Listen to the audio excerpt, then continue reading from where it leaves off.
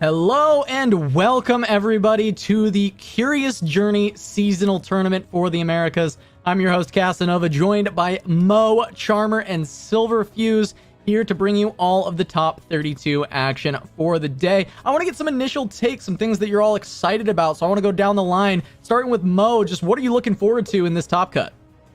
Yeah, I'm really looking forward to see how players decide to attack this meta. This meta is both open-ended, but still very narrow at the same time, with just how many decks are viable and very playable. But at the same time, there's one specific threat and strategy that is very dominating. So it's very interesting to see how all of these players decide to tackle this small field of players.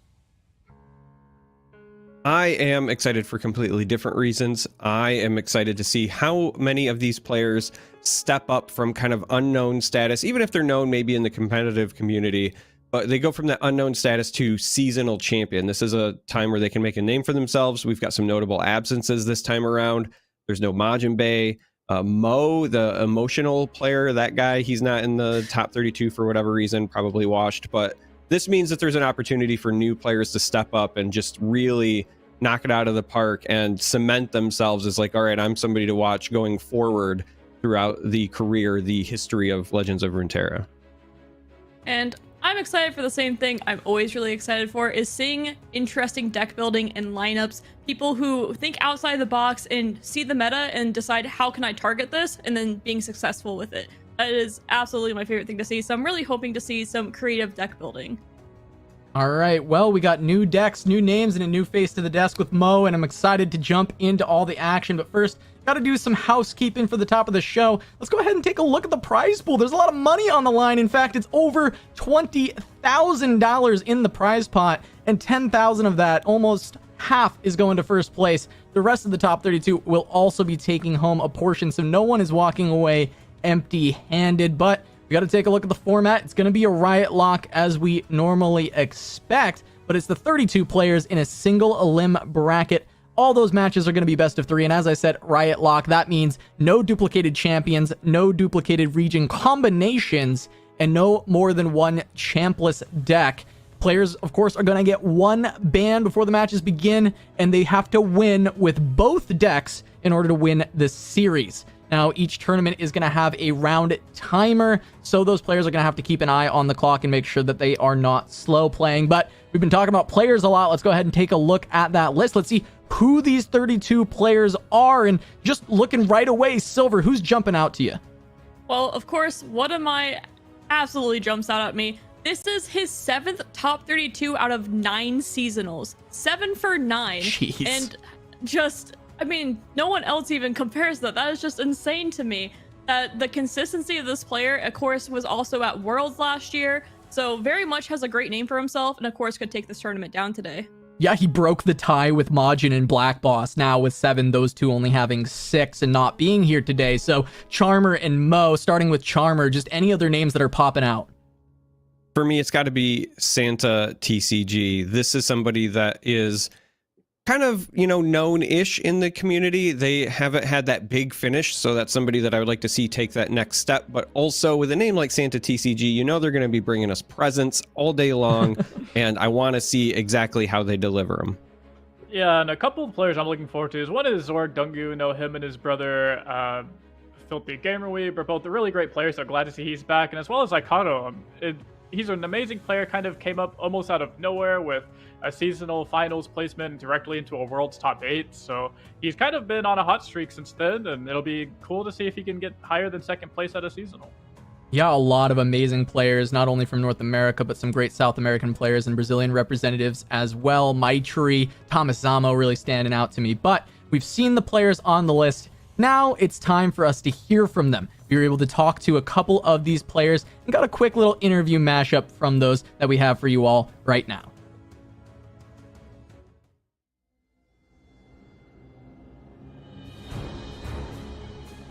It's to be the last man standing on the clean to mount Targon this season and be immortalized with an exclusive badge on the Runeterra art page. I used to think winning the seasonal as a way to make name for myself. I guess I'm just playing for fun and money now. I love playing Runeterra. Winning the seasonal would mean that I got extremely lucky. I've just been known as the ladder guy, so it would mean affirmation, confirmation that I can. I never managed to reach top 32. So to be able to qualify for Worlds and become a champion of the Americas would be an absolute dream. I've never clinched the first place title. I think it's just like a childhood dream. It would be really awesome, kind of fulfilling that. It really wasn't until I won my first OLS that I started to get people actually willing to scrim me for the most part. As great as the money is, it's about earning that respect. I spent so much time. Well, I would be really, really happy if I managed to win seasonals. It would mean finally winning a tournament in this game, which is something I've been striving for the past 2 years now. Obviously, I've gotten here a million times and I've never actually managed to clinch the title. It would prove that the time and the effort that I spent, and that now that I'm here, my name isn't out of place among the others in the top 32. I train like Rocky. This might not seem to help with lore, but help me to have a strong mental. I'm constantly trying out new deck ideas. My only chance might be bringing some random new lineup to catch people off guard. I've been scrimming. I have a wonderful group of friends that I met through Runeterra, so shoutouts to them, and shoutouts to the entire Runeterra community. Mainly beating my head against a wall. Just the grind, man. I'm just grinding ladder games with decks that I might not have been as familiar with. Well, I've been scrimming a ton to get to top 32, and I'm doing the same thing this week. Trying a lot of different decks, losing LP on the ladder, experimenting, doing research. Not a lot. To be honest, I'm really trying not to overthink it. For prepping, I really like to just play a lot. I've been screwing with my teammates at IC Gaming and Dalton Blaze to get points of view. I've been doing a whole bunch of scrims with my MR team. I also have some other practice partners. I've been jamming some ladder games. Mostly just getting games in when I can on the decks that I'm planning on bringing. I moved the day after the open rounds, so I don't really have much time. I'm confident in relying on my prep for the open rounds and letting my experience with my lineup carry me through. Well, whether you're training like Rocky or just bashing your head into a wall, there are plenty of different ways to go about it, right? Yeah, I want to change the bets that I've already placed. I want to now put all of my money on Rogio. He was number 1 in our list of top 32. He's apparently training like Rocky, so they are in it to win it. That is an intense training regimen for a children's card game. And I want to point out the number of these players who aren't so focused on the money, but they're really looking forward to making a name for themselves, being respected among the community, having that reputation of, I'm a good player, you should respect me, you should fear my name when you see me on ladder or in a tournament. Yeah, that's for sure. I love that we get to kind of create those narratives, create those news stories for players. And speaking of, we're going to now go talk about some of our players to watch, some of our favorites, but mainly just players we think you should know about. And starting out is one of those players trying to write their news story. It is Dr. Chekhov. And Silver, I know you wanted to break this down for us. Oh yes, Dr. Chekhov has been a longtime player of Legends of Runeterra, and is someone who has always sent me these very creative and interesting decks. His deck building, whenever he's like, I have this idea, you should try this, like, here, take it. They've always been amazing ideas, and so I've also learned that he's a great pilot too, because he's here in the top 32. First deck he brought was the Fizz and Aphelios, the Rainbow Fish, of course. Mo already mentioned it a little bit, but it's a card that we're going to be seeing a lot today. And this deck, as well as the Fae Aphelios, has just been a monster on ladder, as well as in the tournament too. About 16 players brought it to get to top 32. Oh, yeah. That's over half the people. Well, that is half the people. Half the players have brought it. Yeah, caster math. Quick math. Half the people did it. Yes. And then, of course, the Gangplank Sejuani, a deck that we haven't seen that often. We saw it back in Worlds, but once again, kind of just brought this back out of the back pocket. And we have a new card in this list, the Tusk Speaker, which does 1 damage to all the Nexuses, which allows to proc Sejuani and Gangplank a little bit faster. Also has that Overwhelm. So this is an interesting list that just not many players are playing, but of course Dr. Chekhov found success with it. And then the final deck is one that we've all seen, the Pantheon Yuumi Faded. Ever since the Faded keyword came out, we have seen this deck take down ladder, and of course, no surprise, we're seeing it in the tournaments as well. It has a lot of interaction. It has so many ways to just stall out and win games. I want to point out there's a Solari Sunforger in here as well that is a little bit of a tech choice that not many players seem to be running right now, but just to give it a little bit more stall to get that Pantheon level up and then being able to take the game from there, it makes a lot of sense. Yeah, during the interview, section, Dr. Chekhov said, hey, if I win this, it'll be because I got lucky. And I feel like that has to be the case here, because they are only running the one rally effect if they bring the same deck that they brought to the open rounds in that Pantheon Yuumi. So they're going to just kind of be a lot more mid-rangey instead of going for a big flashy win. And then with the Plunder pick, if they stay on this, yes, they found success. Obviously, they earned their position here in the top 32, but this is a list that I don't think matches up really well against some of the more popular lists, because it's very reliant on getting a leveled up Sejuani in play to control the board or racing your opponent. And I think right now there are just better decks at racing and or better decks at controlling. So it'll be interesting to see if they feel confident enough in Plunder to bring it back, or if they change up their lineup here. Well, that's one of my favorite things about us looking at these open round decks as well, is seeing how they end up shifting. And we've got another interesting open round lineup that I know Mo wanted to go over. That's going to be Snipe Cross GG. This is a player that I didn't know a ton about, but Mo has been really hype on them coming in. So I'm excited to hear Mo. I mean, go ahead, break down this open rounds lineup and kind of talk about Snipe Cross. Yeah, I think Snipe Cross GG, we saw him in the interview say how no one really took him serious or wanted to really scrim him until after he finally won his first tournament. And Snipe Cross has been one of the players that I've been scrimming with and talking to for quite a while now. I think either right before the OLS or also right afterwards. Told him a good job on the win, and he's known for being aggressive, and he really just finds a strategy that he really likes and abuses it. And this season, in the open rounds at least, it very much looked like elusive. So we see Rainbow Fish here across all of his lineups. He's playing Vandal City, triple Vandal City lineup. All of them have Rainbow Fish. That seems to be the strategy that worked for him.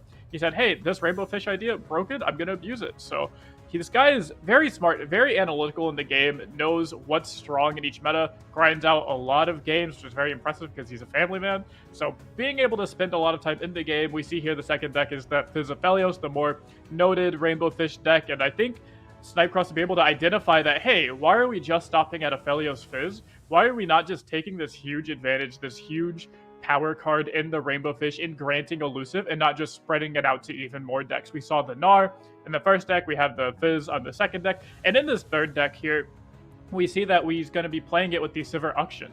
So Sivir Auction is usually ran with Ionia, but hey, turns out the really big Spell Shield units with Overwhelm, Spell Shield, Quick Attack, throw elusive on those bad boys and they're even more strong. Decent keyword. Reasonable keyword, right? Yeah, it's okay. Good. It's an alright keyword. So what you're saying is Snipe Cross takes the Rainbow Fish and abuses it the same way that you abuse Decimates in your tournament lineups? Yeah, I mean, it's actually literally the exact same idea. I played triple Decimates, but I think, oh, Decimate is very strong right now, so I'm just going to abuse this burn idea. And Snipe Cross does the same thing whenever he sees things like Rainbow Fish strong. He says, oh, this Rainbow Fish card in tech, that's really strong. I'm just going to abuse the heck out of it and use it as much as I possibly can. Well, I mean, there's a history of this working, especially in open rounds, right? I mean, Mo, of course, you playing, 9 Decimates. We've got Snipe Cross here with a Rainbow Fish lineup, and before that, we've seen What Am I take 9 Star Shapings and make it to top cuts over and over again. It's one of the big proponents of his 7 top cuts, right? So that's always something cool. But we've got some more players we want to talk about. The next one is going to be someone I've gotten to cast quite a bit, actually. They went on a tear in Fight Night, and they've just been doing great in the kind of community tournaments as well. But Charmer, you're going to talk a bit about Beast Llama here. Yeah, I was very excited to talk about Beast Llama when I was looking at the players in the top 32 for a number of reasons. As you said, has been on a tear this season in community events. Absolutely wonderful on the Fight Nights, for example. But then going a step further, as we just mentioned, Rainbow Fish very, very popular this season. Beast Llama decided not to bring it. Instead, went with a very interesting lineup during the open rounds. First, we've got this Ziggs Talia deck. This is an aggressive kind of burn style deck, even though you don't see those traditional burn cards. There is a lot of what's called ping effects. If you're new to card games, those are effects that deal a small amount of damage. So Ziggs here, you can see on attack deals 1 damage to a blocker or the enemy nexus, both. That's how powerful Ziggs is. Talia has a similar effect, etc., etc. And so this is really just an aggressive burn deck. But then we get to the spice. First up is Echo and Zillion. This is a deck that's kind of polarized in the community. Some people swear by it. They're Echo Zillion truthers, and other people say it's not even a real deck. It's garbage.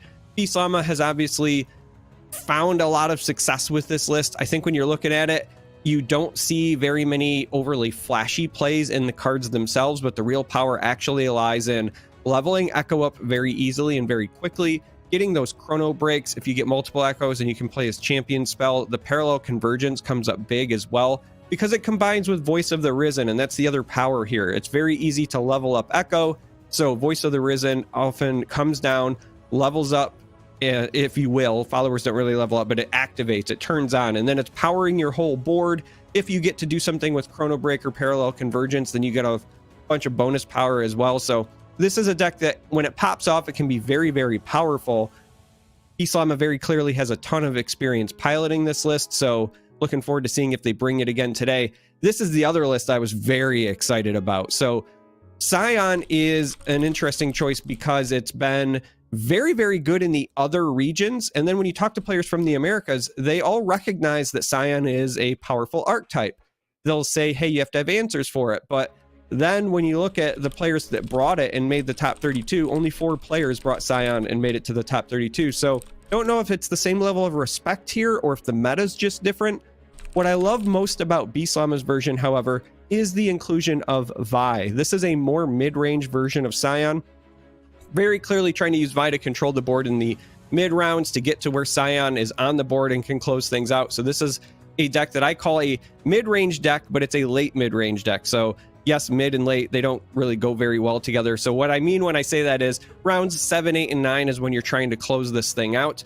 Another interesting bit is that with the Rainbow Fish being so popular, going with a big overwhelm unit like Scion means you can maybe just go over top of them. We've talked a bit about Burn as well. And while this does not have Decimate, there is a lot of direct damage in this list. We've got Get Excited, we've got Noxian Fervors. Even those Mystic Shots can help get it done. So you get that Nexus down to 5 or 6 health, and suddenly you're in the danger zone with this deck.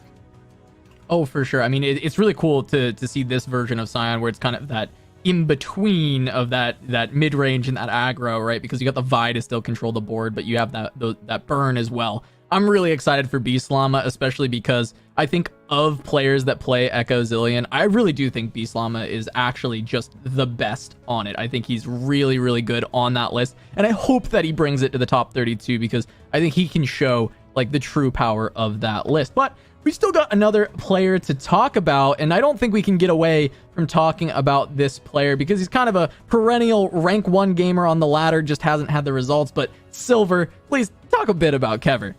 Yes, if you look at the Americas ladder and you look at the top 5, usually Kevor's there or not too far off of it. He is always just playing super well, and as he said in the player video, he is known for being this ladder player, and he wants to be known for being the great tournament player as well.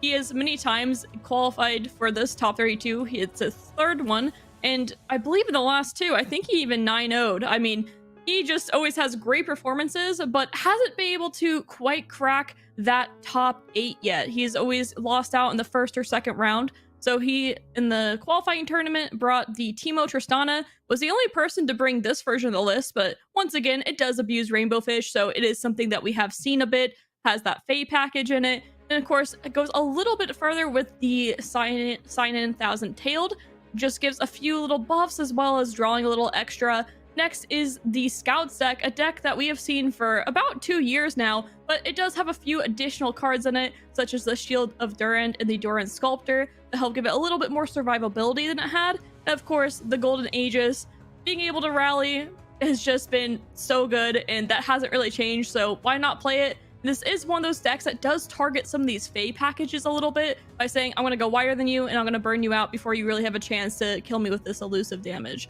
So it's a really strong choice to bring to this tournament if he does decide to bring it again. And then the 3rd deck, the Fizz Affilios. Once again, Rainbow Fish, it's here and we're ready to abuse it with any of the deck lists that we can.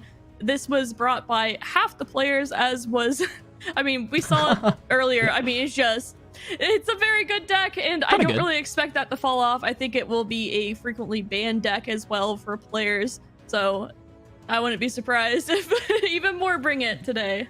Oh yeah, I mean, for sure, that deck has been absolutely phenomenal. I think the really cool thing about Kevor's lineup is we've got the Scouts in there. The rest of the lineups we talked about did not have Scouts, and if you watched kind of the other seasonals today, in Asia, both finalists had Scouts, and Europe Scouts won as well. So this deck has been doing really well in the top cut. And it'll be interesting to see if that continues here in the Americas, but I want to zoom out a little bit, right? I want to talk a lot about the meta, what we expect to see today, what we saw in the open rounds. And Mo, I'd love for you to just kind of talk us through all of that. Yeah, so we see here, as Silver mentioned, half of the decks, the most played deck in that top 32 was the Fizz Aphelios deck, and the next two decks were Pantheon Yuumi, and then Scouts, including Misfortune Quinn. So the most 3-played regions are going to be the Shurima and the Targon, and that's going to be needed to take down some of these top-tier decks. All of the top decks have some sort of, quote-unquote, gimmick on how they win. Fizz wins with Elusive, Pantheon usually wins with either Elusive or some type of Overwhelm, and Scouts winning with that Scouts keyword. If you have Quicksand, and you have Hush, and you have these Shurima and these Targon support cards, you should be able to have a decent chance to beat and take away some of these really cheesy sort of, oops, I accidentally killed you keywords. And that's really what these regions excel at, and that's why they were some of the most brought regions. Along up there, the third most brought region is, of course, Bandle City, because the meta right now is fish or be fished. And of course, although we have some of those very popular decks, players are finding success with different archetypes that we didn't really expect. If you look at the 1 and 2 of Broads, we see some really interesting things. We see Kindred, we see Nasus, we see Jason, Heimerdinger, and even some Senna Darkness action, Lee Sin, Karma. I mean, there's a lot of different decks that were successful. Yeah, one of the things that I kind of wanted to highlight here is that when you're talking about the format, right, you get to ban one deck. And so if everybody's expecting Fizz Aphelios to be the boogeyman, you can actually have a lot of success by just pretending that deck doesn't exist and then targeting the next popular decks, right? So if you can just go in and say, all right, I'm going to ban Aphelios Fizz, and I build my lineup to target Pantheon Yuumi, for example, because it's the next most popular list, you can potentially find a lot of success. That's where those 1-ofs and 2-ofs and those kind of champions can really shine, because again, something like a Kindred control deck, for example, Kindred, if it sticks on the board, can find a lot of success against the tall units of the faded archetype, whether that's killing the Wounded White Flames or even getting rid of Pantheon if the timing is right. Similarly, we could also see a bit of a surprise rise, if you will, of Viego, because Viego is another deck that has been picking up steam in the past couple of weeks, doesn't really have too many hard counters outside of just going aggressive, and so we could see people lean into that. This is a really exciting meta, even though there is Rainbow Fish. The way people tackle the lineups is going to be very, very intriguing. Yeah, so you touched on Viego, and that's something that's really interesting about the top 32 in general, is once the field gets narrowed down a lot, all the way down from over 1,000 players to this 32, it comes down to a very much a rock, paper, scissors lineup. Rainbow Fish definitely looks like the style of deck to beat. So you have a couple options, like you mentioned. You can either just ban the Rainbow Fish and just try and play that rock, paper, scissors, beat the second best deck. And Viego is really good at that. And a lot of these mid-range decks are good at that, because we see here the second best deck is that Pantheon. So it's going to be really interesting to see what, if any, like really crazy decks get brought to beat up that Pantheon and those Scouts, these Demacia style decks. Yeah, I mean, this has been kind of an interesting thought process, right? Is like, how do we beat Rainbow Fish? How do we beat the next thing? Or do we play 3 Rainbow Fish like Snipe Cross? And you mentioned the go wide strategies. That was the thing that we saw in the other regions where go wide. Now, Mo, we saw in Asia. This is a deck I want to bring up and kind of get your opinion on. We saw both players were playing Scouts, but also both players were playing a Fizz Riven list. And I was just kind of wanted to get your surface level takes on Fizz Riven. Do you think we'll see people bring that out in the Americas, or has it been just too far off the radar that it probably won't show up? I think NA players are really boring. We're very much sheep, and it's just whatever we saw was good in our last, tiny tournament is what people want to bring. They just look at the streamers, say, oh, streamers bring this deck. And we don't see a lot of Scion. For instance, Scion was a deck that was brought up a lot and very hyped up by a lot of other regions. But in NA, like Charmer said, there was only, I think, 4 Scions that topped total, or 3 Scions that topped total. So, again, another deck where people say, oh, this is really good. Other regions say, yes, it's really good, that's why we bring it. And NA goes, oh, that's really cool, but then just ignore the fact that it even exists. I think the same thing would happen here. Even if North American players think, oh, this Riven Fizz deck is really cool, it's going to be a little bit too late now, and people aren't going to bring it or really pay too much respect to it. Well, and we've seen that in the past too, right? We saw JO1 bring like a Targon's Peak, and you know, we never saw that see the light of the day in the Americas. It all kind of stuck with the meta. So it just, the only reason I really brought it up was the fact that 2 players, it was the final, was both those decks. So clearly there are some legs on the list alongside with Scouts, maybe some ways to beat the Rainbow Fish. And really, we just, time will tell. We're going to be able to see some of these players' deck submissions soon enough, and we'll be getting into the action soon enough. But with that, I mean, all we got left is the actual tournament. So we're going to go to a short break. When we return, round 1 of the Curious Journey seasonal tournament top 32. Don't go anywhere.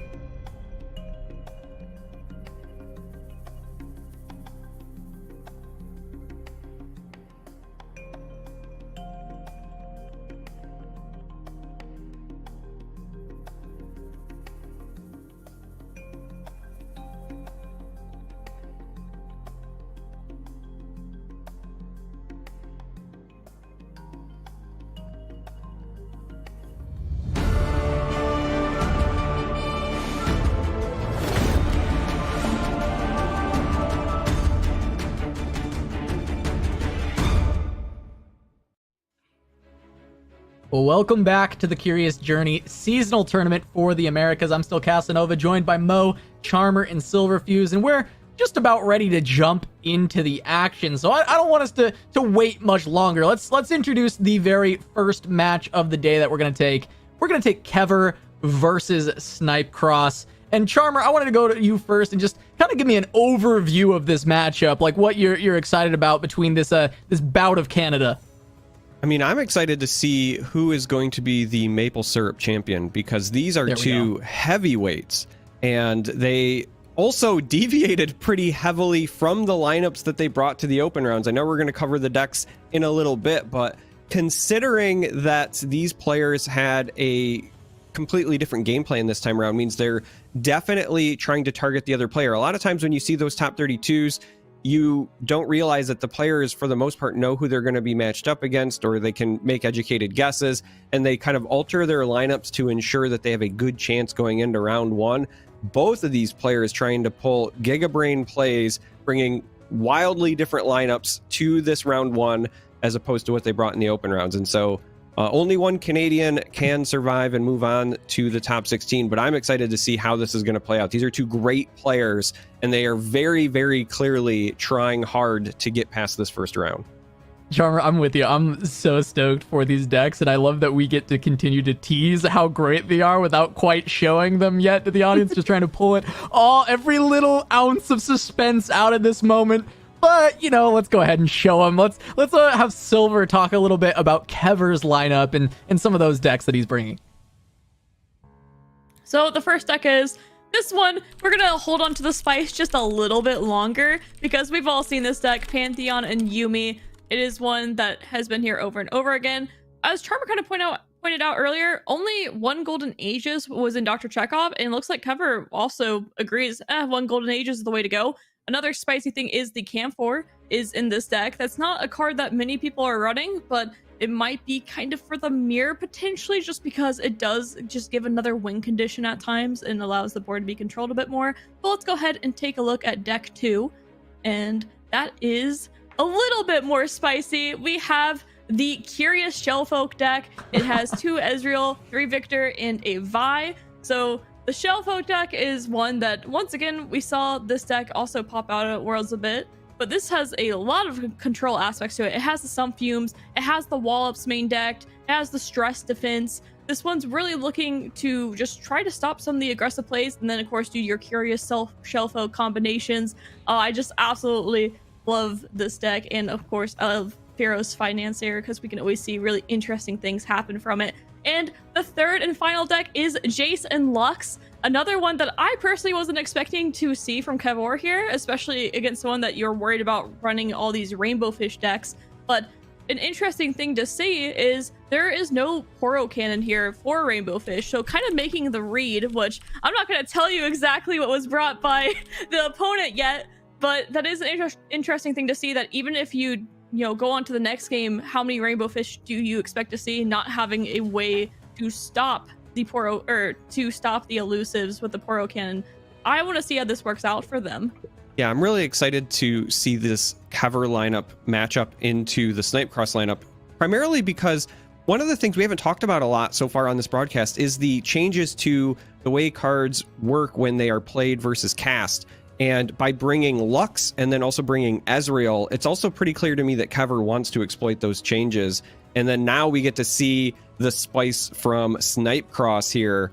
Sivir and Udyr. Mo, tell me a bit about this and what this is trying to do. Okay, so before anyone judges, I think Sivir Udyr is an insane deck. This deck destroys every other mid-range deck, and that once we look at the rest of the Snipe Cross lineup, you'll get an idea that this lineup is trying to beat mid-range. So he's very much targeting these Pantheon-style decks, these other mid-range decks, and Sivir Udyr's game plan is to do that.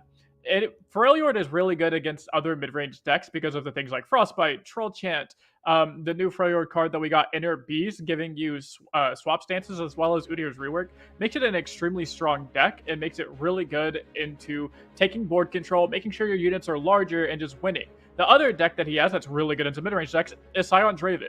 Now, people look at this and say, oh, Scion Draven, that's not new. We've seen it multiple times. But one thing that we haven't seen in a long time is this more really slow, grindy, control-style Scion Draven. You notice this deck has 3 Ravenous Flux, 3 Arachnoid Century, 2 Scorched Earth. This isn't your very standard, oh, I'm playing some Get Exciteds and I'm playing Fervors and Decimates, you know, that plays a lot of these control style decks to go ahead and take over the board, remove your larger units, remove your Pantheons, remove your mid-range units, and just really dominate the board.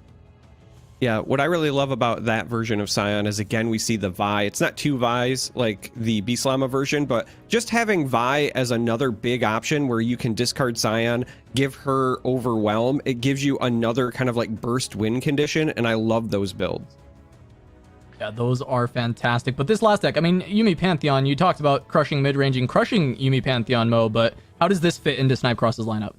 Yeah, so Snipe Cross brought a version of Pantheon that isn't playing the anti-aggro cards we saw from Beaslama, or from Dr. Chekhov, where he was playing the lifesteal unit and a couple more extra 2 and 1 drops to beat the aggro. Snipe Cross said, no, I'm not going to hedge my bets. I don't believe anyone's crazy enough to bring aggro here. So what I'm going to do, I'm going to stack up on the Bastion to counter my opponent's Concerted Strike. I'm going to stack up on my own Concerted Strikes to kind of take over the mid-range matchup.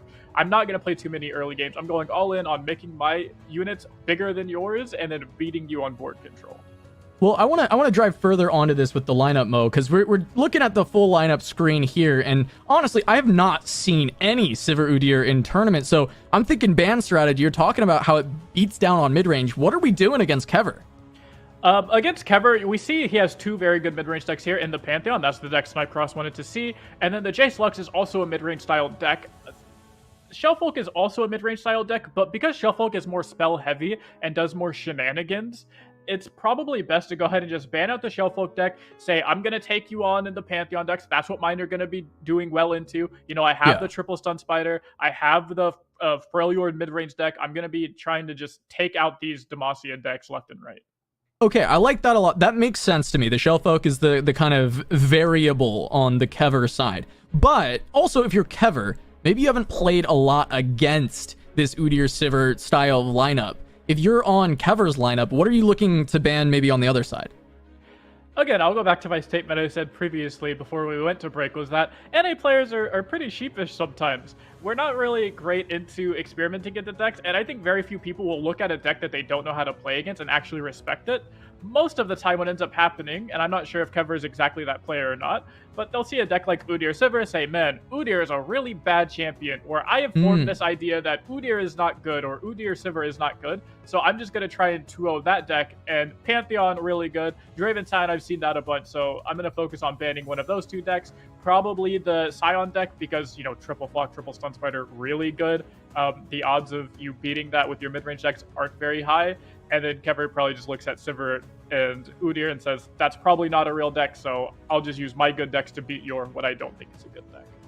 All right, and Silver, you know, I know I've seen you play some Shellfolk lists in general. How do you feel it's positioned against a lot of mid-range stuff? Actually, you know what? You'll get to talk about that in a second, because we're just going to jump in anyway. Charmer, Silver, we got the first game of the day. Let's go ahead and send you all in. Take it away. What a fantastic game to start with. These are 2 great players, and it looks like on the one side, we're going to have Pantheon, and on the other side, Scion. So this is potentially going to be a tale of just giant units, right? Obviously, the Faded units, they want to grow. They want to start snowballing early. We've got that turn 1 Saga Seeker and likely the round 2 Brightsteel Protector, just based on where the attack tokens are sitting. And then on the other side, you know, long term, we want to get the big units, but it's a little bit slower of a start. Yeah, it's a really great start for Kevor here. Just has pretty much every tool that you could really want to start off. And then, as you said, Snipe Cross's hand, a little bit awkward. And just getting the Saga Seeker and being able to start buffing up this Faded is going to be a really, really strong start for Kevor here. Yeah, that's my mistake on what I said earlier. The way the hands were for the mulligans were mirrored. I thought the attack token was starting on the side of Snipe Cross, and so I thought Kevor was going to have the attack on evens, which would have made that Faded into Brightsteel start even better. Instead, we get the round 1 poke by Kevor, and then we're still going to see this play because you want to start snowballing those faded units, but also this is just a great defensive play because there's no way that this baboon can really attack into this barrier unit without essentially dying. It would be a forfeit play, so easy pass there. Yeah, and a couple options here for Kevor. Has the ability to play the Zenith Blade, which we see pretty frequently, has the Yuumi as well, and really just kind of do whatever he wants here to start. I want to mention that Snipecross also top decked the Zanai Urchin, and because this hand is so awkward, that might just be what Snipecross needs to find a little bit better spot. Yeah, Snipecross has some stuff that he wants to discard in all likelihood. We also do have the Vi, so when round 5 comes around, if we have a sizable Vi, she can hopefully start cleaning up the board, because ultimately with these faded units, they grow very, very quickly, but a Vi that's in your hand this early can kind of match that in terms of growth. And so you want to be playing some of your cheap stuff, 1 or 2 cards a turn so that she keeps pace. The Urchin into something like a Chompers here could really, really help with that. We do also have the Baboon as an option as well, but given that the Broadwing has come down instead, we're going to have the Get Excited take that out. And we should have this be successful because there's not the mana for the Pale Cascade to keep it alive. Yep, and just saying, hey, let's trade our 3-2 in our 3-1 essentially here with the attack, wanting to keep protecting the faded unit, no point of attacking with it, and no combat trick, so this should just be a pretty simple trade that that we see in Legends of Runeterra all the time. Now, we did just see quickly on the broadcast that the bans, we know what the bans are now. So Kevor's Vi Victor Ezreal list was one of the bans, and then on the other side, Mo called it a bit kind of sheepish, just banning the Yuumi Pantheon, not respecting the Udyr list. So if this series goes the distance, we will see Udyr in a top 32 broadcast, which is not something I would have predicted going into today. Oh, I really hope we do. Yeah, I really hope we do. We do have the Yuumi attach. We'll start buffing that up. I had the option of playing the White Flame Dragon here, or the Wounded White Flame Dragon, but that wasn't going to be helping the Pantheon, and at the end of the day, Pantheon level up is the general win condition of this deck, and this does a little bit more, as well as allowing the Yuumi to grow. Just a big unit. However, Snipecross does have 2 Challenger units here, and can push a bit of damage here, and since we saw there's a good amount of burn in this list, any bit of damage can definitely make a huge difference. Yeah, this could be one of those situations where you consider using 1 Chomper as a sacrificial lamb of sorts to push 5 damage by going wide with the rest of the attacks. Does look like this is going to be the case, because you do want to start working that Nexus health. Now, Kevor has that single combat, could opt to use that. I don't suspect that's going to be the case here, because I think you want to save that for bigger threats. You know that next round, Vi, for example, has the opportunity to hit the table, and if you can deal with her in a relevant way, then that's a pretty big deal. Yuumi here giving those buffs means that the Vi has to essentially come down and then have other spells that can be played as well. Meanwhile, on the side of Snipecross, this 6-7 is growing. It's getting very, very big, kind of getting out of hand, and so you do need to find a way to answer it, I think, relatively soon, because yes, you've got the Flock, for example, but that's not going to be enough on its own, and with the Blade coming down, we're up to 10 health, and we have Overwhelm. So again, the Vi, if it comes down, not enough to deal with it, and potentially could just end up beating a single combat. Yes, while Snipecross might have a Vi, as you've mentioned, we have a Saga Seeker on turn 5 that has been buffed with the Faded every round, as well as has a growing Yuumi on it. And it's just insane what this 1-cost card can do if you just get the right series of events. And for Kevor, it's been exactly what he's been looking for. And also now has the Overwhelm, so this is a real threat now. Yeah, I was going to say, I don't even like the Vi play here. I think that because they took the slow spell to get that Overwhelm to start, this is a great opportunity for the Spider to come down, stun this unit so that you don't take damage. There is, I think, some hesitation because you could have saved your challenge unit next round by playing that stun almost offensively, right? You stun the big unit and then you can go wide, but saving yourself 8 damage or more is a pretty big deal here as well. So Snipe Cross continuing to go wide, is still sitting on 2 champions in hand, so the longer this goes, the better off we might be. And here, with only 1 mana available, I love this play. Opting to use the Get Excited to just deal with this wounded before it has a chance to grow. This means that your challenge unit, when you attack as a potentially even an open attack, but even if you want to go post-buy or something, you'll still push a lot of damage this next round.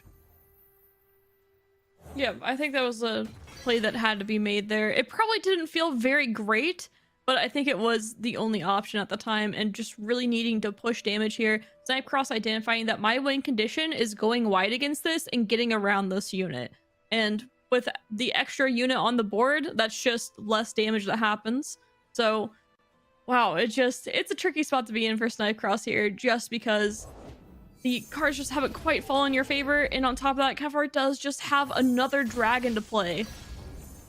So here we're gonna dig a little bit deeper because there's nothing we can do to answer this Wounded White Flame directly, and Kevor sitting on more than enough mana to play the single combat or other combat tricks as well. And so you're just trying to go a little bit wider, start pushing that damage. I think the big thing to watch right now is that Snipe Cross is running out of cards in hand.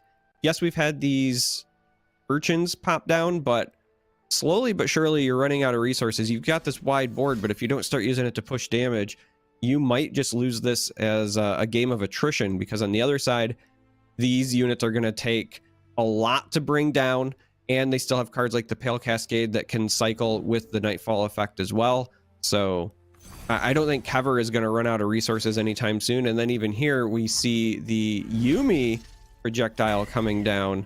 That's going to deal with a baboon and grow the Wounded White Flame.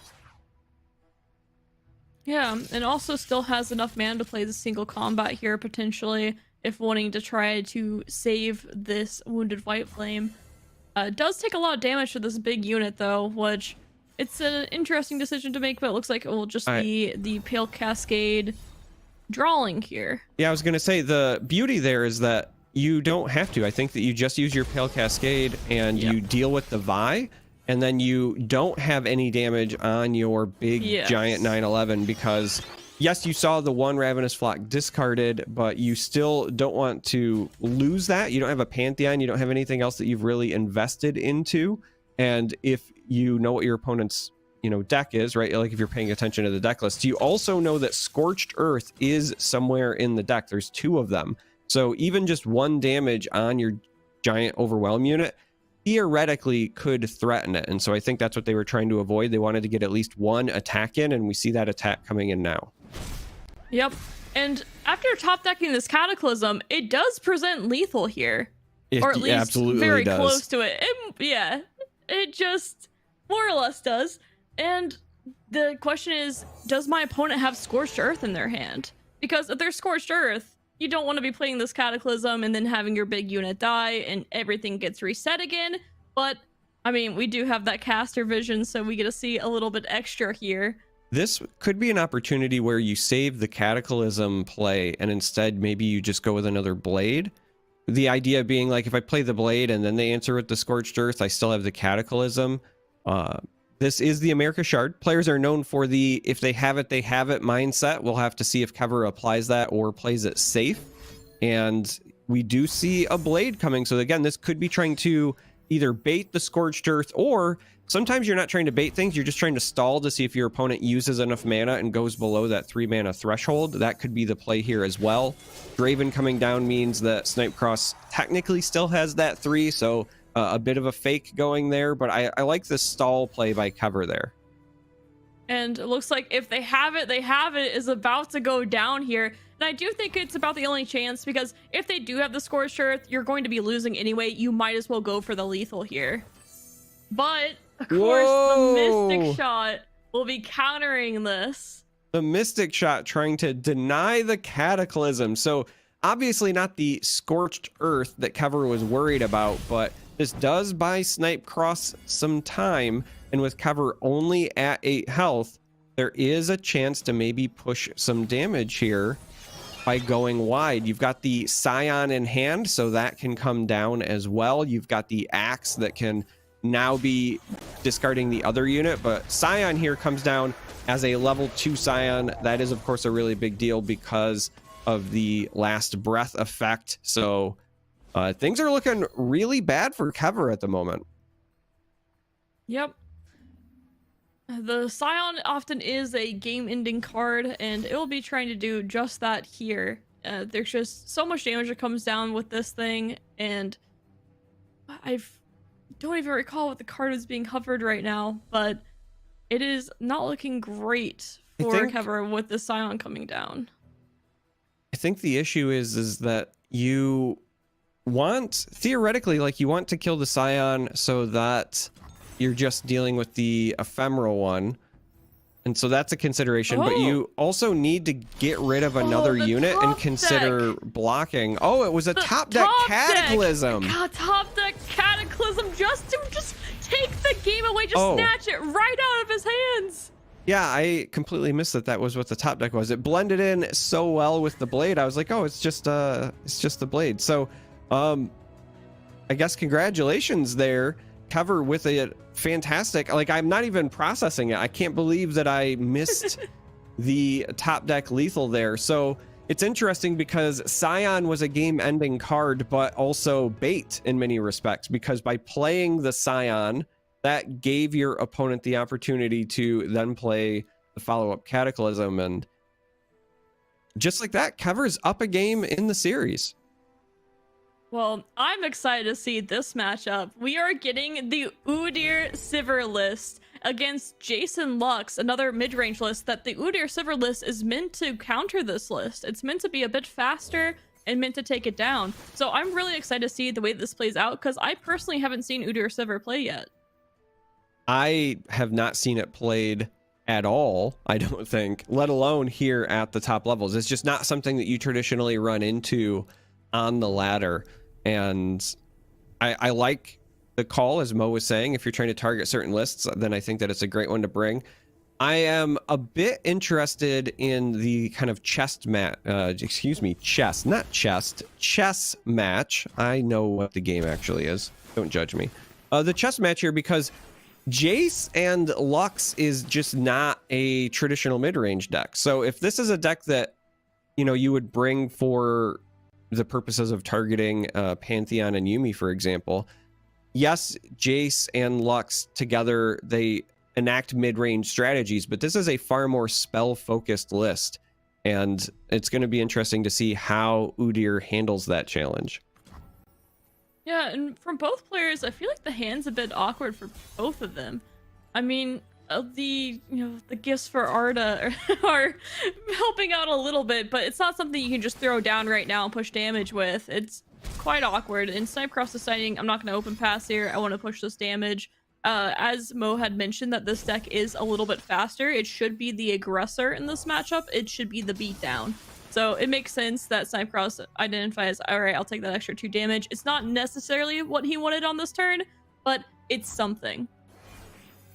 Yeah, these 3/3s are a big deal because the fearsome of the 4/2s sometimes can be a sneaky way to push a lot of damage. In fact, in the kind of current meta, many of the go wide decks don't have a great way to deal with fearsome, and so these hunters can oftentimes be a source of getting in some cheap chip damage, but not going to be the case against these Forge workers.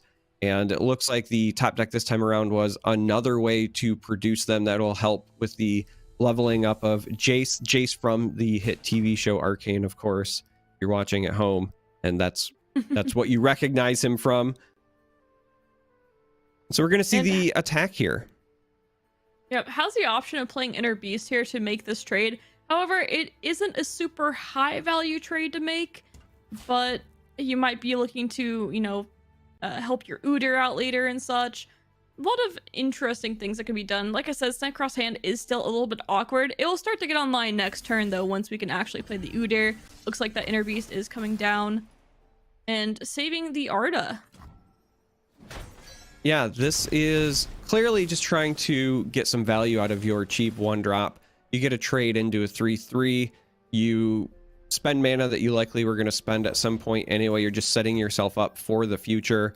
If you decide to pass right now, you can go into the next round with a full bank of spell mana. It looks like that's going to be the case, so that you can play Udyr and go right into your game plan. So we'll have to see whether or not they develop the Udyr before attacking. It makes sense to do so because the 3/3 there has vulnerable, so if you're worried about fearsome, etc., then you can handle that. Udyr coming down also means that this spell is now a 0 cost, so that spell mana that you banked can still be put to use for other options as well.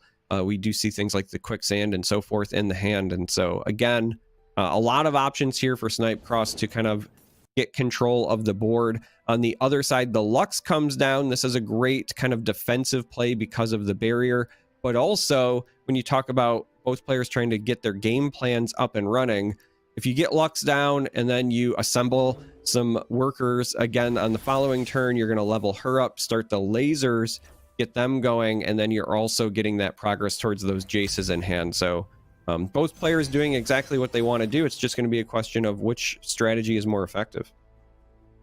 Yeah, I also want to mention that this thermal beam in Kevor's hand is just kind of lurking in the background here. I definitely will be threatening Udyr in the future, and on top of that, giving the spell mana to Lux, helping her level up and create these lasers in the future. So I really like this development play from Kevor with the Lux. So Udyr with the ram there, getting a little bit of help. We should. I was gonna say we should potentially see the attack here. Obviously, that was intended to get rid of the barrier on the Lux, but it looks like we're instead going to maybe play the Sands. I think that this is one of those things where you're trying to decide. Yeah, I thought the attack with the banked spell mana was a slightly more attractive play, but you also, again, could just play the 5/2 because that's a nice free safe attack, and you could even just use that to eat the 3/2 and call that a bit of a moral victory, working on keeping that board under control. A lot of options here for Snipecross, so does look like they're going to go with the 5/2. Yeah, and interesting, if this Udyr does attack, this Udyr is dead because of these Thermo Beam option as well as the Mystic Shot option. So I assume the Sandstone Charger will be the one taking down this vulnerable unit, and it looks like we're keeping the other units safe. Now this is a choice for Kevor as well, because you could keep this 3/2 alive, but it's got that vulnerable permanently, and so it's a question of how much do I really value that versus just valuing the spell mana that I want to take with me to the next round. Or again, you could just use it to hit whatever unit is not chosen. So here, whichever one decides to challenge this 3/2, your Mystic Shot can deal with the other option. So if they locked in the Hunter there, the Mystic Shot should have cleaned that up. But because they only send the 5/2, I think that's an easy win for Kevor as far as just keeping the spell mana banked. I think that's more important going into this turn when you're trying to get Lux online. And so we're going to see a snap play of, you know, assembling some more workers. And the Academy Lux level up, a little special treat to get. And Jace is also now leveled whenever he is played, so that's important to note. Although there aren't any 6-cost spells in hand to double, or 6+ cost spells in hand to double, I'm sure there will be in the future.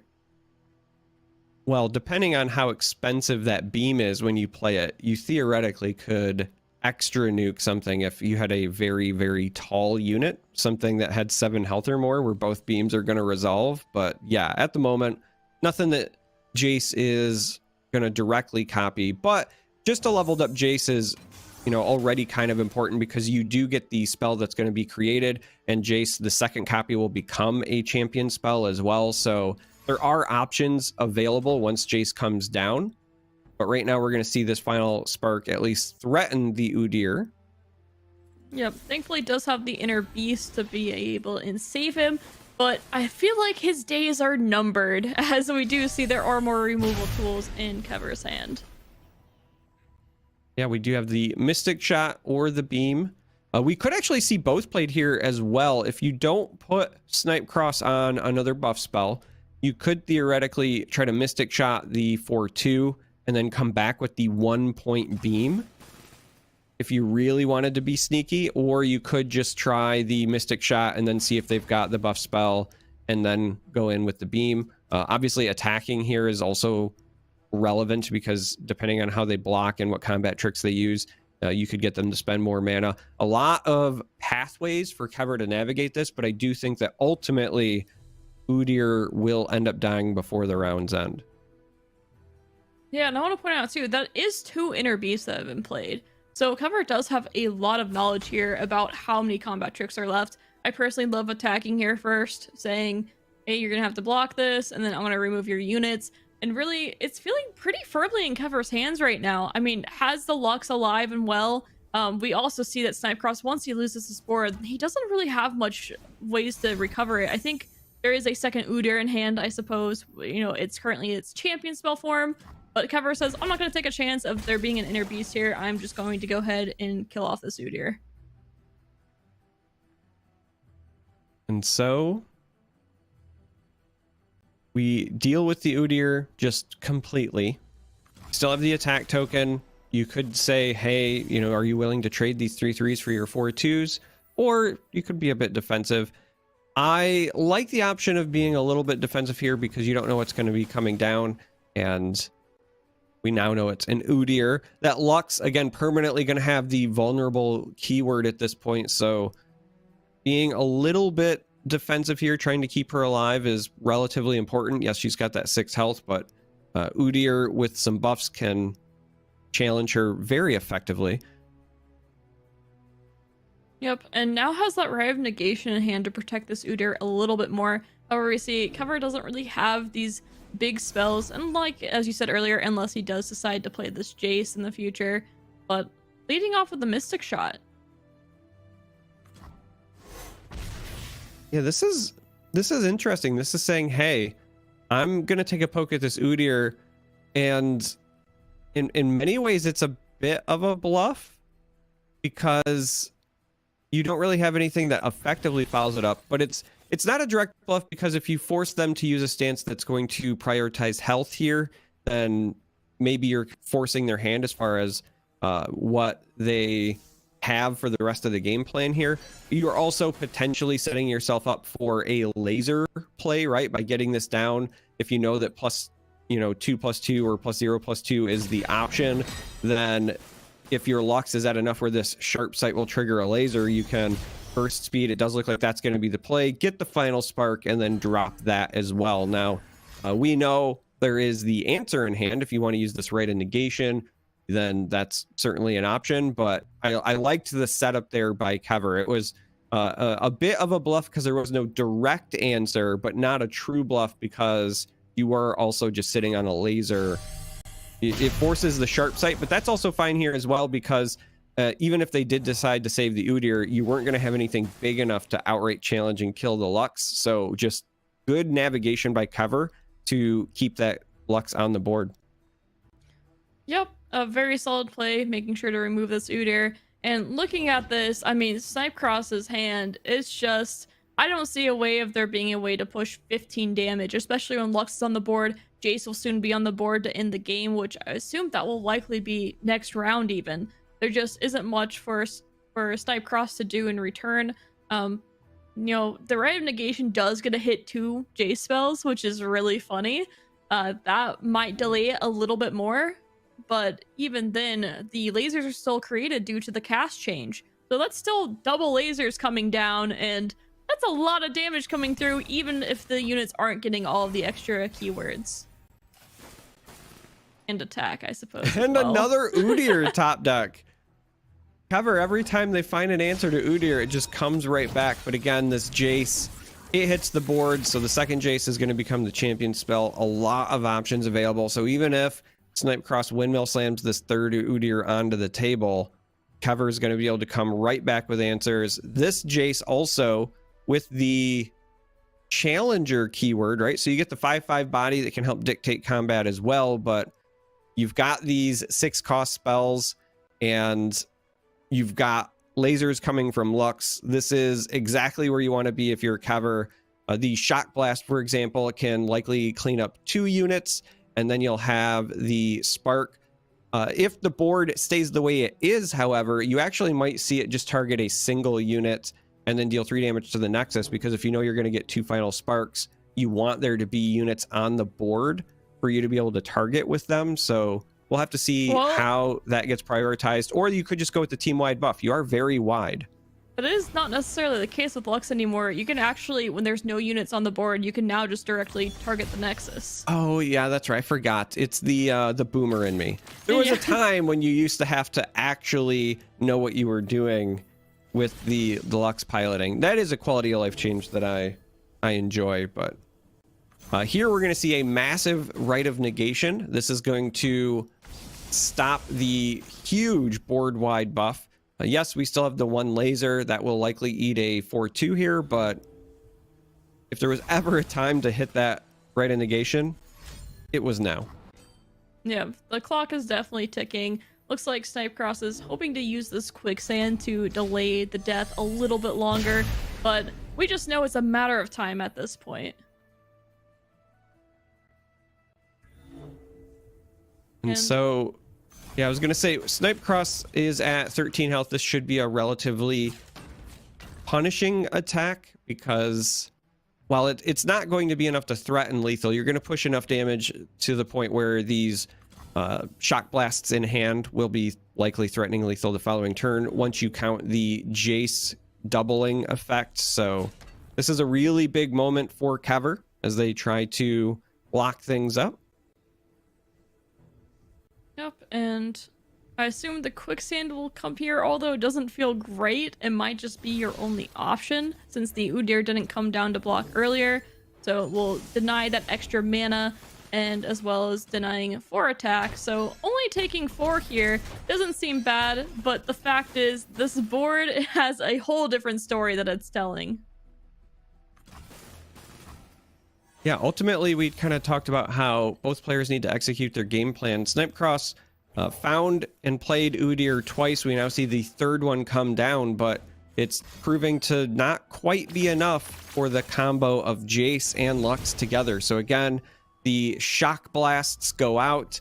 The spark is also in hand. This should end up being close to the end. So we're going to see the health buff here come down on the Udyr, but we're still taking 6 damage to the Nexus. We still have an ultra wide board on the side of Kevor. So this is really just Snipecross going through the motions. I think the writing's on the wall, and there's just no way that they can recover given the state of the board and what's in their deck. Yeah, I mean, they do get a level Udyr here, I believe, once they play this stance. But even then, we know that the shock blast is incoming.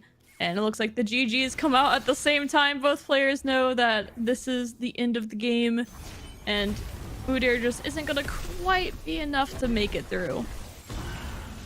Yeah, this has been a fantastic series from both players. I have to say that I've not really seen anything that I would question in terms of piloting. There's been no misplays. In fact, I think the greatest misplay of the entire series so far is just you and I being absolutely blind to top decks. So if we can clean that up, we're in for a great day.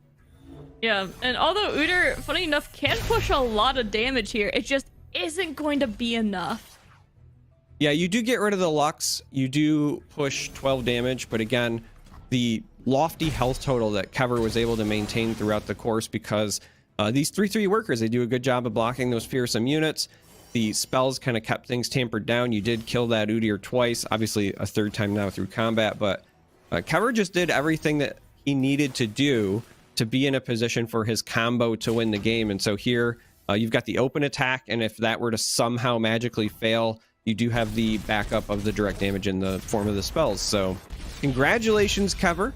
You are the victor in this series. You're going to win 2-0, which is honestly a bit surprising. I thought this might have went to 3 based on the level of players and the decks that they brought, but Kevor made it look easy. All right, yeah, I mean, it was crazy to see this matchup, because the Udyr was something we were super excited for, but it couldn't quite get over the hump. And Mo, I mean, Kevor's the champ of that one. What did you think about that set? Yeah, I thought that was a very close set overall, even though it looked 2-0 in that the second game there looked not extremely close. Overall, the set was fairly close. I mean, we saw Kevor get all the way down to that 3 HP at the very end there. So even if there was one turn earlier that would have been played a little bit more aggressive by Snipe Cross, he could have found a win in both games. In the first game against the Pantheon deck, there was a couple of lines. One where the Snipe Cross decided to use Get Excited on a 0-3 Petrocite to kind of take control of the board. Because a lot of people get scared by these cards saying, oh, really good challenger unit, take control of the board. I don't want that in a mid-range matchup.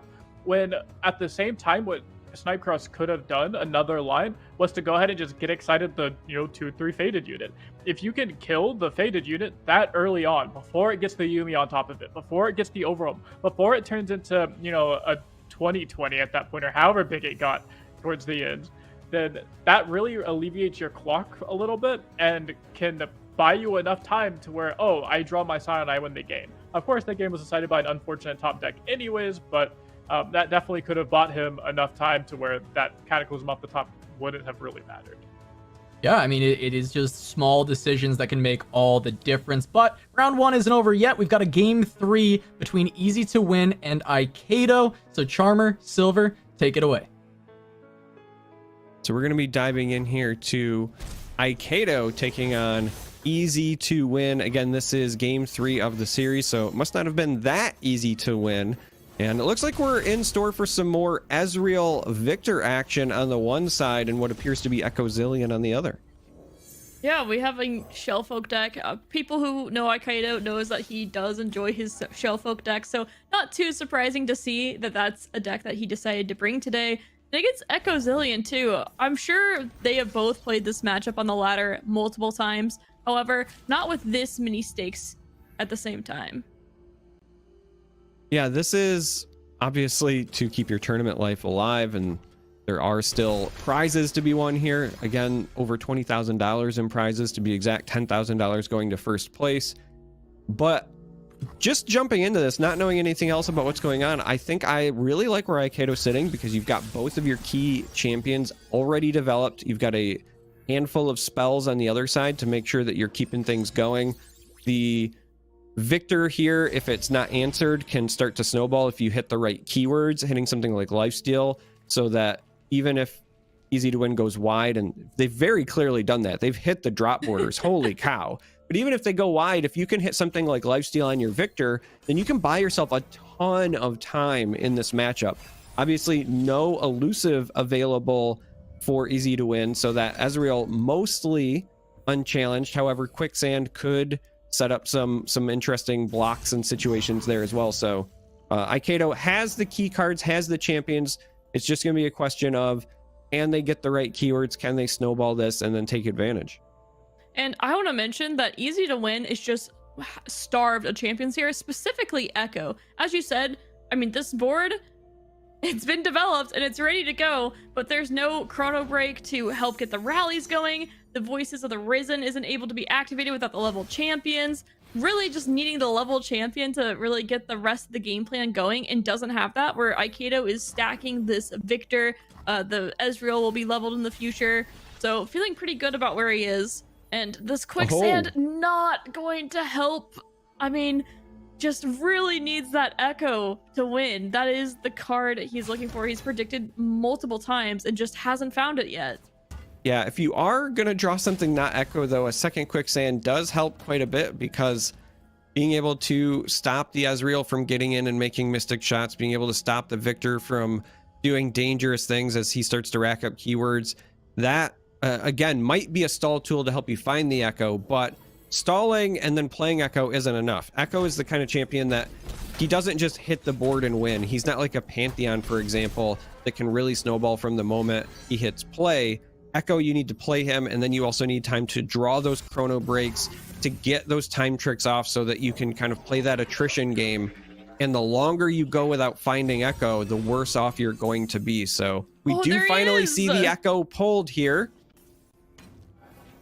And I must mention too, this Victor has its spell shield now, so it requires 2 Quicksands to stop it. If this thing hits Scout, or more so Elusive than Scout, but the Elusive will allow a lot more chip damage here. I mean, there's some really scary keywords that this Victor could hit, and it becomes so much harder to deal with now.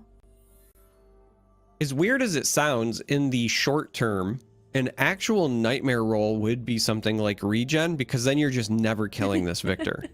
Right now, there's at least a hope, right? With the double quicksand, you can peel the spell shield off, and then you can hit it again. But if this thing has the ability to just take even a single turn off, but heal to full, and then it essentially gets out of any range of ever dying again, you're gonna have a problem. So here we're gonna see the beam take out this Voice of the Risen. It's not active yet because the champions have not been leveled, but I think that's still a safe play because that's another key card in the Echo Zillion list.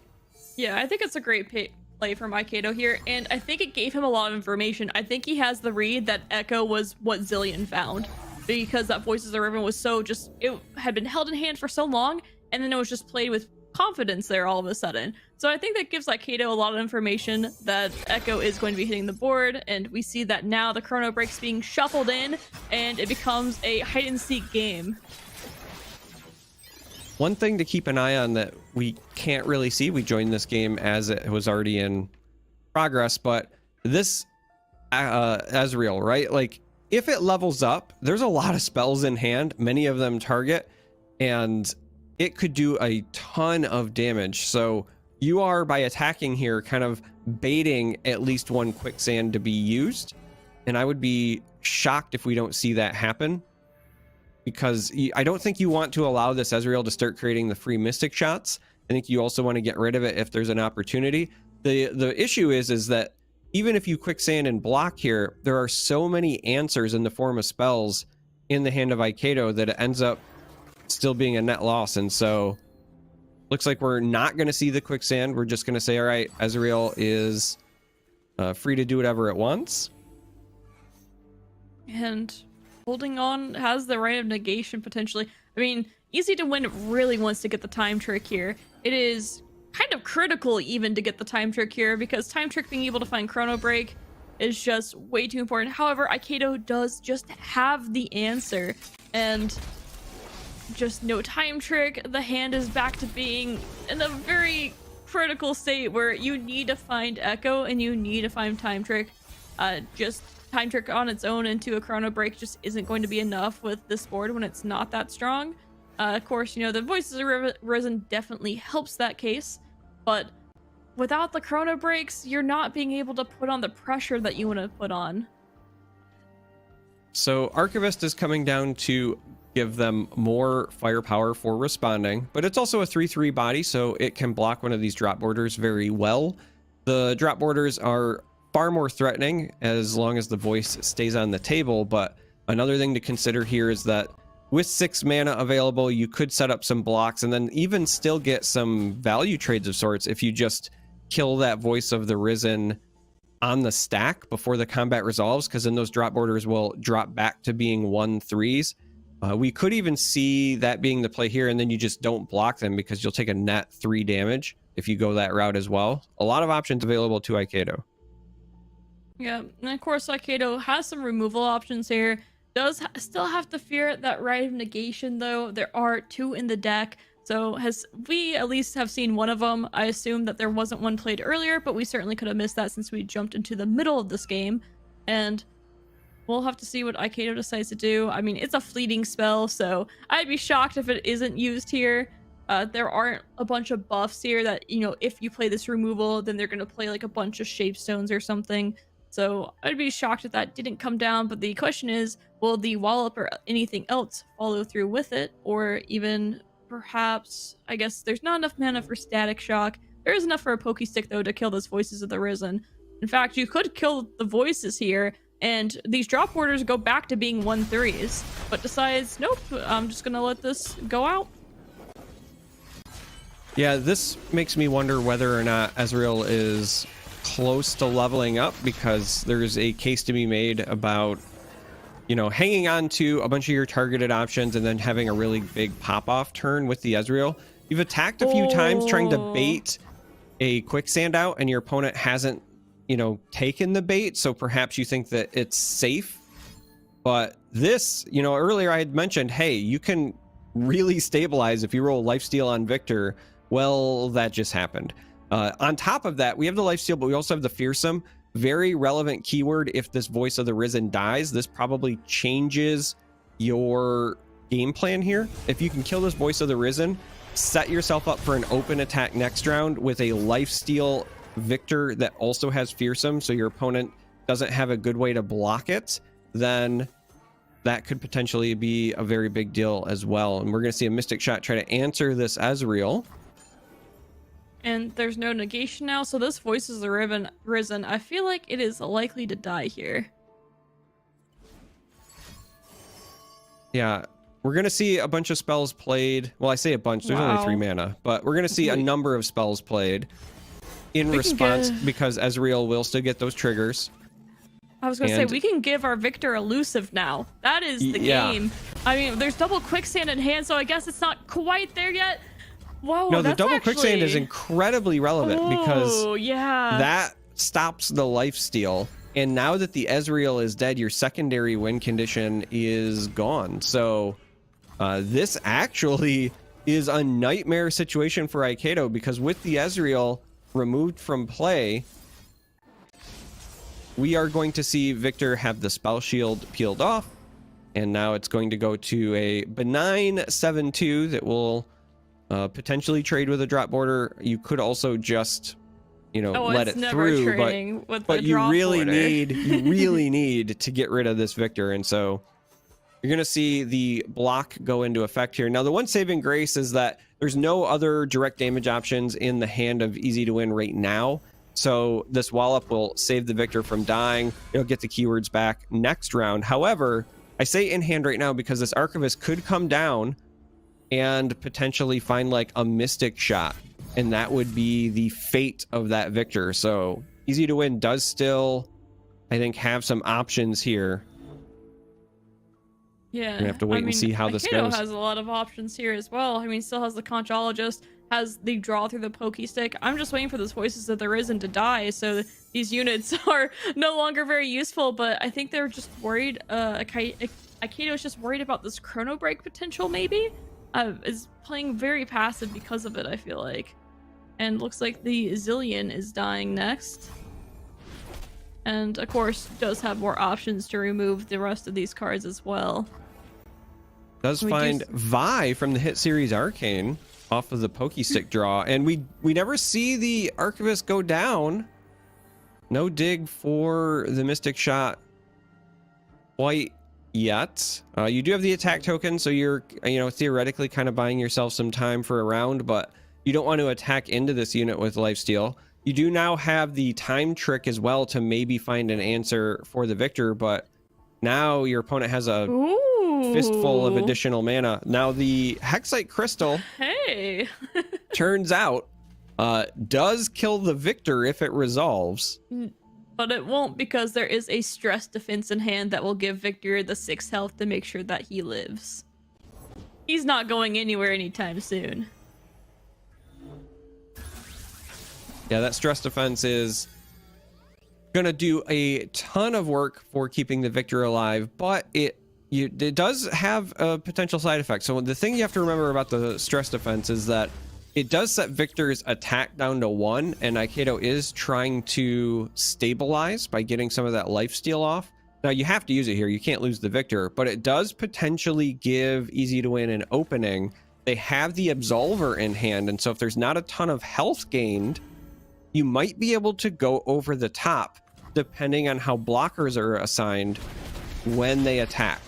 Now, on the side of Aikado, we do still have some damage spells as well, so you can kind of play defense depending on where the Absolver is placed as far as the Overwhelm goes, but both players theoretically still have options. We'll have to see how it goes.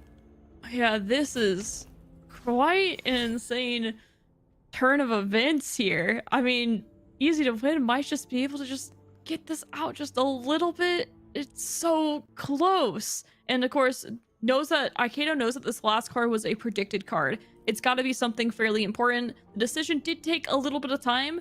So, I mean, to Aikado, it should be a read of this is something that they took to push lethal. So whether it be a Rite of Negation or the Absolver, that's something that Aikado has to be thinking about. How do I not lose to Absolver here? And that's why we're seeing him being very careful on these blocks. However, though, it's just I think it's just not going to be enough here. First one is put down, and we'll see the second one as an answer, but it's just not going to be enough, and Easy to Win is going to take this down through the Absolver. Yeah, the Absolver, and this is very heads up, by the way, just not overcommitting where the Absolver goes, right? You want to force them to put damage in different places. 1 mana shy on the side of Aikado from being able to throw the static shock down as well. And because of the timing, right, the pokey stick doesn't draw you another card to give you another out. This was very beautifully navigated by Easy to Win to get to this point. And it goes back to the stress defense. Again, if you're Aikado, you have to play that. You cannot let your Victor die.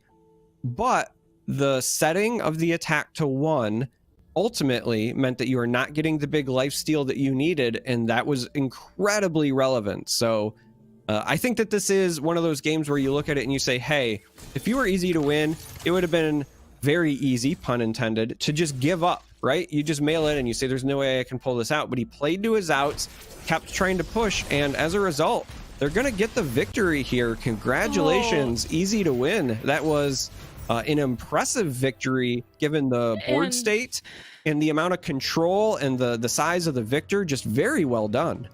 Yeah, wow. I mean, what a crazy series there. It really felt like Aikado was going to pull that out at the end, but Easy to Win getting the time trick into the Absolver being just perfect. I mean, Silver is fantastic series. Yeah, and there were just so many extra moves that could have been made there that were different. We saw the top deck was the Victor spell that does 2 damage. That pokey stick maybe could have been played earlier and found that. There's a lot of different ways that game could have been played. I mean, that's kind of one of the games that, as a top player or someone who's wanting to learn, going back and looking through that entire game and analyzing each step, there were so many different moves that could be made by both players. I feel like Easy to Win did a great job identifying their win condition and going for it, and that was just really well navigated. Yeah, and I mean, we see the wins there, right? Aikado grabbed the first game, and then after that, it was a win for Akshan Siver, and then into Zillion Echo for Easy to Win to close it out. But the lineup from Aikado is interesting because it is exactly the same as the one we saw from Kevor earlier in Mo. Now we've seen this lineup twice. We've seen it win 1 series. We've seen it lose 1 series. And I'm curious just your take on this lineup in general, because we now see 2 players on that exact lineup in this tournament, and it's maybe not what we expected. Yeah, so both of these players are on the same team, Max and Runeterra, and this is a huge benefit you get when you're on a card gaming team. I was on the team for Magic as well as for LoR, and a lot of times what those teams tend to do is they try to find out what the best deck is, or in a Runeterra case where you bring multiple decks, figure out what the best decks are to bring, like the full-on lineup to bring.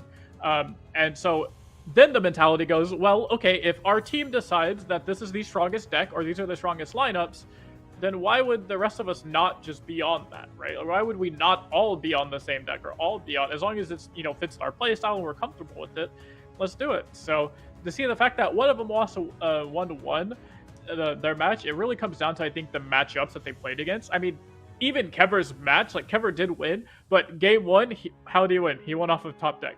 Yeah. Game 2, how did he win? We could say that maybe his opponent wasn't piloted the best that matchup. On top of, even at the very end of the game, he only had 3 HP. So he was 1 unit away, some sort of attack away. Like, that game was still extremely close. So it's not really much saying that this lineup is absolutely insane and Aikado should have won with it. If anything, it's kind of concerning that it looked like Kevor was able to barely win with it, whereas Aikado wasn't able to win with it. So it'll just really come down to see if this can actually take Kevor past his barrier of what top 16 is in this history in these LoR top cuts. Yeah, I mean, he's got to win 1 more round, and he gets the personal best there. Mastering Runeterra having quite a few representatives here, right? What Am I is also in the tournament. But with that wraps up on round of 32. We've got round of 16 in just a moment. We're going to get to see, are these players going to have those peaks? Is this lineup going to stick around? So don't go anywhere. Round of 16 of the Curious Journey seasonal tournament coming right at you after this.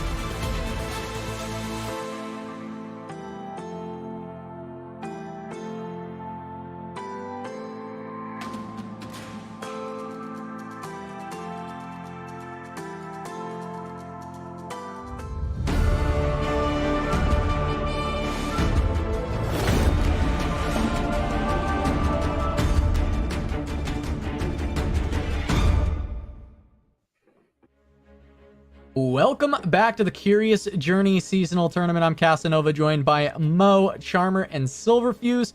We just got through the round of 32. We saw Easy to Win take down Aikado, and we saw Kevor take down Snipe Cross GG. So +1 for Silver, -1 for Mo at the start of the day. But of course, it has been really good to see, and I want to see kind of where all the other matchups across the tournament have been going. So let's take a look at the bracket really quick, kind of break through see some of this stuff, right? We saw Rogio. Ooh, big Argentina ups here, taking out 2 wins early on with Mystics and Rogio. Training like Thomas Rocky. Zamo going to take one down there. I mean, Charmer, anything else on this standing out to you?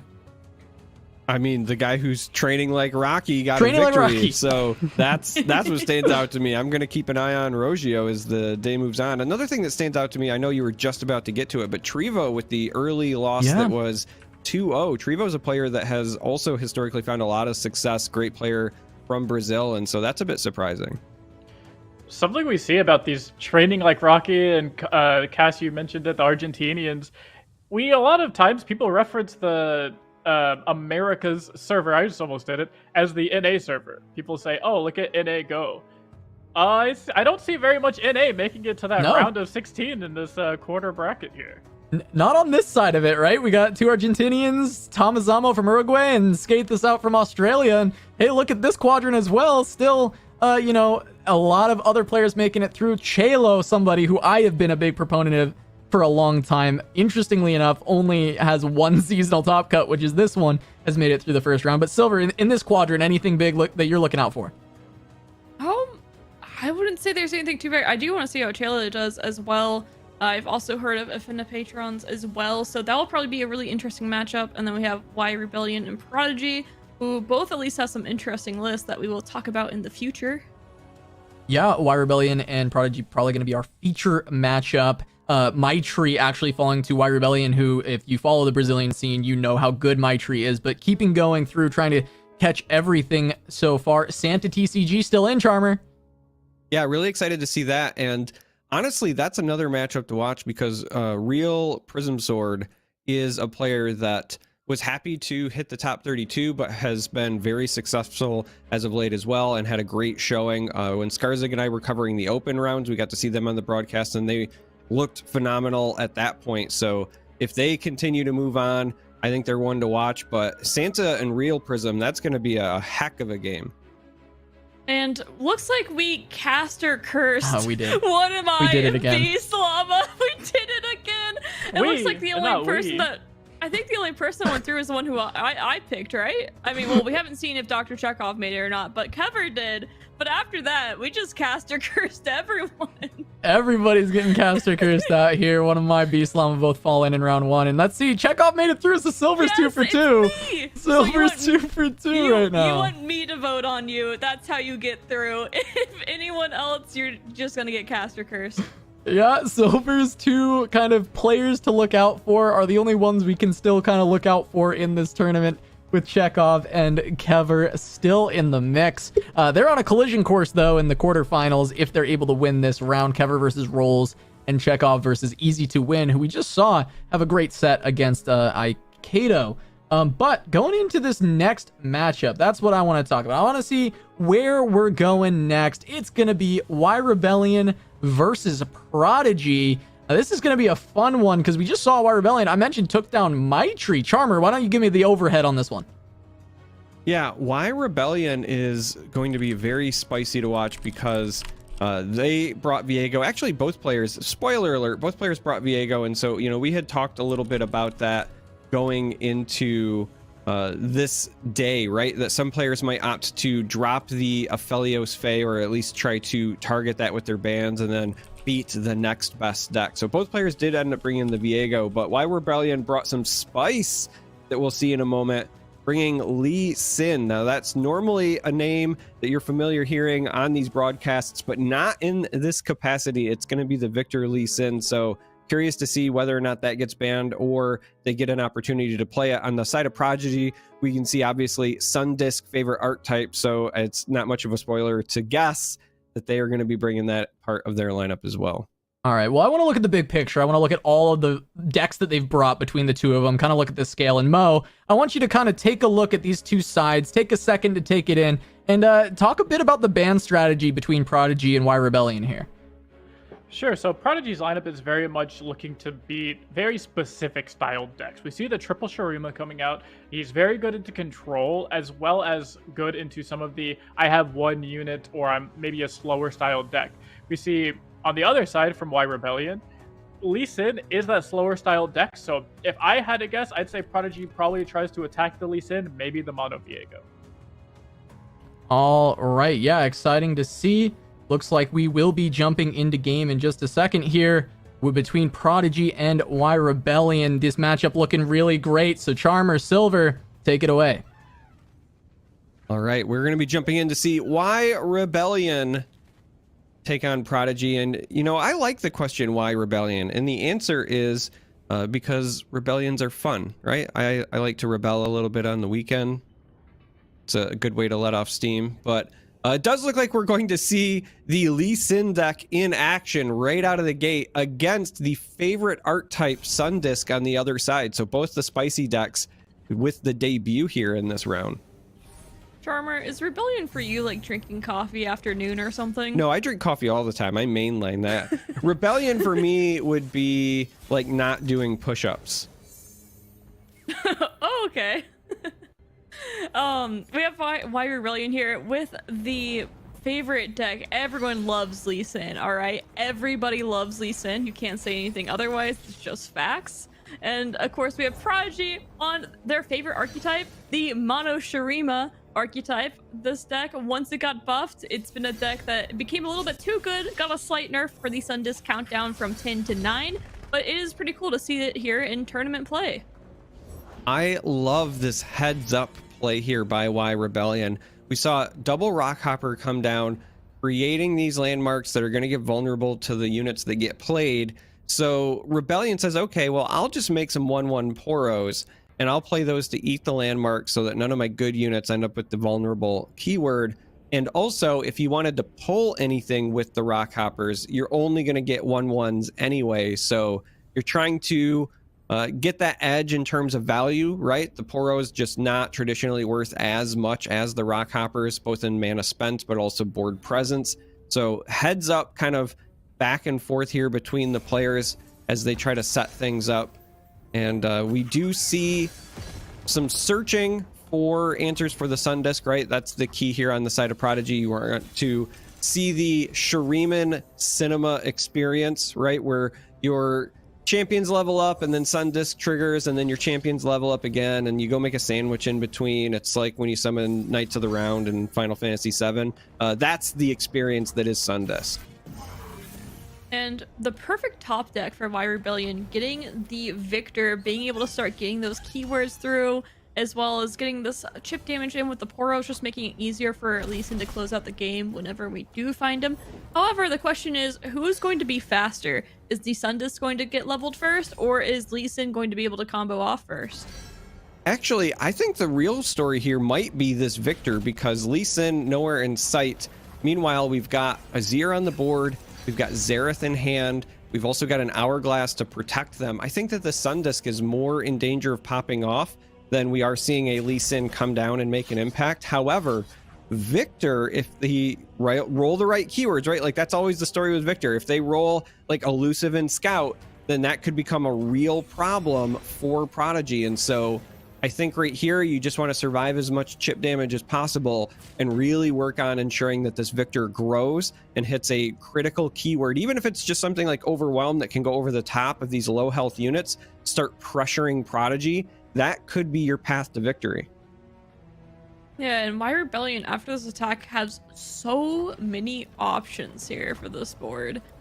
I mean, personally, I just love watching to see what Victor is going to be getting each time he rolls a new keyword. It is one of my favorite parts of playing Victor.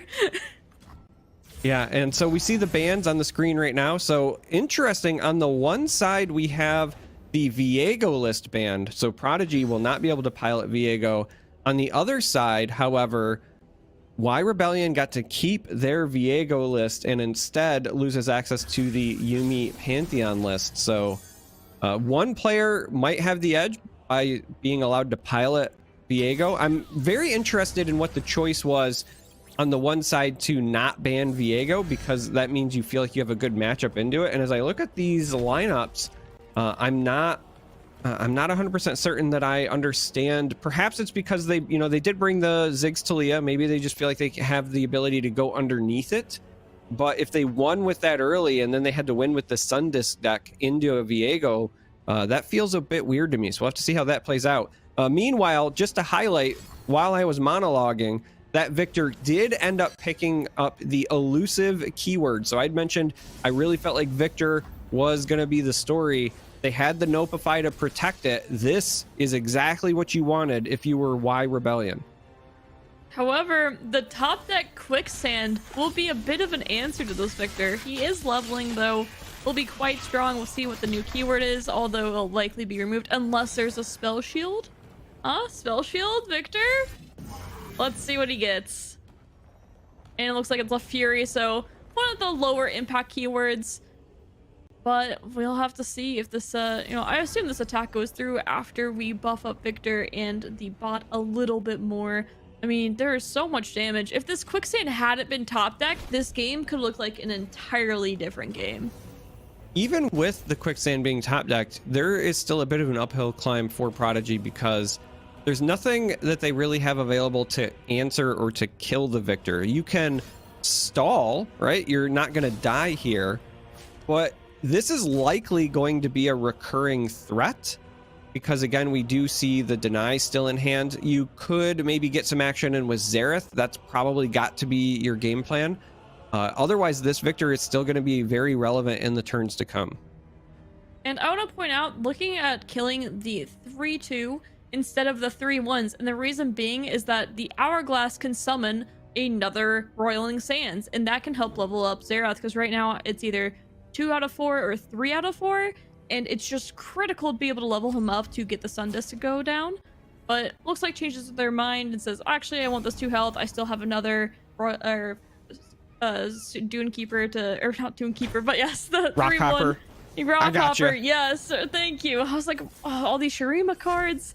Yeah, but you're I've seen this so many absolutely times. You're absolutely correct. With the Hourglass, you can get the Xerath to trigger. This should be a 3 out of 4 Xerath because we did see 2 Rock Hoppers come down as well as the Predict landmark. So it should be at 3 of 4. That's a very important thing to note. However, you also have to like make board space. I was going to say, so we should see an attack here. I don't expect much blocking to occur, or at least in ways that open up the board space, but that is something that you need to consider as you're trying to get the Xerath on the board and make the landmark. And then your opponent still also has to pop that landmark as well. They could just opt to not play additional units, but we'll have to wait and see how that plays out. We do block at least the Sand Soldier. No risk of losing our Ballistic Bot. You go all the way down to 6, but if you're trying to close out a game with this Victor and you're saying to yourself, all right, I'm just banking on my opponent didn't have double Quicksand, things are still looking pretty scary for Prodigy. That's the very threatening Victor if you don't find yourself an answer. Yeah, and with no answer in hand at the time, no Rite of the Arcane to try to take out this Victor, it would go through as there's no Nopify in hand right now. However, I mean, still at 6 health, which is a bit spooky here, but a lot of this is going to come down to of what keywords does Victor roll. I mean, anything a little bit extra, and I mean, actually, even then, because we're going to have the double bots going off, we are getting so many augment procs here. Yeah, you've got the bots, so you've got plenty of options for the augment. You also have to remember those ignitions can get chip damage in as well, and they're free, so why not? That's going to get the Nexus a little bit lower. Even if Victor doesn't high roll like Scout, for example, you do not want to see them get lifesteal so that they can stabilize and try to draw the game out. Ultimately, again, I think right now it's just, can you kill the Victor? So the Xerath comes down, the other one becomes the champion spell. That gives you the ability to target. We see the deny on one side, but a Rite of Negation on the other. Now there is a time trick available, so maybe you could find something to keep it alive. We did not see the spell shield. That could actually be a very big deal. So here's going to be the deny. Not enough mana for the Rite of Negation, so they opted to go for it here because they were afraid of the open attack. And as a result, Victor is sticking around. And finds the Twin Discipline. Huge this pickup. will allow huge, whether it be to keep him alive defensively, but of course we're likely to see the open attack, as well as just pushing that little extra damage. And it looks like you said, Lee Sin, not the start of the show here, but it very well just might be Victor. Yeah, absolutely. I felt like because the Victor had come down so early that he had the opportunity to steal things if he just rolled the right keyword, and from the moment he hit elusive, it has been absolutely Victor. And that's Victor, the star of the hit series Arcane, by the way. I know you don't recognize him because this is Robo Victor, but definitely on that show, you should watch it on Netflix if you haven't already. He is showing why he belongs on a hit Netflix series, because he is dominating this matchup. We're going to have to watch the top decks, though, because, again, Prodigy could roll a Quicksand. That would be a massive top deck at this point, because we do expect an open attack from Y Rebellion. We've got the Mystic Shot for follow-up damage if Victor doesn't get there by himself. We've got the Disciplines to keep him alive. We're going to get double ignitions created as well. So again, even if the attack doesn't finish off the Nexus, you're going to have enough to get there. So we should likely see an open attack, just, you know, for safety's sake, so that your opponent Prodigy doesn't get to throw more spells at you. But we have Charmer, Quicksand. There's a bit more happening here because they're at this leveling up, and that means we will be doing a little bit of extra damage here as well. Or yes, there we go, because the Sun Disc will go through. Yeah, we have to dodge this. But that was part of the reason why the Eye of the Dragon was being played here. Yeah, the Dragonling is just another unit on the board, so kind of ruining those chances, playing to your outs. This is the Shurima cinematic experience, the Shurima CU, the SCU, right? Azir going to be going to level 3, Xerath going to level 3. We get to see all of the movies and all of their glory. This is cinema at its finest, but here we see 5 damage, doesn't hit the Victor, and that is huge. That means Victor will likely be the victor, because I do not see a Quicksand or another response. As long as Y Rebellion can lock in this attack, that should be the end of it. The attack here is so important because we see the hand right now. We see that 9-cost removal. We see right of the Arcane. There is just, wow. Yeah, we there have are to see options. the attack now. They're just at slow speed. So this is that moment where Y Rebellion needs to trust their gut. They need to just recognize that if I can get the damage in, healing is not a strength of Shurima. So if I can get the damage in, I've got a Mystic Shot, I've got ignitions, I can get there. Victor just needs to connect, and so now is the time to do it. You know that they're thinking through the options. You know they're probably trying to remember what even is in the Emperor's deck that I would have to worry about being drawn. And instead, we see the greed play, trying to get the augment triggers. Now they do hit it, and they don't hit spell shield. And that's going to be it here. There's no way of drawing.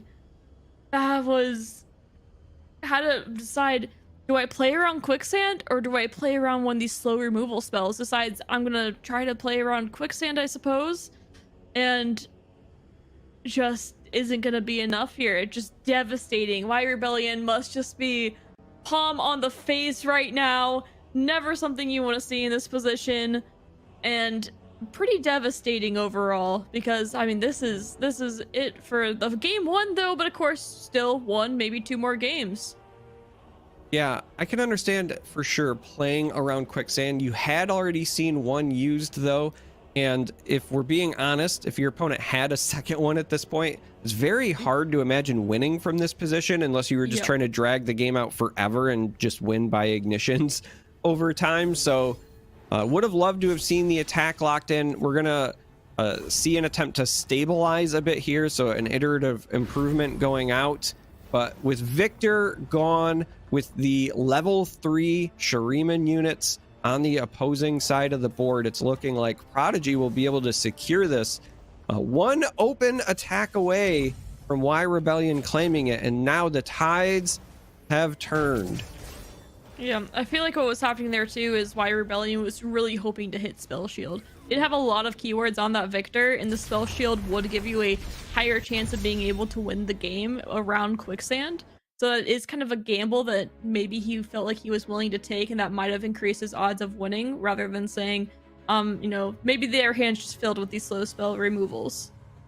Yeah, well, with the concession, and again, rightfully so, once you've reached that point, They've got the Emperor's deck. Everything's leveled up. You've got no way to come back. I think it's the right thing to just kind of hit the reset button, run it back. You were in a great position up until that point. But with that concession, Y Rebellion goes down 1 game in the series. That means that Prodigy just needs to win 1 more time to close it out. And again, just as a quick reminder, Prodigy has the Talia Ziggs list as the second one. And so they're going to be trying to go underneath the decks of Y Rebellion, who is still either on Victor Lee Sin or Viego. It does look like they are switching to their Viego list here because I see the Vengeance in hand. Yes, the Viego list versus the Talia Ziggs. Good old classic burn. So Talia Ziggs obviously going to be the aggressor in this matchup, where, as you mentioned earlier, Viego deck is going to try to stall and control it out, level up that Viego, and then take the game from there. And so some early landmarks getting down, that's going to obviously help out the game plan of both Ziggs and Talia. But outside of that, it's a bit of a slower hand for this list. It's not really going to get online until round 3.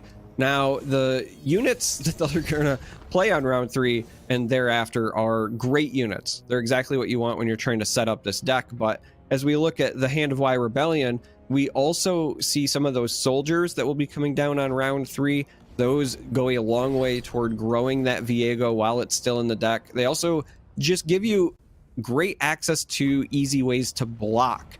And specifically because it'll be a 1-1 and then a 2-2, if they don't take the open attack here, for example, and you play that, you can block these 3/3s with their last breath and not kill them. So you are maintaining your health on the Nexus while also not giving in to the game plan of the landmarks. So great answers available to Y Rebellion. They just have to navigate, and they need to bounce back and kind of really just shrug off the way that last game ended. Yep, and here likely to see the soldier coming out, as you said, makes it where it's a little bit harder for the game plan of Prodigy to come into effect if you're not killing off these 3/3s. And looks like it might be taking a little bit of damage here. But of course, better than it being a 5/3 with Fearsome. Yeah, it's absolutely not what you want to run into, and so you dodge triggering the last breath effects there, and that's exactly what you want to do. We've got some additional stall tools available because we do have the Vile Feast. That's another great card, right? You want to block with that 1/1 Spiderling. You could block and then Hourglass something. So if you're Y Rebellion and you're just trying to delay those being more threatening than just simple 3/3s, you have a lot of tools to do so. The big thing that stands out to me here is the right that was drawn last round, because that right means you can kill an ally. Kind of surprised that they're going to opt for the 2/3 here, but that means that they want to play the Viego this turn. If you wanted to be a bit more conscious of your board, you could have played a soldier, killed the Mist, and then that way you kind of keep the permanency of your board. But getting the Viego down now means that every unit that dies hereafter works toward leveling him up, and that is the key kind of turning point. If you can get a leveled Viego to stick on the board, it will eventually grind your opponent out of the game. As well as the fact does have this Vile Feast to very nicely answer this Rock Hopper. Could make a big difference here as well. However, though, when you do this, you're also saying, I no longer have Hourglass to protect Viego anymore. But because we did see the soldier come out earlier, Viego does have a little extra stats, and it would have to be like double Rite of Arcane here to be able to take down Viego, which is quite unlikely and pretty slow turn for Prodigy. However, it would be worth it. Yeah, and at some point, Y Rebellion just has to say, if they have it, they have it. It punished them last game by not just locking in the open attack. So I think here you do the Vile Feast. If you're watching at home and you're wondering why this is the play, it's because the Spiderling is going to destroy the landmark. The Spiderling will get vulnerable as opposed to the Viego. That's why you're doing it this way, even though you clearly set up the Viego play, because you don't want them to be able to challenge your Viego and continue running units into it. So you do this, the Spiderling ends up being the vulnerable one. You follow up with the Viego play after the fact. And then, as Silverfuse pointed out, your opponent would essentially need 2 spells to get rid of the Viego. Instead, we're going to see an Hourglass here. I love this play. just really trying to... Ooh. Do I love this play, though? I need to think about that. It's an it does fizzle, so yes, like, this is... That's such... It feels dirty, even, because now the Viego, you have to say, I have nothing else. I need to play my Viego. He needs to come out right now. And then the future plays, too, like, the Hydrovine potentially could get eaten by the Roiling Sands. Unlikely, though, because we do have the Soldier that will help buff things up and keep this Viego alive. But, wow, that is...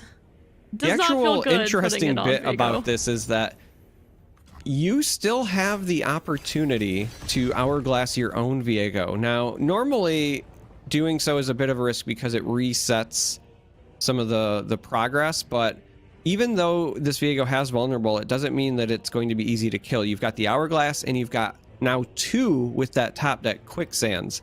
So there is actually a world where Prodigy wastes too many resources trying to drag this Viego to its death and instead just kind of feeds a meat grinder by throwing units into a Viego without it ever dying. Now, the other way to think about it is Prodigy could just say, hey, I don't actually care about killing Viego. I just want to control where it blocks so that I can push damage by going wide in the other directions. It does look like that's going to be the game plan here. So the 2/2 giving the Soldier a value trade, but at the expense of 6 damage. And again, Prodigy wants to lose one of these last breath units to the Viego if possible, because that's going to further advance the landmark game plan. So now this could be one of those situations where, again, you consider using your hourglass on the Viego. It denies the last breath, keeps him afloat. And if your soldier's not dying, you're not going to be missing out on any of the progress towards leveling him up. Yep. And looks like the Soldier will be blocking the 2/2 here, taking the favorable trade, because White Rebellion is lacking on units here a little bit. Of course, we'll see the next Soldier come out, and then later the Hydrovine, which will help speed things up a bit. But besides that, hand is a bit awkward. These double quicksand, they might come in useful later, but for now, a little bit of a weird spot. All right, so we see a Soldier come down. The Soldier is very relevant because, again, helps to keep the Viego afloat, right? You're going to continue to buff it, but also the ephemeral units, when they die, they will work on leveling the Viego up, as well as whenever you play a unit, if the unit also creates another unit, the created unit is what will end up eating the landmark and getting the vulnerable, right? So the Roiling Sands created by the Rockhopper ends up on this ephemeral unit as opposed to the 3/3, and so it's a great way to clear that. So overall, this is a solid follow-up play. Curious to see if we're gonna end up seeing that damage spell target this Viego or not. There's certainly the mana available to do so, but we do again have the hourglass available on the side of Y Rebellion. Yep, hourglass available, negation available. Most likely to see the hourglass come through. Actually, no, to deny this destroying the landmark, though. That's a bit of a tough choice. It looks like we will be seeing the hourglass just because negation can be used for a lot of things in the future, where the hourglass has a few stipulations to it. Yeah, the hourglass is nice and clean. It also lets you carry some additional spell mana into the next round. You never know when that's going to be relevant. But I was gonna say, this Ziggs here is going to be slowly burning down this Nexus. Oh, and the Absolver and Talia have now been found too. The Absolver could definitely spell lethal here for Prodigy.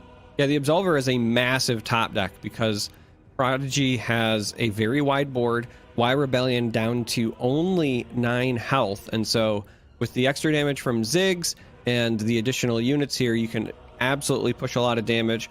We do have the double quicksand though, so as far as trying to get overwhelm damage and things like that, you could assign a blocker and then potentially hit him with the quicksand. It's going to depend on how the combat assignments shake out. And then, you know, you were mentioning there's a lot of things that rate of negation can be used for. Talia, it's another great example, right? If Talia does come down, you're attacking with her, and then her and Ziggs have all of their skills on the stack. Rate of negation, like Deny, hits skills and spells. So that's a great way to buy yourself a lot of time by getting rid of those for a turn. And Y Rebellion just incredibly a bit locked out here. Not too many options, especially has to play into this landmark, has to play into it again. and there isn't really anything great to grab here. Of course, you know, the quicksands are available on both sides, but Nexus ticking down to 5 mana. There's just, or sorry, 5 health mana, you know, 5 health mana, but yeah, the Nexus ticking down to 5 health is going to just so many problems here, because this 6 damage, it's not a skill, it's instantly. This negation is slowly becoming less and less useful, as in right now it's not useful at all, but could be in the future. It's just a very tricky spot to be in for Y Rebellion.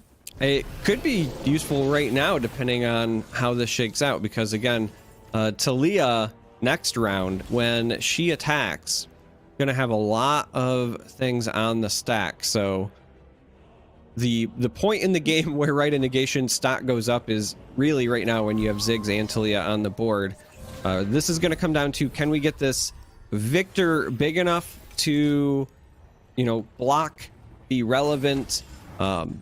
You really wish if you're Y Rebellion you had the option to stabilize. You know, Shadow Isles as a region is often known for having a decent amount of life gain options, but these Viego lists don't really pack a lot in the main deck. In fact, as I'm looking at the list that Y Rebellion brought specifically, it's just the Vile Feasts. So with only 5 health and the Ziggs and Talia triggers, and then we also have that Absolver, this is going to be a tough one for Y Rebellion to continue to stall out. Does have the ability, as you said, to stop all these Talia stones and the Ziggs bomb as well. Does have the access to double quicksand here. However, if he does choose to play those, he does not have enough to play the Hourglass as well, just 1 mana shy. So this is a force to be blocked here, and it'll be interesting to see the way that he decides to use these quicksands. Well, I guess, yeah, he doesn't have to use them quite yet, and is also denying this last breath, which I love that play. I think it's pretty critical here. However, though, I was gonna say Absolver scary, but it's not that scary once we have the quicksand here. But I love the denying the last breath here, because more landmarks here spell a big issue. Wow. Okay. So trying to save this Viego, realizing that that is my win condition. Viego leveling up is my win condition. Playing to win in this case, not playing to lose. But this Absolver likely comes down, and we see a secondary quicksand. Just a guess, but the game could go a little bit on more. Yeah, this is one of those rare, interesting situations where for Y Rebellion, playing to win is the same as playing to not lose, because if you can get the Viego leveled up, it'll slowly eat away at the opposing board. But also, unless you top deck your one of Atrocity, your opponent's still at 20 health. You're gonna have to whittle away at this board and start getting chip damage in, or just grow Viego so large that you can one-shot it with an Atrocity. There is really no other path to victory here, so you have to play to not lose in order to play to win. And I know that that sounds like the same thing, but I promise you it's not, except for in this case. Absolver going out on the Talia, so this is where the quicksand is going to be incredibly relevant. And goes ahead and splits it, allows Viego to take 1 less damage here, since the Talia is getting fully blocked. No point of making it a -4-0 because it's not hitting the Nexus, so might as well sweep it that way.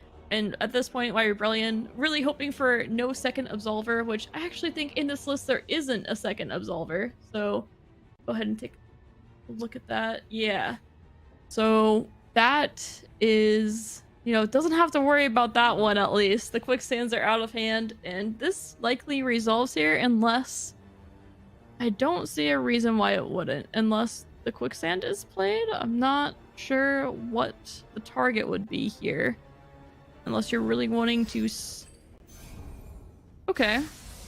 Not wanting Ziggs to take damage, and Talia not taking damage. Well, that also does another really important thing, which is when those units die, Viego. they're not going to contribute as much to Viego's level up. So you reduce the damage on your key units, but you also slow down this level up condition of Viego. So it doesn't level up at the end of the round. That would have been a big deal because it would have potentially killed a champion. This top deck is so good. Both of them are. They are absolutely insane here. I mean, there's another way to burn down damage with Ziggs. In fact, Talia's spell here could just find lethal if it's a countdown 1 card. That's a landmark. Yeah, absolutely could find lethal. On the other side, you're again in that weird tight spot because you need to level up this Viego, but you really needed to level up last turn. That quicksand, we saw the mouse over it. Viego is at 17 of 20, so that quicksand actually prevented the level up, which would have been massive. So here, you've got to either play the soldier or the Hydravine to ensure that you're making one of those mists. It will die. The Viego will level up. But then you don't really have much else going on for the round. And so with you only being at 3 health, if you are Y Rebellion, you're not feeling very good about your position because you needed to kill at least one of these champions here. You also could consider trying to maybe even fake something like an atrocity, right? You could attack with your Viego, just trying to see if they don't block it for some reason. And then if they get low enough, maybe you top deck your own atrocity, something like that. But that's very well a way to kind of play to your outs. And with that play there, I think Prodigy probably locks us up. I'm trying to rack my brain for any top deck that saves Y Rebellion at this point. And I just don't think anything's available. They will kill one of these champions. It should be the Talia, I believe. I think it hits the strongest first. Yes. Goes ahead and takes out the strongest one. So goodbye, Talia. Nice having you around for a bit. And oh, it's so fun when Viego does pop off, but it is just going to happen a little bit too late, it looks like. Oh, actually, was there a missed opportunity here? It looks like a missed opportunity here, potentially, because the Mists are locking out the board right now. I think my lethal earlier, playing the second Talia and trying to find something with a countdown of 1 or 2 had to be your answer. And even then, your Ziggs is the next strongest unit. Viego kills Ziggs. So you have to draw into something here. Yeah, you do have the sands you just top decked, so that lets you dig a little bit further. And you just need to find some damage because you've got the leveled up Ziggs there. But yes, that was potentially a missed opportunity. Pun very much intended as we stare at 8-8 mists on the side of Y Rebellion. Here we do have the stun go down, right? So Viego locked out of blocking. Not that that helps a ton at the moment. I mean, there are multiple ways for this to go off, though. I mean, because if you find another Unleash Energy, you can just kill off your 2 landmarks, and then boom, you win the game. Like, you have to get lethal this turn. So I assume the draw will be coming out very soon after this, because that is the only way you're winning this game. Or I guess you can just... With Ziggs, though, he does the extra damage. That's fine as well. I guess that way also works. Dang, I was forgetting about his little passive of doing 2 when he attacks, so... Yeah, so yes. That's the real key here, right? You just need 1 more damage. And I think that we can potentially get there. This is also really cheeky because you've stunned 2 potential blockers now by going the route you have, and you have to play a blocker big enough to soak Talia's damage potentially, but it's looking like she's just gonna yank the Viego because of the vulnerable keyword. That's still coming back to haunt him. We're not gonna see the Ziggs attack here. Okay, I was gonna say, oh. They're just thinking about ordering, I think. Yeah, just lining them up. And just hoping for no second negation. As we know, there's no second negation, and yeah, that will be the game. That's gonna be it. So congratulations to Prodigy. That was incredibly well navigated. I just want to call out that very heads up quicksand again. That Viego was set to level. So by buying yourself more time, right? The 1 Talia dies, where if they had leveled up there, Talia would have died a round sooner, which means then Ziggs likely dies, or they have to commit that second Talia a bit sooner. So very well navigated. Congratulations, Prodigy. You're moving on to the top 8. Yeah, Prodigy making it to the top 8 again. I believe they made it in Rise of the Underworld as well. Also playing a Viego list. I know he's got one in the lineup, but yeah, able to take it down with Mono Shurima and then take down that follow-up win with Ziggs Talia. Really well done from Prodigy to just keep carrying on the torch. And Mo, I mean, what were some of the biggest moments for you in that series?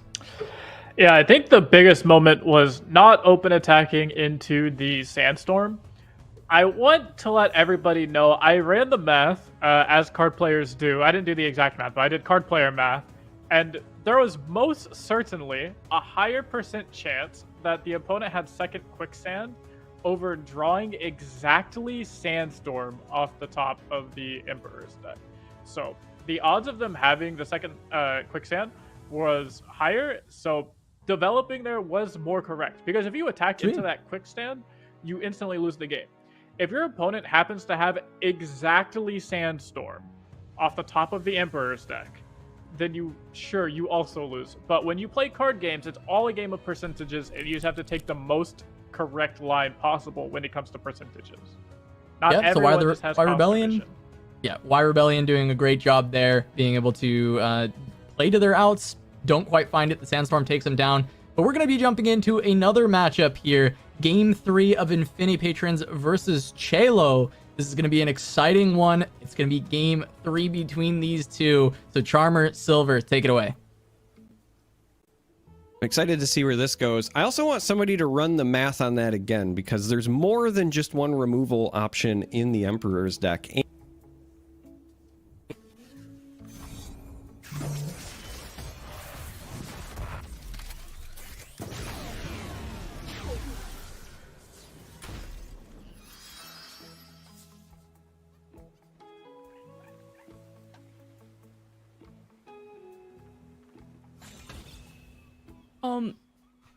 So yeah, there is darkness here, and we have Senna here, leveled up, ready to go at 20 health against a Scouts deck. If you're about 20 health and against a Scouts deck, you're feeling like you're in a fantastic position and has plenty of resources to continue working with that.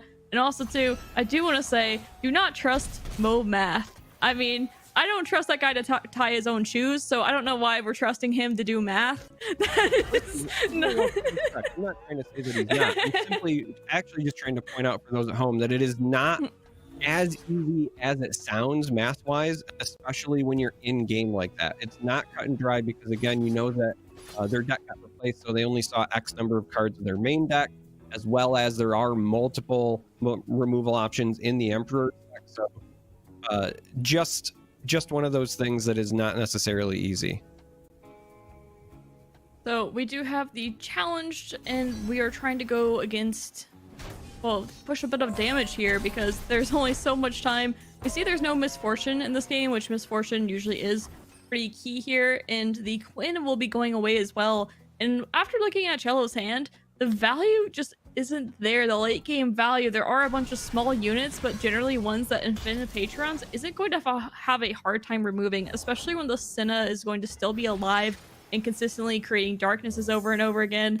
The Vengeance is in hand, and Veigar not quite leveled yet, but these are 1-cost darknesses. The value in the removal here is just infinite at this point. Oh, and a backup Senna on top of it. So I was not expecting to see a lot of darkness, but if you are bringing it to this event matched up against Scouts when you need one more victory to move on in the round is where you want to be, because yes, you're at 11 health, right? So theoretically, maybe your opponent could rush you down, but we do also see the Sentinel in hand that gives you access to lifesteal. So your capability to stabilize, likely to come very quickly. And then here, because again, as you mentioned, 1-cost darkness spells, this means that this can come down and still be played, right? You're going to get the lifesteal unit on the board. You're going to be able to nuke something, start getting chip damage on the Nexus. All things are coming up Infinite Patrons at the moment. Yeah, pretty great spot to be in. I mean, these, the barrier, if it were to play, doesn't even do anything here. Sometimes people would take a defensive barrier here just to try to keep this lifesteal, but not going to be worth it in this case. And we will see where this darkness ends up going as well. Looks like we're just going to take the attack first. Oh, maybe not. Yeah, I think the attack makes sense. You could even lock in a darkness if you wanted to, because then you'd get the one back from the Senna trigger. But really, just getting the lifesteal, I think, is important. There's nothing on the board right now without a combat trick that kills your lifesteal unit. And so you want someone to have to block and then commit that. That also takes them below any sort of like rally mana as well. So I think that this is the right call if you're trying to stabilize. Yes, I appreciate this call as well. Just going up to 15 health, it makes it so much harder for Cello to be able to close out this game. Also, too, the Pocket Darkness in hand as well, being able to remove most tools. So we will see what the next move is after this. Likely is okay with the Senna just doing a bit of damage here. You can't really lose too many cards. And we do get the health. Very big deal. So we see the Vigor, right? We know that that's there. And eventually that's going to level up. That will hasten the clock for Infinite Patrons to be able to close out the game. But the other thing that stands out to me right now is honestly just resources. So Infinite Patrons, yes, it looks like they have the same number of cards in hand as their opponent. However, one is a pokey stick, so that cycles. And then we've got the several ways to continue making the darkness spells. Whereas on the other side, we don't have anything that cycles. We don't have anything that generates additional cards. And so I think we've hit the point where Infinite Patrons has officially stabilized, and they will likely be closing this out in the next round or two. It's also important to note that Senna spell is fast right now. So this thing kills a unit and then does -2 attack to every unit. That makes it almost impossible for Solo to be able to get through with this. However, is going to try to with this Quinn. Getting the rally, getting the scout here. And this Quinn, I mean, this is at least the second attack. It could be the third. So I'm not sure if it'll be leveling quite yet. But this Veigar might have a tough time here. We'll have to see. So this is interesting because even if this levels the Quinn, you could potentially still block with this Sentinel and it survives, right? Your opponent has no mana. You don't have to worry about combat tricks. And then you are, at the expense of leveling up Quinn, you're donating your health, or your opponent more health, excuse me. My brain is going faster than my mouse because I'm trying to work through this. Now, it didn't level up Quinn. You have to assume that means that maybe they're going to lock in the open attack on the scout unit first to level up the Quinn. But even if they do that, that is a top-decked ruination. And with Senna on the board, you can even play that at fast speed. Now, not really a reason to do it. You've got a leveled up Vigor. You can probably just win the game with damage to the Nexus at this point. But if you had a panic button that you were relying on, that goes a long way. Instead, we're going to see a Vengeance come down to try to lock out this Quinn from leveling up, and it will go through.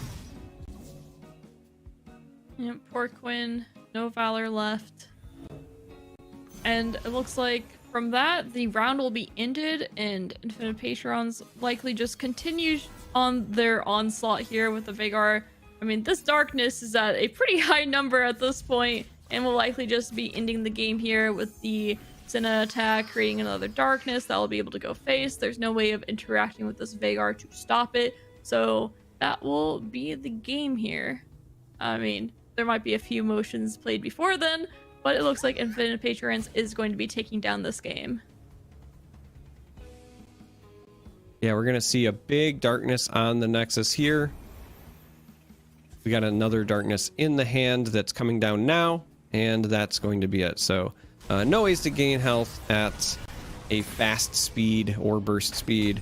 Congratulations, Infinite Patrons. Moving on to the top 8. Again, like I said, was not expecting to see a lot of darkness. It didn't have great representation in the open rounds, but seems to be finding success with it here.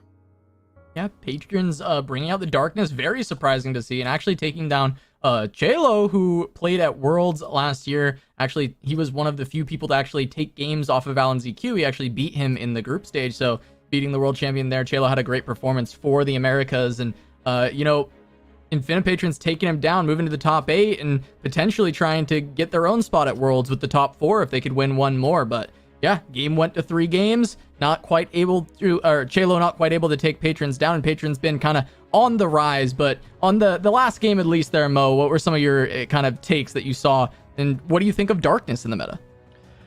Yeah, so it's very surprising to see Darkness actually beat Scouts. Scouts is typically a deck that beats Darkness or these slower Shadow Isles control decks, and we talked a lot about coming into this about how Scouts was well represented in other seasonals top cuts. I mean, it was in both of the APAC finals, and it was in EU finals, I believe. It actually won EU. So to see it go down against this Bandle City lineup, we might just have a new Regent taking over the tournament in this Bandle City with Bandle City Targon, Bandle City Shadow Isles with this Darkness deck. Darkness, not really a deck a lot of people expected, you know, to be brought here, but hey, Darkness does well into Pantheon. Darkness does well into these aggro decks. I mean, if you can steal wins against decks like Scouts, then why not bring it? Yeah, and I mean, now we're moving into the top 8, and Charmer, that means this game is for a Worlds qualification spot. So what does that kind of put into the head of these competitors? You know, that's a really interesting question, because for many players, I know that there was a lot of preparation that went into this event specifically, because this is where the qualifications for Worlds like really begins. And I think that it's that extra level of pressure, but also with this group in particular, we kind of noticed a nervous energy amongst them. These are players that I think even beyond Worlds really just want to make a name for themselves and say, hey, I top forward, I finals, I won a seasonal. And so many of them might not even be thinking that far ahead. I know a large number of them definitely came in with Worlds on their mind, but I think that there's probably equally a number of players that just wanted a big victory to associate with their name. We saw it during the interviews, a lot of people saying, hey, I just want that respect. Yeah, I mean, wanting that respect. I mean, Mo, you've been in this spot before. You've been in the top 8 of a season. You went past there, but does it ever start to get heavier on the pressure as you make it later into the rounds? Or at least for your experience, has it always been kind of just, I'm just playing some aggro games, I'm just running through?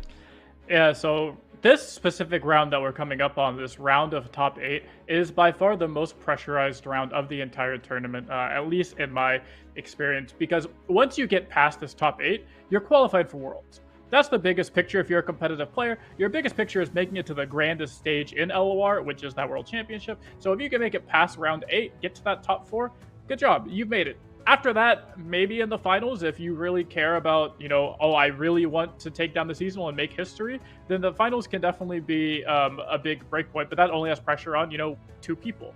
Top 8 has pressure on 16 people. So it's very important to get this W, get qualified for Worlds. And also, as you mentioned, Casa, I have been here before. I am, in fact, a seasonal champion, Rise of the Underworlds, Mr. Emotional, in case any of you did not know. It was over a 24% chance to have second Quicksand, and there was a 13% chance to have exactly the Obliterate spell. And then the second Xerath spell didn't matter because we actually beat that out with a Twin Discipline. So yeah. The Xerath spell doesn't matter because Twin Disciplines counters that. And there is over a 2x percentile chance to have at least the second copy of Quicksands by turn 8 after drawing additional cards than there is to have exactly the one way to remove the champion, which is Sandstorm. That is the only card in the Emperor's deck that obliterates or deals with champions. So last time I checked, I'm a seasonal champion, and seasonal champion player math is pretty damn good. Hey, you got there, right? I mean, we can't argue with that. That is a perfect way for us to send it into the top 8. We're going to go to Crafty1 versus Santa TCG for that round. Santa, a player we talked about a bit and has been around for a while. But with that, Worlds on the line in the next round. You're not going to want to miss it. We're going to a short break, but the top 8 of the Curious Journey Seasonal comes at you right after this.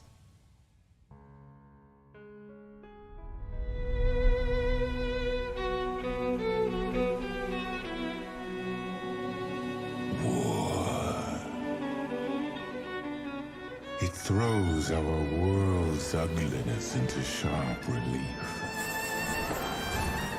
Senseless brutality only inspires sophomoric performers.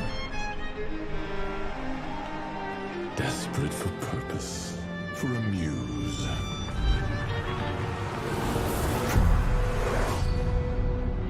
But cruelty, as a medium, demands nuance. And only a true visionary can wield it.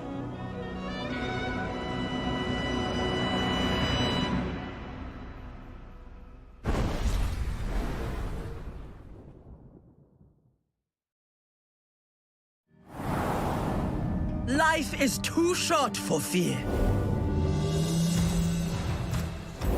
Fortune favors the bold. Stand and be tested. Defend yourself. You know, I have always felt very fortunate. Meet me! Guns blazing.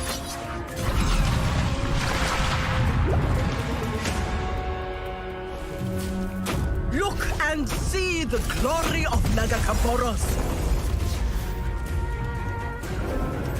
By my honor, you must die. The sea's protection takes many forms. When the water is still, you must make waves. Move or be moved. Strike quickly, strike deftly.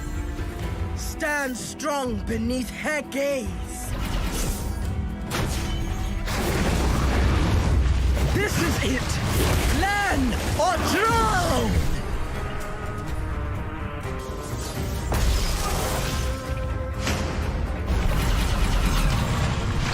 We will regain what we have lost.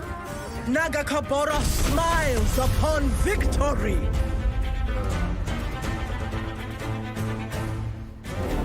Grudges are the anchors that drown small men.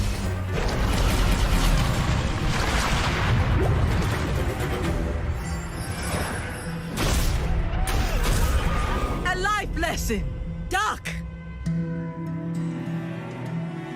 Oppose me and die!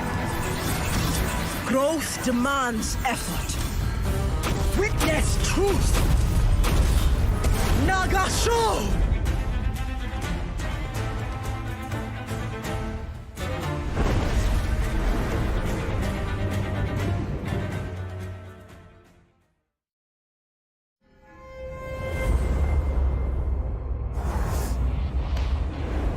In carnage I bloom like a flower in the dawn. The stage is set.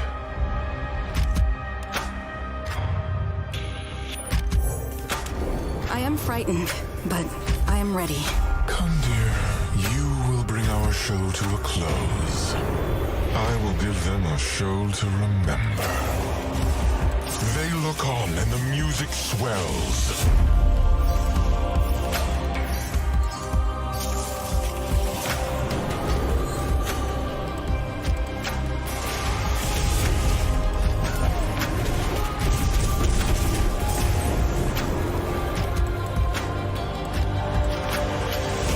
Notify patrol to close in on this location. Art requires a certain cruelty. A splash of crimson to elevate the scene.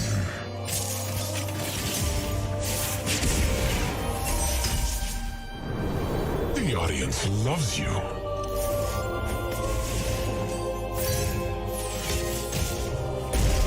A shame your art is appreciated by so few. My audience need only be concerned with its ending. I have prepared something very special.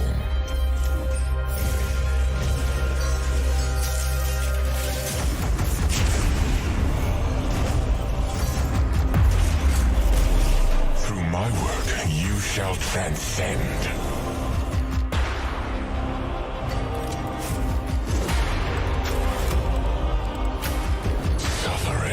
The beating heart of drama.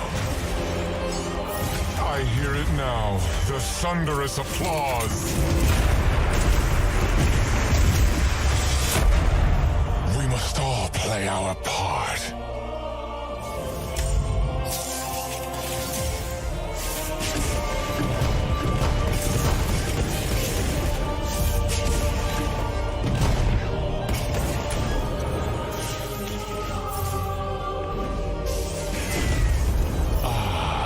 Curtain call. Right on cue.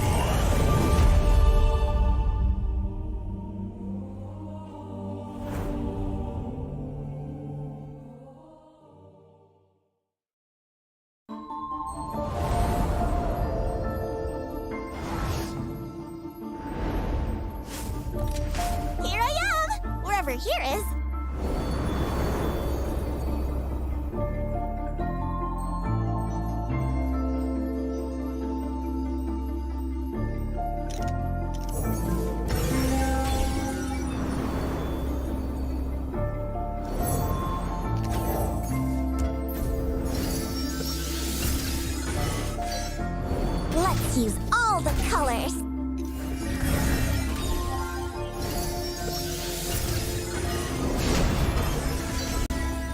Find your own mischief. Surrender to the melody.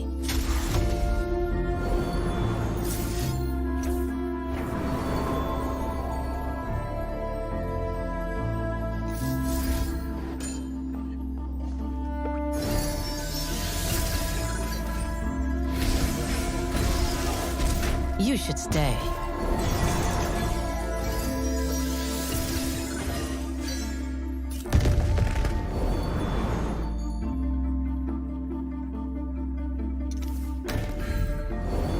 My fans will be here soon.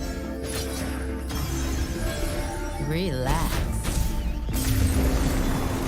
There's always room for supper.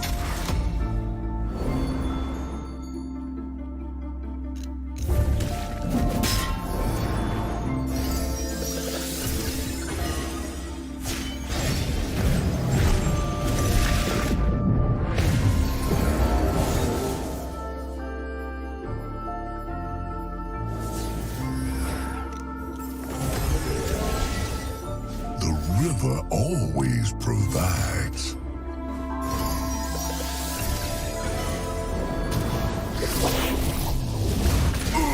That's gotta sting.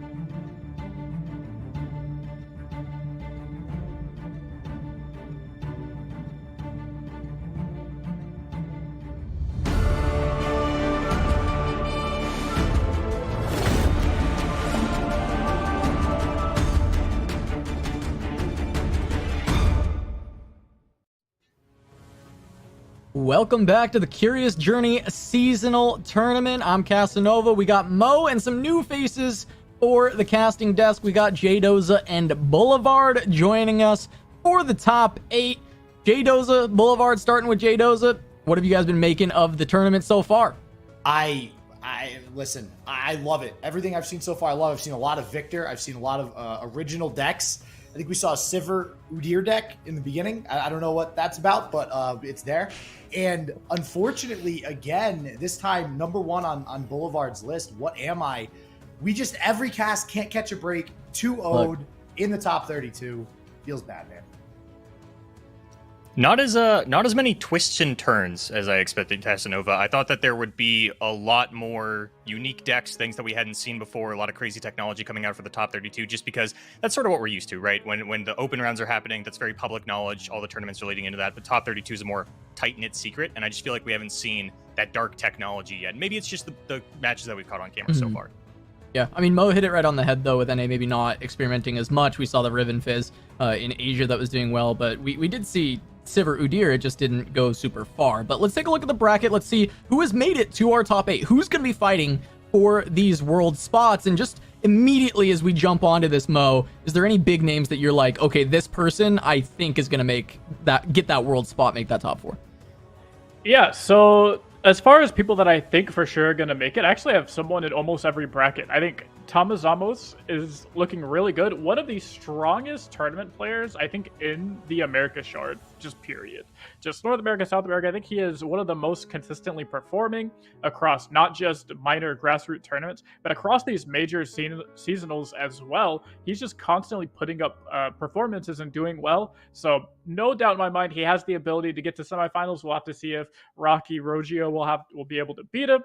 But if not, I think Thomas Ramos makes it in. And I think the match to really, really look at to see, I'm not sure who can make it in. Not because I don't know the players, or I think maybe both players are so bad I can't tell who's going to make it, but for the opposite reason. Kevor and Easy are both absolutely insane players. Easy was a former teammate of mine when I played on Hydra, and we watched him destroy Aikado, who's another really good player, really top player that we would expect to see at this point. So now he's going to see if he can do the run back on the other Mastering Runeterra player on the exact same lineup that he beat in that first round in round 32.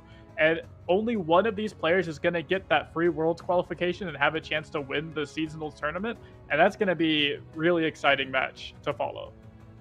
Yeah, I mean, it's going to be really tough between all these matchups too, because there's so many good players in this top 8. I mean, looking through it, it's actually an incredibly solid top 8. We talked about a lot of new blood coming in and kind of playing in this tournament, but you look at a lot of the old guard here. I mean, Boulevard, you were talking about Thomas Zamo. I believe this is his 5th or 6th seasonal? This is his 5th, and if, like me, you have to make some considerations sometimes, but I am willing to forgive a gap in the between world seasonal because it's the off season. Take that off season. If you just ignore that seasonal, this is Thomas Zamo's 5th top period and in a row. Straight on from Guardians of the Ancients all the way through, or Empire's Rise of the Underworlds, whatever the last one was before Vandal City. It's just an absolutely insane run. And I'd like to say that, that's probably the biggest streak we've seen, but again, it's not a real streak because it did take the offseason off. Yeah, and just to acknowledge Doza, we lost him for a second connection, but he'll be back, hopefully. We're hoping we'll get him coming back around, but he's having some internet issues. Hopefully we'll have him soon. But let's jump into the kind of matchup at hand, right? We're going to go with some of the newer names to a lot of people with Crafty1 and Santa TCG, but Santa has made it to top cuts before. This is not his first rodeo, and we see him bringing a lineup that we actually saw some inklings of from Dr. Chekhov in the open rounds with the Plunder. Mo, I mean, looking at the matchup between these two lineups, what are you kind of immediately seeing, and what would you think about the ban strategy? Sure. So looking at these kind of go back and forth as Santa TCG on the very mid-range heavy lineup. We have the king of mid-range meta right now in that pantheon. We have Sejuani Gangplank, who has been really known for many, many years now as mid-range gods. We saw them, as Silverfuse said, in that Worlds, finals last year. And then Viego, the kind of new kid on the block when it comes to mid-range, he's seen a huge bump in popularity recently.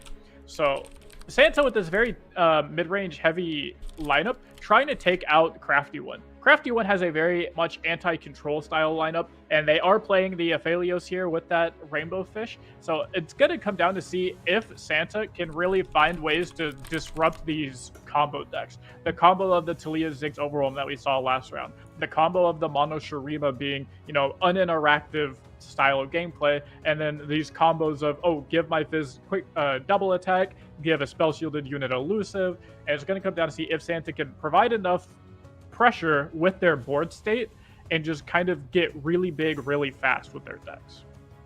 Yeah, I mean, it is going to be tough to see. I think this is a world spot that is going to be very exciting, because this is one of those spots where people were talking about wanting to make that name for themselves. And even though Santa has made quite a few top cuts in seasonals, he hasn't had the biggest breakout performance, right? Not a top 2, not a first place. And so here's a big spot to kind of stamp that name, Santa, you know, finally delivering the gifts of a world spot to himself on this time around. And I think that is a big thing to look at. And Crafty1 also here trying to do the same thing as far as stamping their spot. I believe this is their first top cut.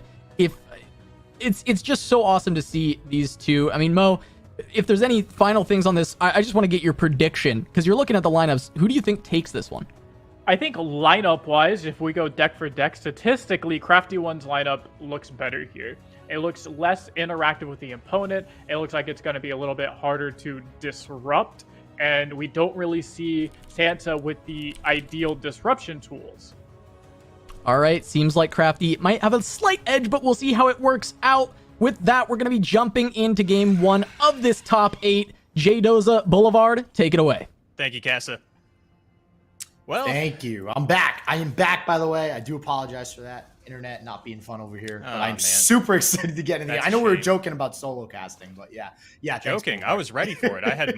I drank an entire gallon of water before you got back on here to make sure that my throat was properly lubricated to talk nonstop for the next 45 minutes. But luckily, you guys aren't going to have to hear me do that, as Doza is back. And now we're straight into the game.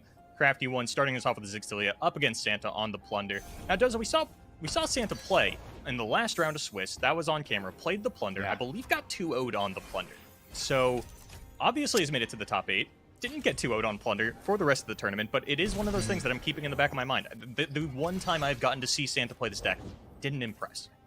Yeah, well, and we've been talking about Plunder. We talked about this last time, too, where it kind of seems like it's making a little bit of a comeback, but I have to agree. I'm not entirely impressed with this deck again as of yet. It's not quite the Plunder of old.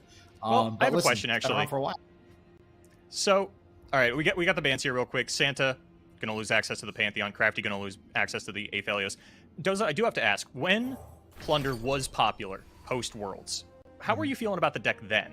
Were you big on it then, or were you still down on it? Is this just a continuation of you being down on Plunder? Well, no, so I think the deck was good, and I do still think that overall the deck is good, but I just personally, I mean, it was very annoying to play against, so I didn't really like That's your reason? Yeah, I just... We'll take it. But no, otherwise, yeah, no, it is a good deck overall. I mean, it's been around basically since Plunder was released, right? It's always been a pretty decent archetype. So I'm very curious to see if Santa's going to be able to bring this into potentially the semifinals today. Well, it's looking pretty good for Santa, if I'm being honest, if for no other reason than the fact that Crafty's hand is not looking great here, Doza. No, those right of the arcanes, you know, getting a lot of them early can sometimes be rough, especially if your opponent, one of the best strategies going up against this Talia Ziggs deck is, you know, not allowing those landmarks to actually come out of the 3/3, right? If it's just sitting there all game and you can afford to take 3 damage every turn, and that Endless Devout never actually cracks a landmark, then that really prevents Crafty from being able to do what they want to do here.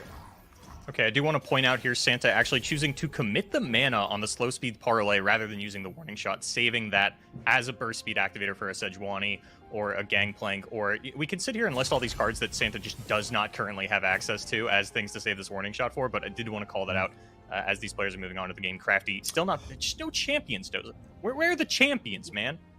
Well, listen, and this is actually something we used to talk about with Plunder as well, right? If you remember the Plunder decks of old, it was kind of like, if you didn't draw a Gangplank or Sejuani by turns at least like 6 or 7, it really struggled to kind of keep up towards the later parts of the game. But in this case, yeah, like you mentioned, Crafty doesn't have any champions either, so I think we're going to stay pretty neck and neck for a little bit here.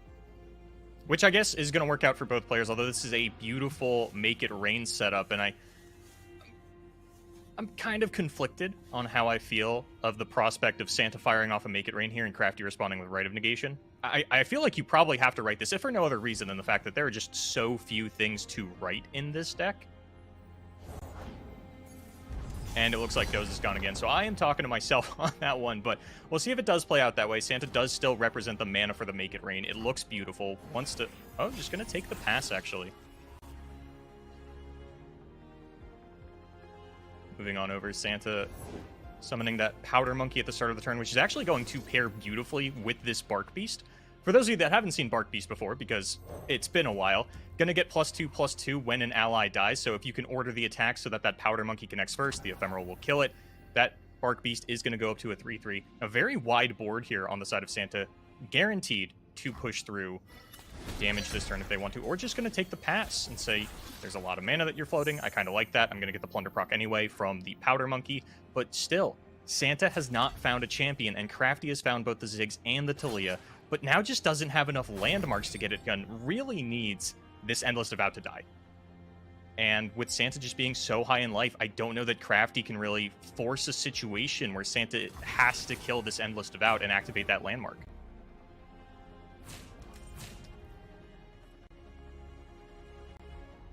Gonna line up some attacks. I don't see anything being activated in combat here. Should resolve as is. That's going to be the case. Going to lose that Endless Devout. Finally get that landmark online.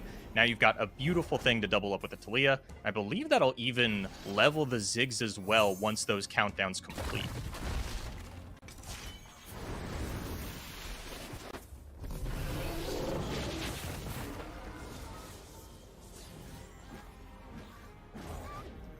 There is the level up.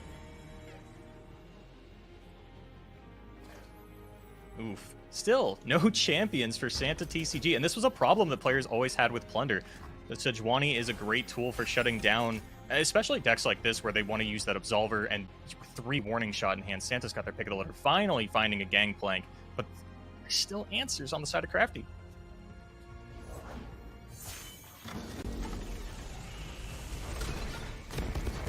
All right, Boulevard. Can you hear me again?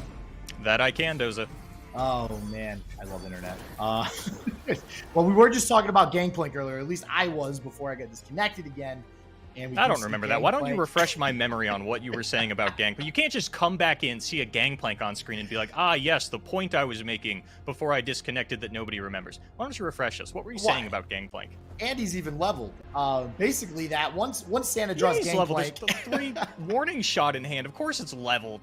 Once Gangplank comes down leveled, or Sejuani for that matter, Santa's going to have a much better shot at winning this game. I do now see the Ziggs and Talia on the field, though, for Crafty One. So, again, it seems like both of them were able to really draw their champions when they needed them. And at this point, it's going to be pretty rough, I think, for Crafty One, just because of how big of a board Santa has right now. Really? See, I think this Rite of Arcane is a big swing point here. We're going to take out a unit. We're going to summon a 5/3. Gangplank can't go into combat without dying. Unless we... No, I don't think there's any universe where the Gangplank gets to survive. Maybe a high roll on a Make It Rain, but we have Absolver to counter that. And then, once these boards are clear, Crafty's sitting on an Arsenal. Yeah, that Arsenal as a finishing game plan here is going to be absolutely busted for Crafty once it actually hits the board. I think really what Santa's going to need... You know, I mentioned drawing the champions and we got the Gangplank, but Sejuani, I think, is going to be really far more important here than this Gangplank coming down. Because even though Gangplank's effect, we have the Keg. Sure, it's going to deal that 2 AoE damage if it procs with that Keg. But in all reality, that's just going to push, you know, Santa being the aggressor to try to close out the game faster. And I don't think Santa actually has enough aggression to completely close it out after dealing that sort of damage. Yeah, I think if Santa goes in for the attack here, the boards are just getting not even necessarily traded. Maybe the Make It Rain will end up trading a couple of things, but like Gangplank's going down. One of Crafty's champions is probably going down. You don't want to fall too low, especially when like there are 3 Warning Shot in your opponent's hand. That's still 5 damage actually just represented in the hand of Santa as the Crack Shot Corsair comes down, because I was counting that, plus the Warning Shots, plus the Make It Rain. And on top of that, there's a Powder Monkey still. A lot of burn left over in Santa's hand if they can push enough damage in this combat sequence. But if Arsenal rolls Lifesteal, it might all just be completely undone.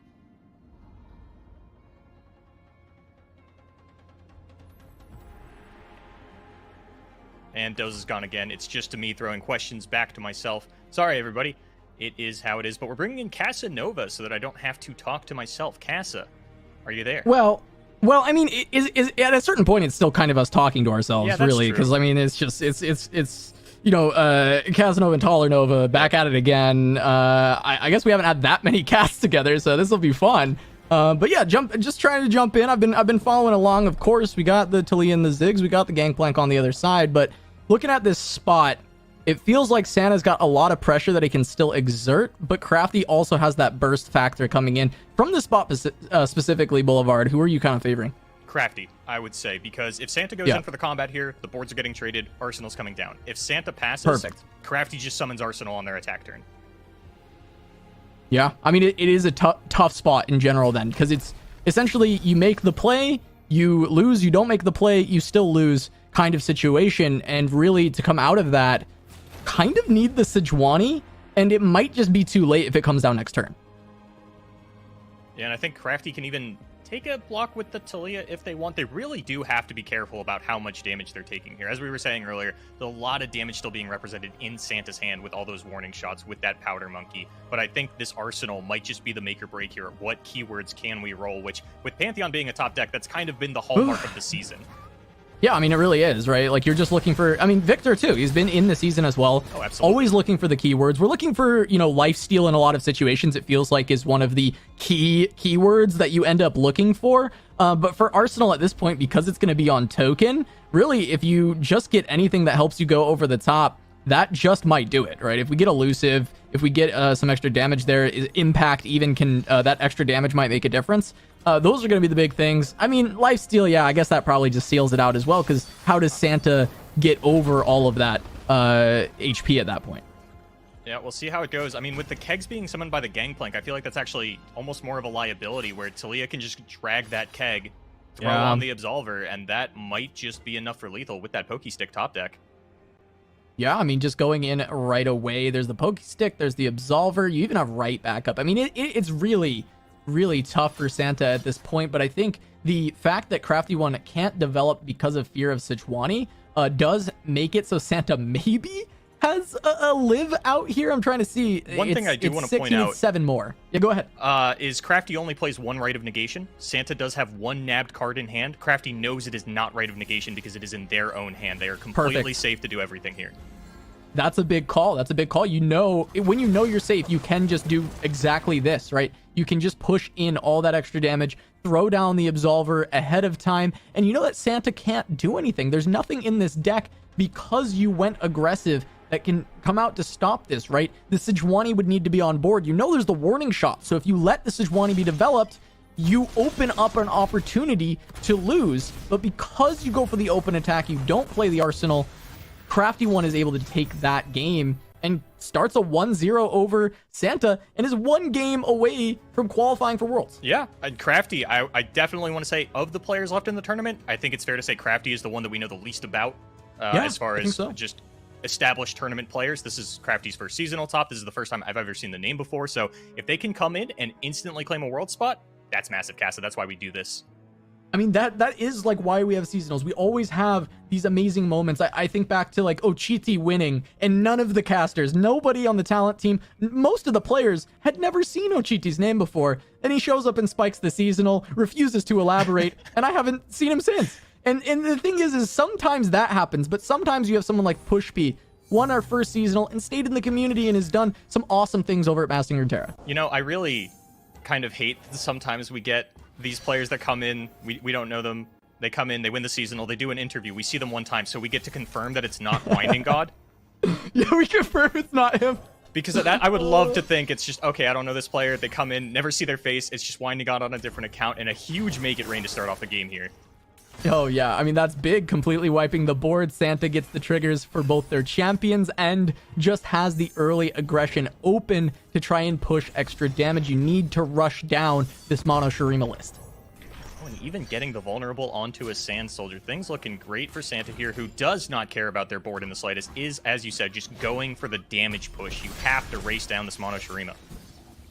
Yeah, I mean, you got to get there before the flips, before the movie comes out. Blev and I love making fun of the movie that we've got here. We call this deck the Drive-In because it's Shuriman cars, but it's also just like a movie deck. I don't know. We like it.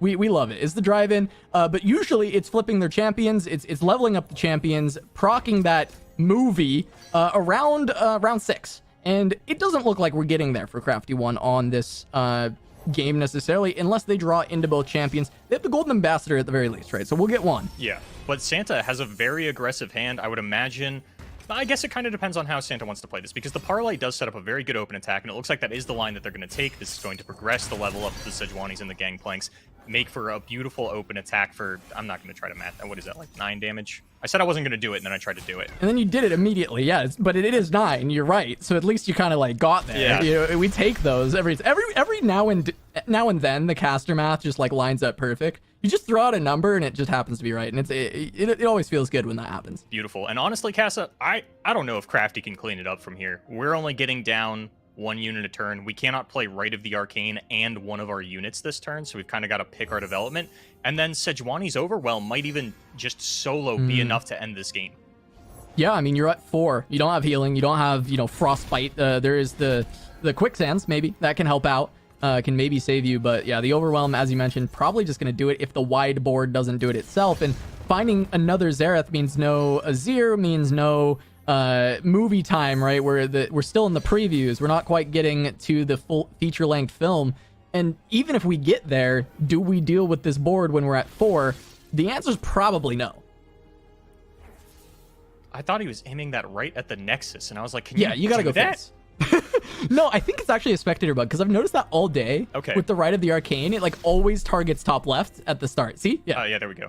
Yeah, I think it's something with spectator. It's really interesting, right? It looks like he's going face. Because I would have believed it for a second there if you said it could go face, since Xerath hits face when he's ascended. I was like, oh man, I've been playing this deck wrong the entire time. You know, it'd be hype if your Xerath is ascended, these could go face. That'd be kind of hype. That would be kind of cool. Yeah, I would love to see the ascended champions like sort of empower their champion spell. That could be really cool. Oh yeah, yeah. I mean, they're already like insane strong, so I guess maybe it's not needed, but. Here we go. We at least get, we get the first part of the movie. We don't get the full movie, right? This is more like the trailer. Yeah. Is what we get here with the level up on the Xerath, but not having the Azir yet to kind of finish that out. And you called it out, right? Sejuani hitting the board, gonna have that Overwhelm. And there's a second one, so Fury of the North might just be enough to push that extra damage over the top. Yeah, I'm not... Yep, with no top deck of the Sandstorm for Crafty 1. I mean, still one chance to find it with a Roiling Sands, but the second Roiling Sands is going to put you below the mana threshold to actually cast the Quicksand, even if you find it. So you got one chance, Crafty. And that is not it. That doesn't hit it. We're at 1 right now, so Crafty's kind of alive, but we know he's dead, right? Like, we know that the cards are here for Santa. He's got 2 potential options to get the kill. One of them guaranteed, one of them a lot of fun. So we're gonna go to a 1-1. We got a game 3 coming at it for this world spot, and that's all you can ask for. Oh yeah, I was worried seeing sort of Plunder up against Mono Shurima. I'm like, okay, Santa needs to open very aggressively to get this done, and the hands just worked out, and sometimes that's the way it goes. And Santa, as you had mentioned, I believe is going to pick this game up. I'm not sure how the Make It Rain math actually works out. I think Crafty has an opportunity to get down a unit here and potentially dodge the Make It Rain. I mean, it's probably still won by Santa, but he's playing around. Okay, I guess it makes sense. I'm just thinking ahead caster vision, right? Like he can play around the Quicksand, right, the Sandstorm, and make sure that he's not losing to that, and then just look to play and get that out with the Make It Rain. So Santa tries to play it clean towards the end, finds that victory, and yeah, we're getting a game 3 Boulevard. That is all we can ask for, as you had mentioned, which I believe means we are going to be on Sundisk up against Viego. Ooh. Okay, what do you make of that matchup? This is not one I have actually gotten to see or cast a lot, because Viego kind of started to come back more recently, and Sundisk has been around for a while, but there's just been changes. It feels like if you can level Viego on the same turn that the Sundisk ascends, you've got a chance. I mean, honestly, Hourglass is such a good card that even the Viego can sometimes ascend beyond that. But if Viego isn't leveled by the time Xerath gets to ascend, your units no longer die. They get obliterated, and you literally no longer can level Viego. True. Okay, that makes sense. So this is, you're in a race against the clock, and you're not faster than the clock, really, on average. No. Because the clock is turn 6, and you kind of like turn 8. Yeah, I guess with the Clockling in hand, it's going to be turn 6. That is, how do you feel about that tech? Because the nerfs to the Sundisk put it from a turn 6 Ascension to a turn 8 Ascension organically, and then players have been throwing in these one-of countdown cards, and if you see it, you see it, and Crafty has seen it, and that acceleration of the clock could just be the difference maker.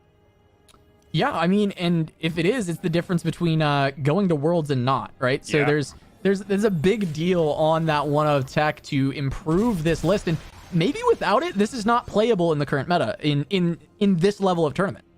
Maybe, but Santa has a uncharacteristically aggressive hand yet again with this curve out of the Treasure Seeker into the Prediction, into the Cam-of-Boran Soldier, another Predict. Santa's going to be 5, maybe even 6 wide if they want to be by turn 4. And I mean, I guess that's the way you beat the clock, right? Because the previous way that you would have to beat the clock is essentially luck out, that they just can't make it to their Sundisk in time for you to have the Viego on board.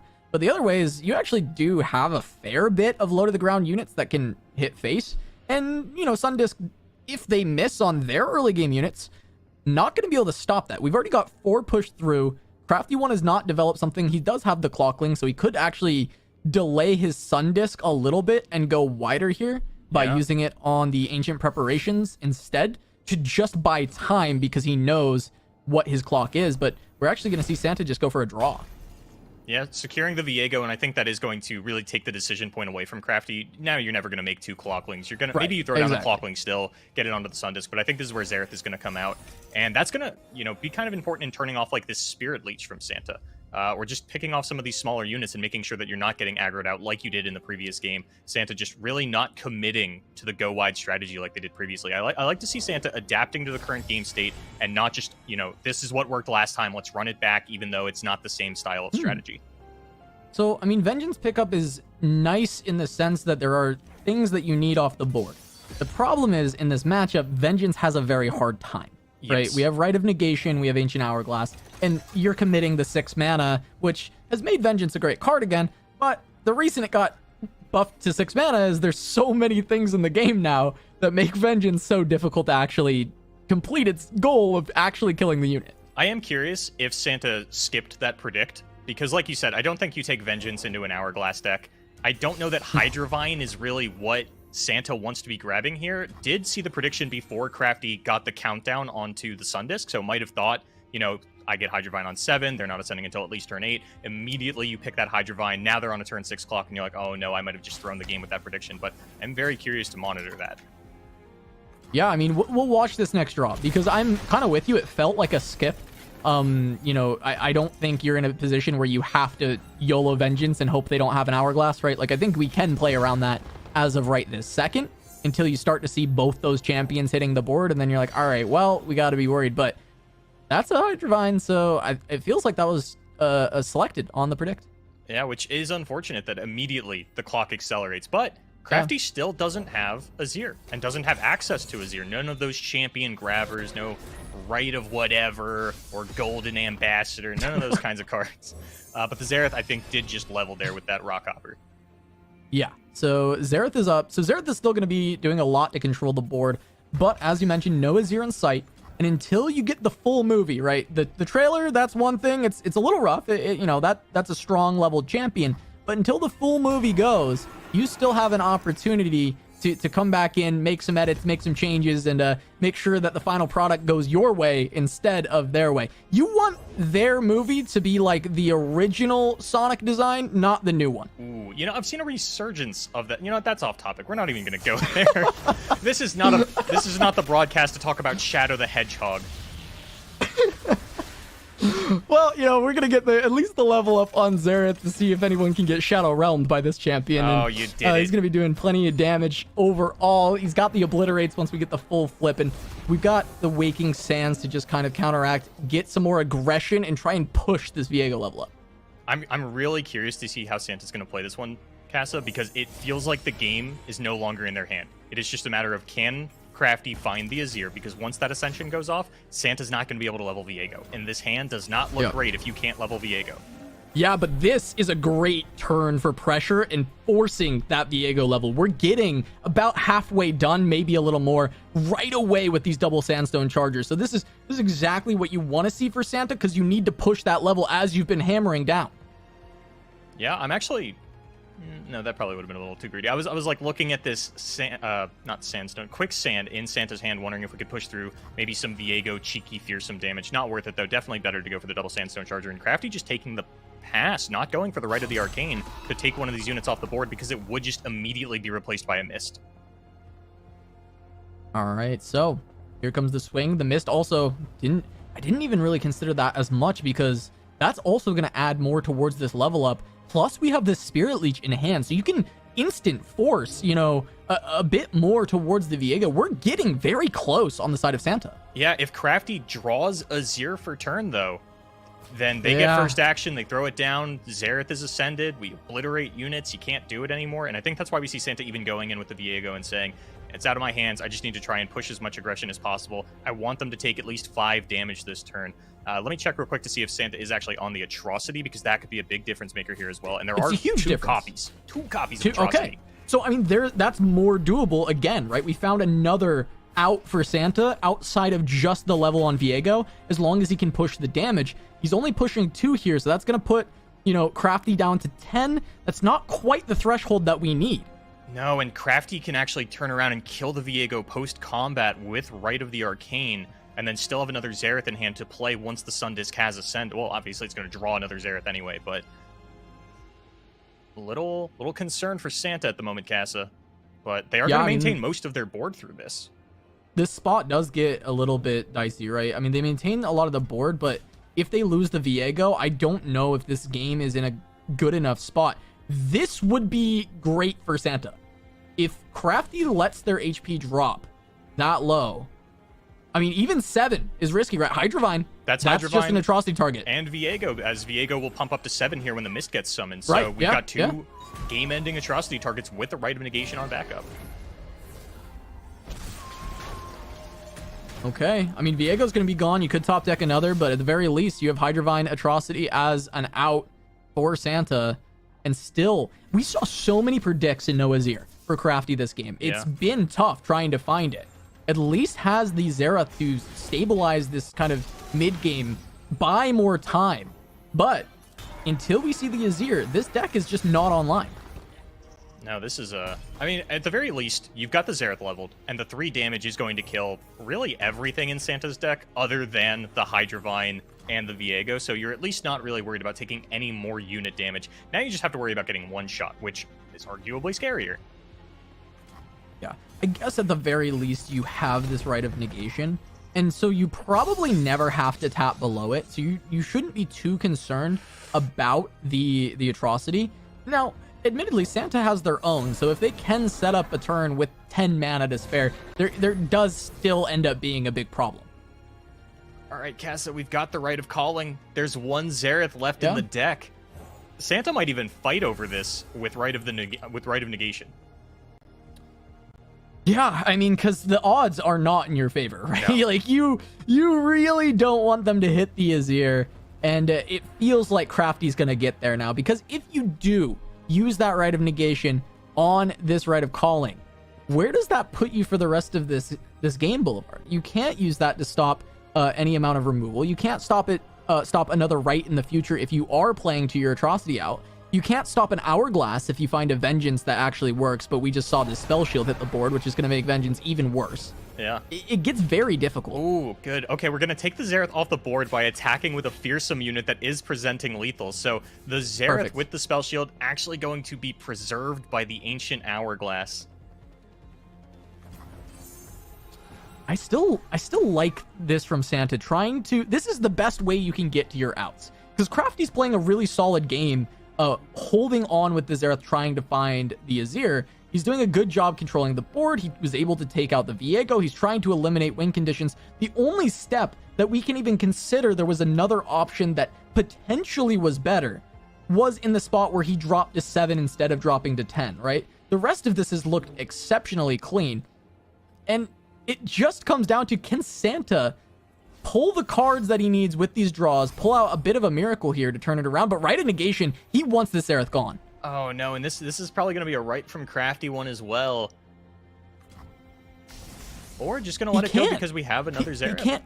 Atrocity, right? He can't. Yeah, going to have to play to his If he does outs. that, next turn Atrocity might just spell death for Crafty one. Yeah, it's really cool if you can find that Azir and protect it and make sure that your Azir and Xerath are online. But like you said, if your opponent just has the Atrocity and you lose to that, oh, you feel insane. And now, actually, we get to kill the Hydrovine because it's going to go to Crafty's turn. Xerath's effect is going to happen before Hydrovine's.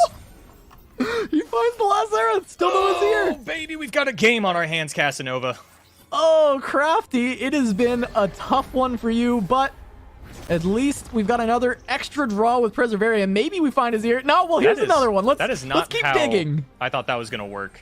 Like, the Preservarium broke, and then the animation for the Hydrovine played out, and Xerath just didn't kill it, waited for the Shadow to summon. Atrocity. There's Atrocity! Well, he held on to the negation, and he still got it removal here. But Viego was drawn too. So there's still a refill on the Atrocity targets. I'm sweating. I mean, remember the stakes, Boulevard. This is a world spot. And there's a 0 off the top! He finally found it, so we're gonna get the movie. I can hear already. I can hear Maria Menounos. I can hear the M&Ms. Oh, but if Crafty... I don't think there's ever a point where Crafty is tapped. Well, if Crafty draws something like a Sandstorm, right? One of the higher costed Azir Emperor spells, and taps below that Rite of Negation mana, there is still a window for Viego Atrocity out of Santa. I don't know if Viego's big enough, though, because there is a Quicksand that I don't think you can get sort of below the mana threshold for from Crafty. All right, sorry, I was busy silencing my cell phone really quick because, you know, we're just chilling out for the movie here. I had to make sure that there were no interruptions. But yeah, if he gets one of the higher cost things, it does start to put a damper on this draw overall. It gives an opportunity for Santa to try and sneak their way in. They have to bait out this right and set up for a Viego Atrocity. It's the out. It is the spot that they have left, but Crafty should know that, right? If Crafty sees a Vengeance, you don't right. If Crafty sees, you know, he has to wait for this Atrocity. He has to be in a position where he doesn't lose to the one thing that beats him. Yeah, and I think with the Quicksand on backup, even if you can get Crafty down, you know, you're staring at that 5 mana card out of your Emperor's deck saying, ooh, this looks really juicy, Casanova, I really want to play this card, and you do, and you go down to just your 3 mana, I think the Quicksand is still enough to keep you safe. Yeah, because I think Viego, he shouldn't be high enough where -4 doesn't stop him at this point. No, I want to say he's 9, maybe 10. Yeah. You're going to be one off.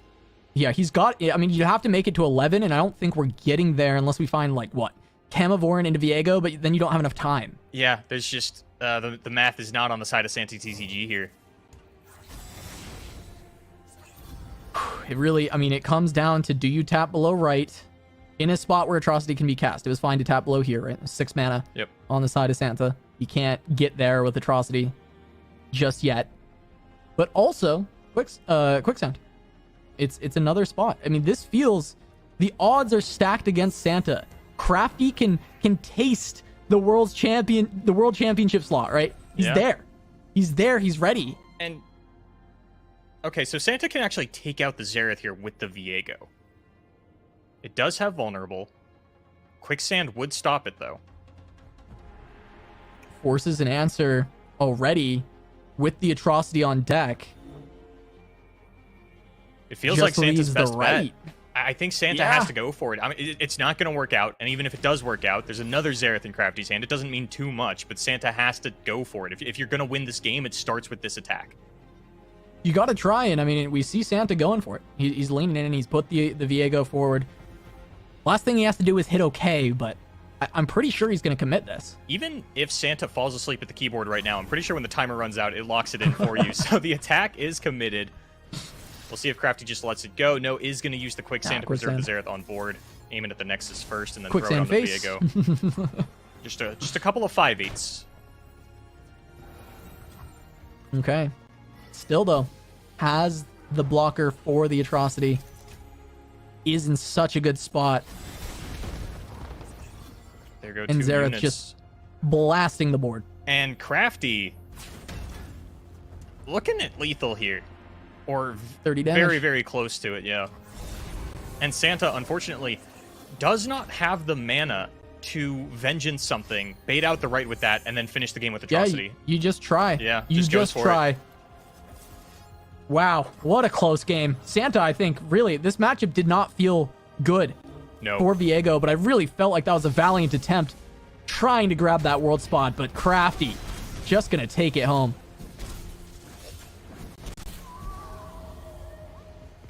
Let those animations play out. Beautiful Sand Soldiers there at the end. It is nice to see the Sand Soldiers closing it out. You know, we talk a lot about this cool Azir deck, and there's no Sand Soldiers in that Azir deck, so it is nice to see them actually pick up a win there. Good job, Shreem and Cars. And we got J-Doza back. Let's go. Finally, here we go. Right. I'm back. Oh, We got J-Doza's him here? back. Yeah, we got Doza back. We got a set. We got one of our first players to qualify for the World Championship.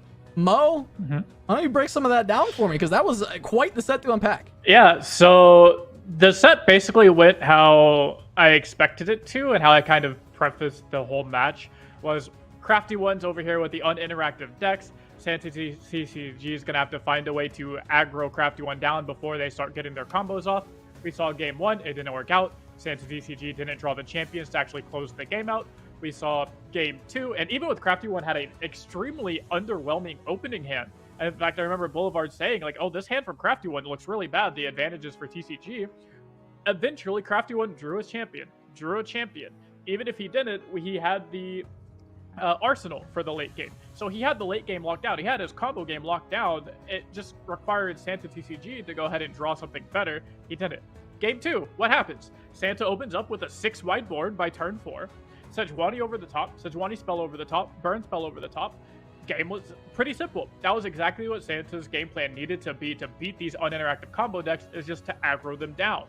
Game 3, what happens? Santa actually has a really good opening hand. He has an insanely aggressive opening hand. He draws 2 of the 1-mana Treasure Seekers. So he has 2 of the, 5/2s. He has the Viego. He has the 2 power units. And Crafty One didn't have many of those. And not only did Crafty have very few units, but Crafty One actually took very greedy lines of not wanting to play the units. There wasn't actually a turn where Crafty One opted to play a spell and didn't have unit mana. And Santa TCG could have actually played both of the 5/2 ephemerals. This was the turn before Viego. Could have played both of the 5/2 ephemerals, and Crafty One at most can block 5 damage, and Santa pushes through over 9. So Santa passed up that turn, and I was kind of, not really understanding it, but it turns out he was saving the 2 5/2s to try and level up that Viego, which almost worked out for him. He almost got there because, as you mentioned, you have to level the Viego before you actually get the Shurima movie out, because once you get the Ascended Zereth, you literally cannot level Viego at that point. So I respect the attempt. Maybe that's definitely a video that Santa's going to want to go back and VOD review after he's cooled down a bit, maybe tomorrow. Enjoy your top 8. That's still absolutely insane. That is an insane run to make in a seasonal, major tournament. So congrats to him. And then at the end of the day, the, uninteractive combo decks kind of just took it away. Yeah, they were able to find it. I mean, Santa is someone that, we talked a lot about behind the scenes. I think I mentioned before the set, he wasn't someone who's gotten a lot of visibility to maybe the more casual viewer, but a lot of players that grind a lot of tournaments, a lot of casters talk about Santa, knowing that this is a very, very strong player. So gonna be looking forward to what he does in the future, but also huge congrats to Crafty for making that. And a lot of players talking about making a name for themselves. Crafty has taken a big first step, top 4ing a seasonal, making it the Worlds, and hey, maybe he runs it all the way up and actually wins this one. But with that being said, we've got top 4 coming up soon enough. Let's take it to a quick break while we get things sorted on our end, and we'll see you on the other side for the top 4 of the Curious Journey seasonal tournament.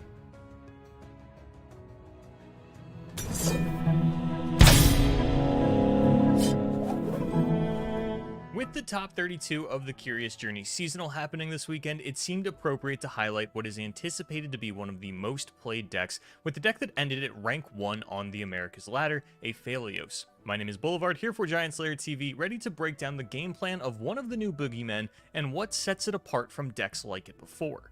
Now, Fizz and Papercraft Dragon is not a revolutionary concept. It's one that saw quite a bit of play on release alongside Akshan in a callback to the OG Ruin Runner build. So you take the explosive potential of that deck, you combine it with the Fey package from Yordles and Arms Demacia, and Aphelios is there. Did that leave you confused as to what's going on in the deck? Good, because normally I don't go through decks card by card, but because that generalization is so confusing, it feels appropriate to do so here so that you have a better understanding of every piece of this puzzle.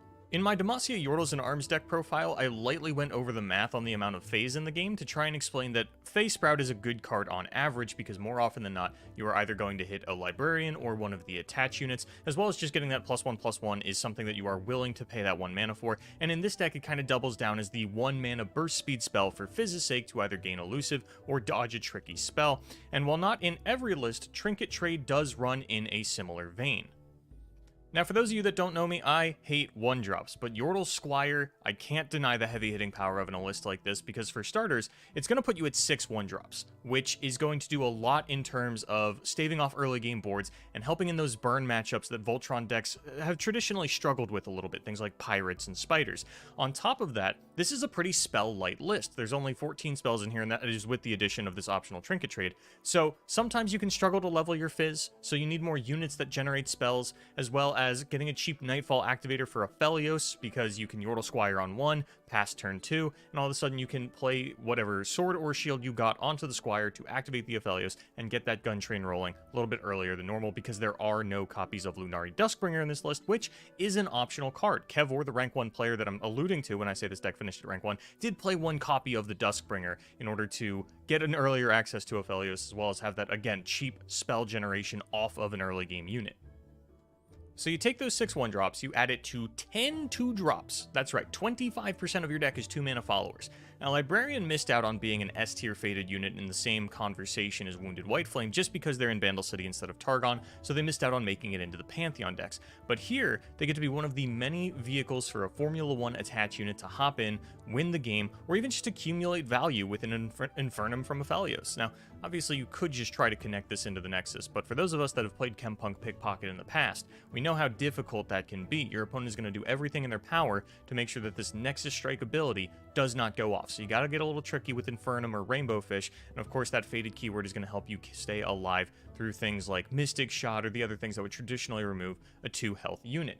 Then when we go down to Grandfather Fey, we're looking at something in a similar vein in terms of vehicles, where the Gleaming Lantern synergy is almost just an added bonus to the 3-attack Owlcat that you get, because that 3-attack Spell Shield unit can be a great tool to attach a unit on a Rainbow Fish, or, you know, do the Infernum Papercraft combo and try to win the game through decks that have a little bit more removal, or just something that is light on removal and will therefore have difficulty dealing with that spell shield. And again, you are not going to be one-shotting your opponent from 20 very often with this list. Generally, you're going to have to do a little bit more chip damage first.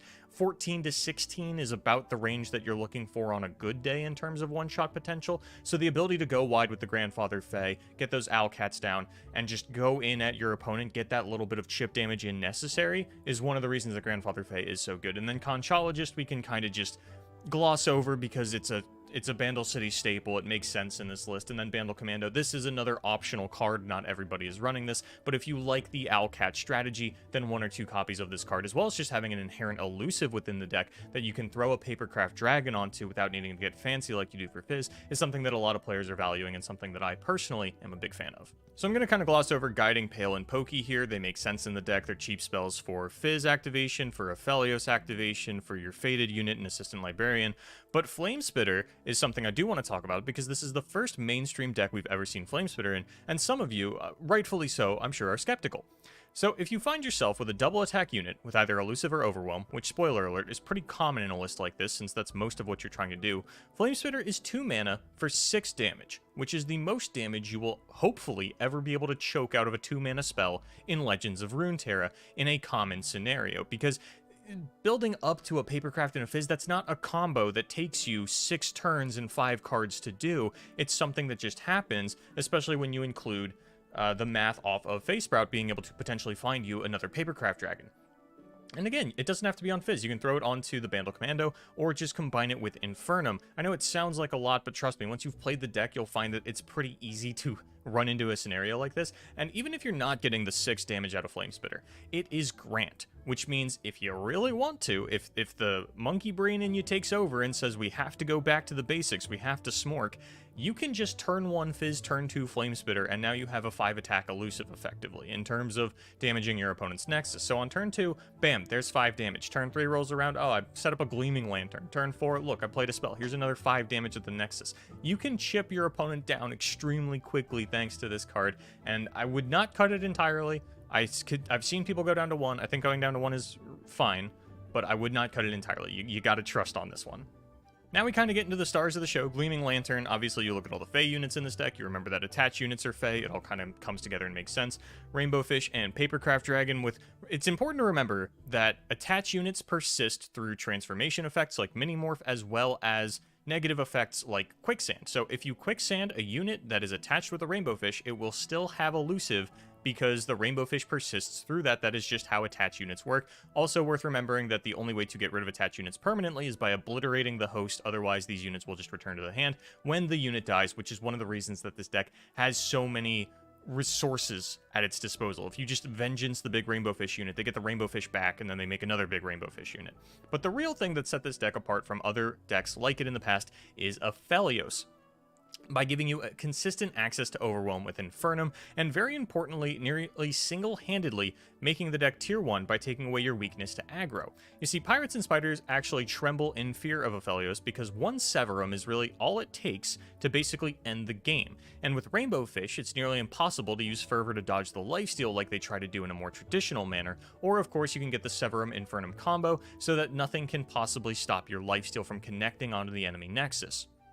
So what separates this from your standard Voltron deck is the variety. A lot of these decks in the past only have 1 or 2 units, usually they're champions, that they can all in on with some level of safety, and then if they do need to pick a different target for their pump spells to win the game, it's usually only a fraction as effective as getting it onto their main target. The addition of Rainbow Fish allows you to turn really any unit in this deck into a threat, but between Fizz, Librarian, and Hungry Owlcat, you also have a few different vehicles for these drivers to hop into to fit the scenario that you find yourself in. Additionally, you have Rally access with Fizz's Champion spell. It's neither here nor there, but it was kind of worth a shout out. And the big difference maker is, of course, the recently unnerfed Aphelios. Severum shores up that questionable burn matchup like I mentioned earlier. Gravitum is both a excellent defensive and offensive tool, and usually one Gravitum is both. You get to stun the elusive blocker on your opponent's turn, and now all of a sudden their elusive threat is not there to try to clap back onto you. Usually better on followers than champions, but it's neither here nor there again. And of course, having access to an infinite number of Infernum rather than being limited to only 3 Overwhelm spells if you're stuck on something like Zenith Blade or 3 Might or anything like that. Just having that constant access to the Infernum is a really big difference maker. 7 mana on a bad day, and you've got +4/+3 Overwhelm double attack, with a few different ways to reduce that cost all the way down to just 1 mana. So if it sounds like this deck has all of its bases covered, and nothing could possibly beat it, you're not actually too far off. Finding decks that have a good matchup, by which I mean a 55% or better win rate into this deck, is nearly impossible. Now there are of course a few, the most popular one being Scouts. The defensive capabilities of this deck pretty much start and end with Gravitum, so decks that go consistently wide with well-statted units are going to gobble up this deck of relatively low power backline units. Additionally, the Aphelios deck has no removal for champions, meaning Misfortune has free reign to level up in really every game and just wreak havoc on the board, pick apart your units, whatever. And while Quicksand doesn't get rid of the elusive from a Rainbow Fish, Sharpsight still allows the deck to block your elusive if need be, making it very difficult to get in the chip damage that is usually needed to kill your opponent, as again, single 20 damage hits are very uncommon. Pantheon also has a good matchup into this deck, sitting just below a 55% win rate for similar reasons. Wounded White Flame is going to get taller than anything Aphelios can amass, and Aphelios isn't likely to stick around long to give you cards like Infernum or Gravitum on a consistent basis, as Single Combat, Concerted Strike, and Cataclysm all have his name written all over them, and you really need to pick between, am I going to Gravitum this Wounded White Flame, or am I going to get the Infernum that might let me end the game? You're generally not going to be able to get both, as Aphelios will usually be dying on sight. So if you didn't know what Aphelios did for one reason or another, maybe it got banned every time it was on camera, you're excited to watch the top 32, but you didn't really know what this deck did, now you know. Don't forget that you can check out all of the top 32 action this weekend at twitch.tv/Legends of Runeterra, and let me know in the comments below what you think of this Aphelios deck. Is it going to get nerfed with the release of the World Walker set, or are we going to have to wait a little bit longer? I don't even know if we're getting a balance patch with the World Walker set release, but a lot is set to change. Will this deck survive the transition? Let me know down below. Don't forget to like, comment, and subscribe. Ring the little bell icon to get notified. And again, I have been Boulevard for Giant Slayer TV. Don't forget to check out the top 32 this weekend.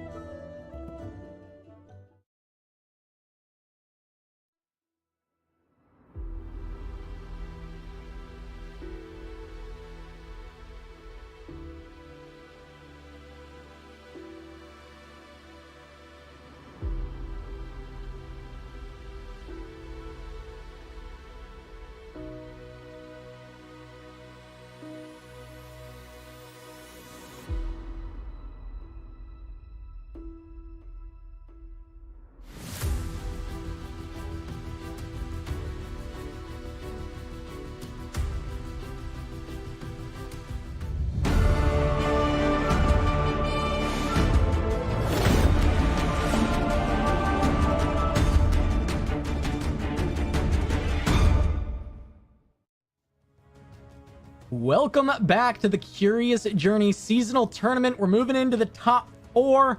I'm still Casanova, joined by Mo Boulevard, and now we brought Silverfuse back. Unfortunately, Jado's having a lot of internet issues, so we got Silver here to come round out the cast for this top 4 for the finals. It's going to be exciting to get into it, but I want to see who is going to comprise our top 4. I want to see that bracket. I want to see who made it this far, who's going to Worlds, and who's contending for that seasonal win. Taking a look here, I mean, immediately, Mo, what are we seeing? Sure, so we see we're kind of the quote-unquote favors to win in this top bracket here. We see Thomas Zamo come out 2-0 over Rogio.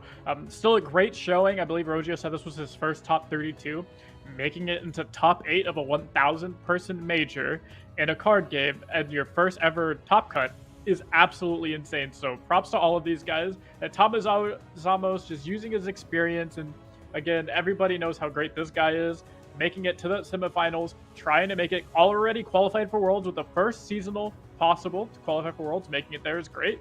Prodigy taking over Infinity Patrons. Prodigy and Infi were both insane ladder warriors, so it's great to see these guys actually pop off in a tournament, both of them making it to top 8, Prodigy taking it to the top 4 spot, getting that Worlds locked in. It's always really nice to see ladder warriors kind of make it do well in tournaments, because it kind of shuts the people up that say, oh, this guy's just good in ladder, this guy's just good on ladder. Like, ladder and tournament, two completely different ecosystems. If you can do well in both, you are absolutely an outstanding player. And then, of course, Santa versus Crafty, we just watched that one on broadcast. Crafty with kind of the lineup diff against Santa there. Santa, maybe a couple missteps here and there with the Viego gameplay, but all in all, played really well by Crafty, making it, securing, I believe this is his first time making it to Worlds. So I don't think he made it last season. Yeah. So congrats to him making that Worlds qualification. Yeah, it's amazing to see, and we're just waiting for that last update of Kevor versus Easy to win. I know the match went to time, so I believe it's just in that overtime ticking down. We're going to get that update in just a moment. But the semifinal we are going to be checking out is Thomas Zamo versus Prodigy. And this is a matchup, I mean, I'm personally very excited to see, because when we look at the entire list of contestants here in the top 4, we have 2 US players. We have someone from Uruguay with Thomas Zamo, and we have a Brazilian player. And so we've got a nice little split here, and it's kind of a battle on each side with 1 US player versus 1 from either LATAM or Brazil going at it. But Boulevard, why don't you break down this matchup a little bit, Thomas Zamo versus Prodigy? So there's not a lot to talk about in terms of the decks, because they actually have brought the same lineup. They're both on Ziggs Talia, Sundisk, and Shurima Viego.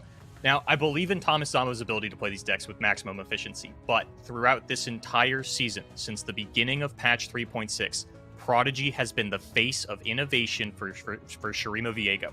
He keeps bringing it to these Master and Terra Road to Seasonals tournaments, which were really the only sort of snapshot into the meta that we had. And you look at this deck and you're like, okay, it's Prodigy in the top cut. No, okay, we see it in the top cut again. Oh no, that's just Prodigy again. A third time. No, it's still just Prodigy.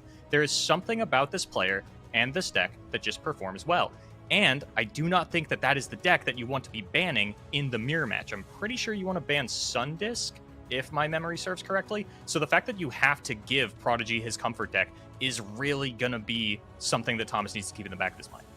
Yeah, and Mo, I want you to kind of talk me through some of these decks, because as Boulevard mentioned, they're on a mirror match, but there might be some differences as we walk through. So just kind of tell me how this lineup generally plays.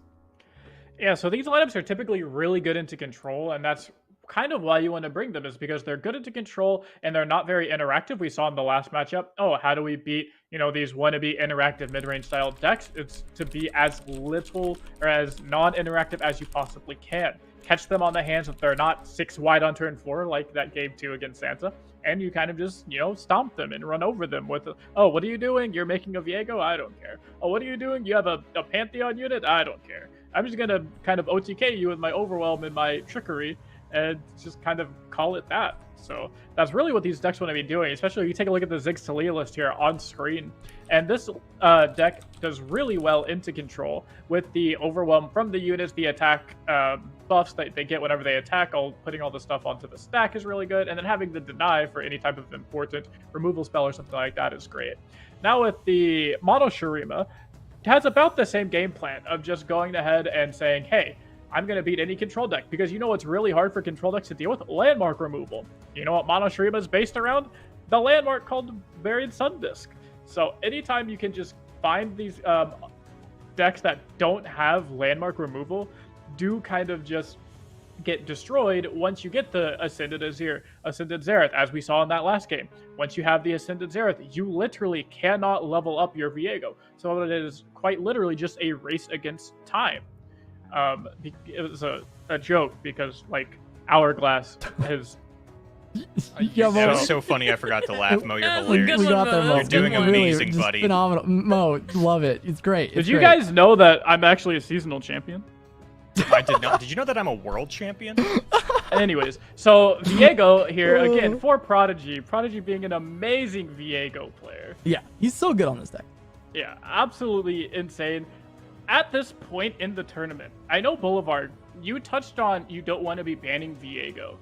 In my experience playing in these seasonals and in these smaller tournaments, once you get to this top end, it's almost worth it banning the person's comfort deck over just what is, statistically correct, because sometimes the player on the deck just defies statistics. And I get that. The problem is that for most of the season, Prodigy has also been running Sundisk and Ziggs Talias. So, while he's been the face of innovation for the Viego, he is still extremely comfortable on the Sundisk and the Ziggs Talias. It almost feels more like we're kind of pushing him as the Viego player. It might not necessarily be a mantle that he sees himself in, and he's just like, I really like triple Shurima. So I think that in these kinds of situations, normally I'd agree, yeah, you want to ban him off comfort, but I think he's just a little bit too comfortable on all three of these decks for you to throw things a little wild in the final hour. Well, no, he is the Viego player. I mean, in his last season, he actually talked about how much it was his signature deck, and he also played a version of Viego when Viego was completely out of the meta. It came in left field, and he was playing Squidmark in that as well, which was crazy to see. So Prodigy has been on Viego for a while. Now that it's good, it's helping him elevate his gameplay. But he always plays Comfort, and even his other two decks he's comfortable on. But Silverfuse, I want to toss it to you for Thomas's decks. I want to jump over there. I know that it's a mirror match in general, or well, maybe not actually. I know we heard it might be a mirror match, but this is very different. There's some Jace Heimer here. Yeah, not quite the mirror match that we were thinking of, but yes, we do have Jace Heimer and some other spicy lists as well. I want to highlight that there is cards such as like Production Surgeon here. This is a pretty tech-based deck. Not something that we've seen this version as much. We've seen the Jason Lux do pretty well, but we haven't seen the Jason Heimer, and I think this is the first time for us seeing Heimer in this tournament. And we saw that during the qualifiers that one person had brought Heimerdinger, and maybe it was Tomasano who is bringing this back and wanting to show, yes, you should be playing Heimerdinger again, especially after this cast change. Yeah, I mean, definitely gonna be wanting to see a lot more of that. We saw some Jace earlier with the Lux, but Heimer actually coming out. This is an unexpected champion overall. Haven't seen a lot of Heimer in general recently. Really, we haven't seen Heimer since the heyday of Heimer one-shotting you on turn 5, right? He's kind of snuck in from time to time, but getting to see him with Jace, I mean, this is going to be a lot of fun. What is your thoughts on Heimer in the meta, Mo? Have you seen a lot of Heimer? No, because I'm usually at the top of ladder, so there's not very much Heimerdinger up there. Most of the people that enjoy Heimerdinger are still in Diamond or, EU. So in NA, we like to win a lot, so we don't typically see too much Heimerdinger. But it makes sense if you're trying to go really wide or you're trying to make this mid-range out-value happen. Heimerdinger is an amazing value engine, especially with the play cast change now. You don't actually need the spells to fully resolve to get your turrets. So you can play a lot of these 6-cost spells, the fast speed, slow speed spells, automatically get your 6-cost turret. What's the 6-cost turret? It's the elusive turret. What's the broken keyword of the meta? Elusive. So being able to just guarantee to get the elusive turret off of the Heimerdinger lets you make efficient threats consistently and outvalue most other mid-range decks because they can't just go removal spell and unit. They have to go either play my unit or use my spells to remove you. No Pantheon deck is going, here's a Concerted Strike, oh, and I also got a 5-mana unit off of that Concerted Strike. Yeah, and I mean, one thing that's really cool about this lineup from Thomas Zamo is, he's actually running Draven Scion, which we talked about at the top of the show with Charmer, as this deck not being something that we've seen a lot of in the Americas. There was only 4 that played it in open rounds and actually qualified to the top 32, but it was incredibly popular in EU and really popular all around. But Draven Scion coming back in. Silver, we talked about it a lot earlier. How do you feel like it's positioned in this matchup? Well, first thing, I just want to highlight, there's a Pharaoh's Financier in this list. I have not seen that in a Scion Draven list before. and that can just find different ways to find lethals and such. As far as the matchup goes, that one's a bit tough. I mean, for one, it has to be able to beat down the Mono Shurima on time, and with a few slower cards in here and not as much burn, I feel like it could be a little bit more difficult. We've seen a lot of these decks will have things like the Decimates or the Noxian Fervors and stuff to go a little bit more burn heavy, so you're able to close out the game that way. But it does have the Captain Farron as well. I feel like it might have a little bit of a tough time against some of these lists, but apparently it's been doing pretty well. So I don't know if they were expecting Mono Shurima though, because I definitely wasn't until I saw it today. Yeah, but it's been all over the place. In top 4, Thomas Samo qualified for Worlds. Just going to try and finish it out, though, and get a win for LATAM.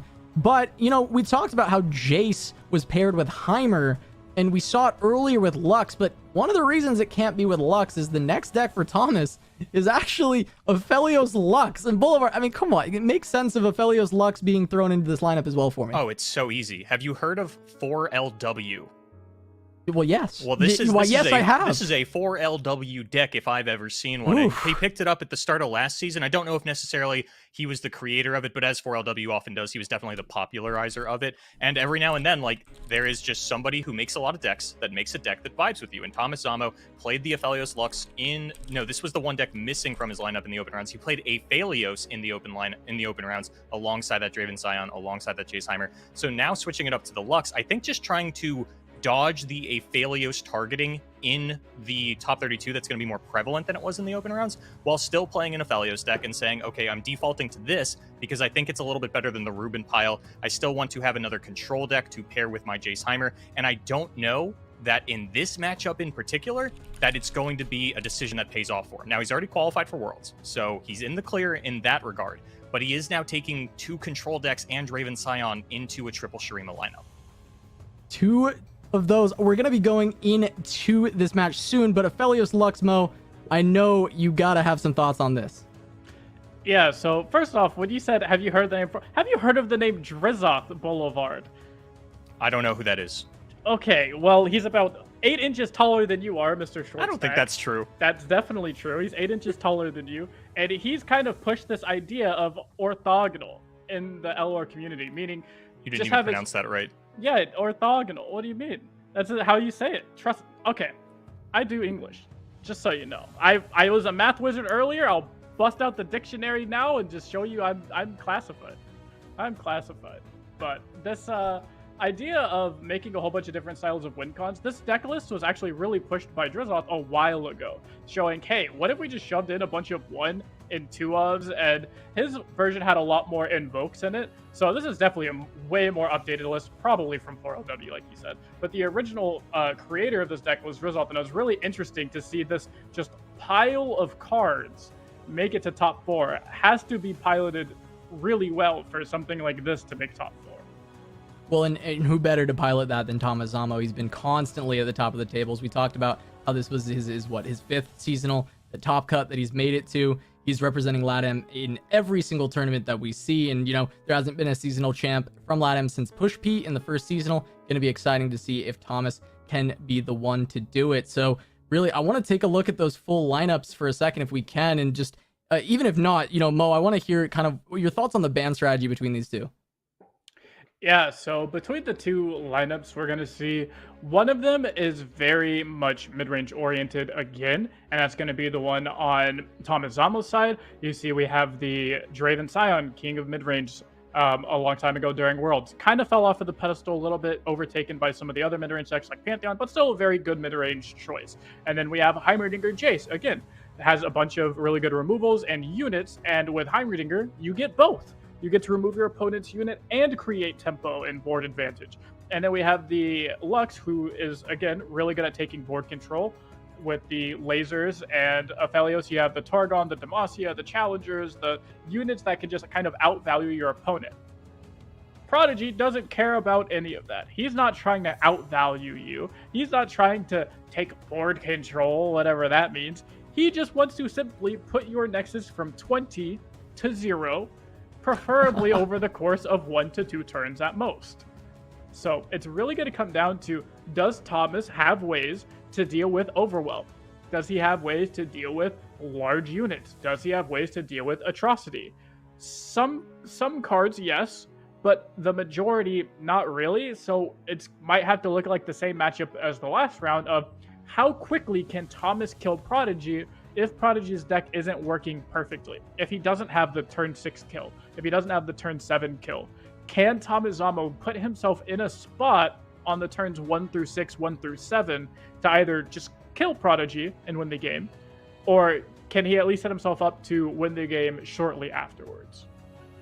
Yeah, and just as an update on top of this all, because the match is coming up in just a moment, the other side of the bracket, easy to win, took out Kevor, grabs that spot, so it is going to be easy to win versus Crafty One on the other side of the bracket. We'll see if we can hop in there after this match finishes and try and catch some of that, but Prodigy versus Thomas Zamo going to be our feature here. US versus Uruguay.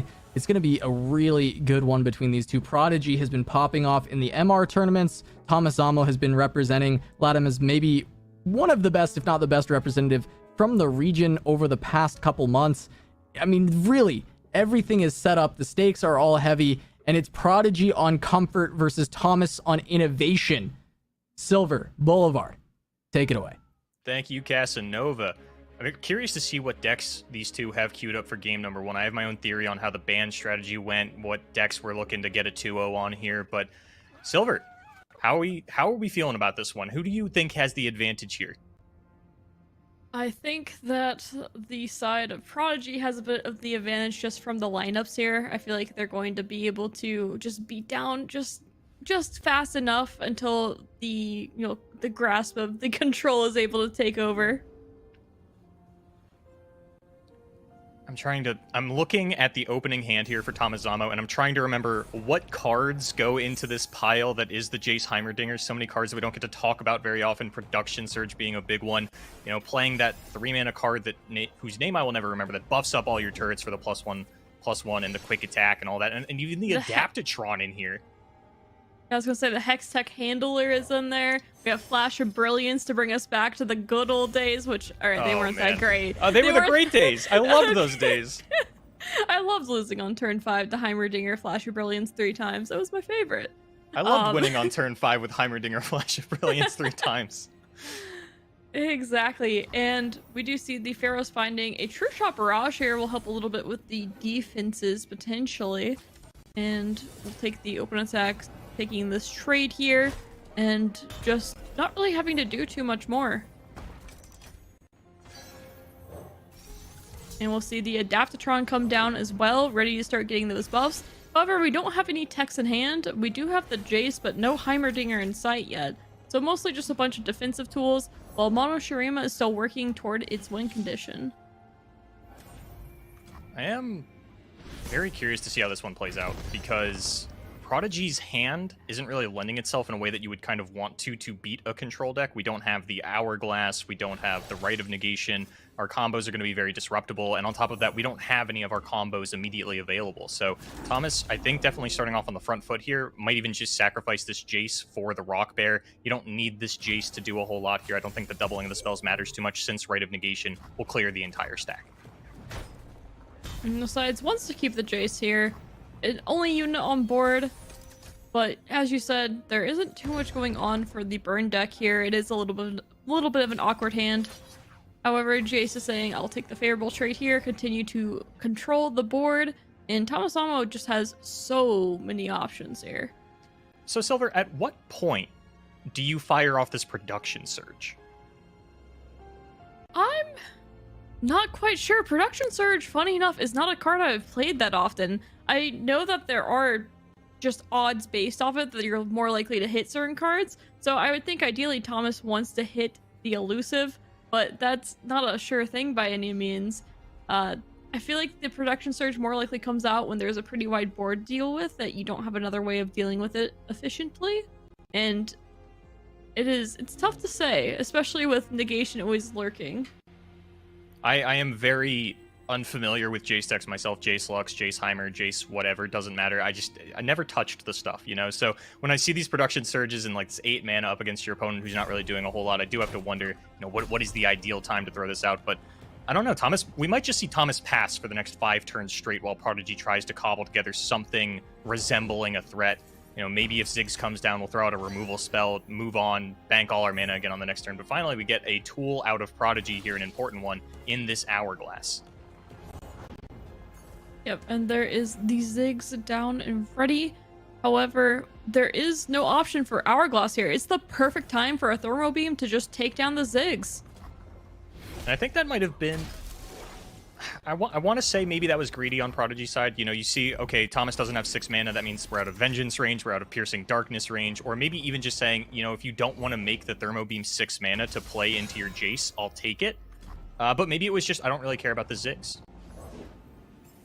Yeah, I feel like the Ziggs was pretty important here just because he's such a great way to push damage.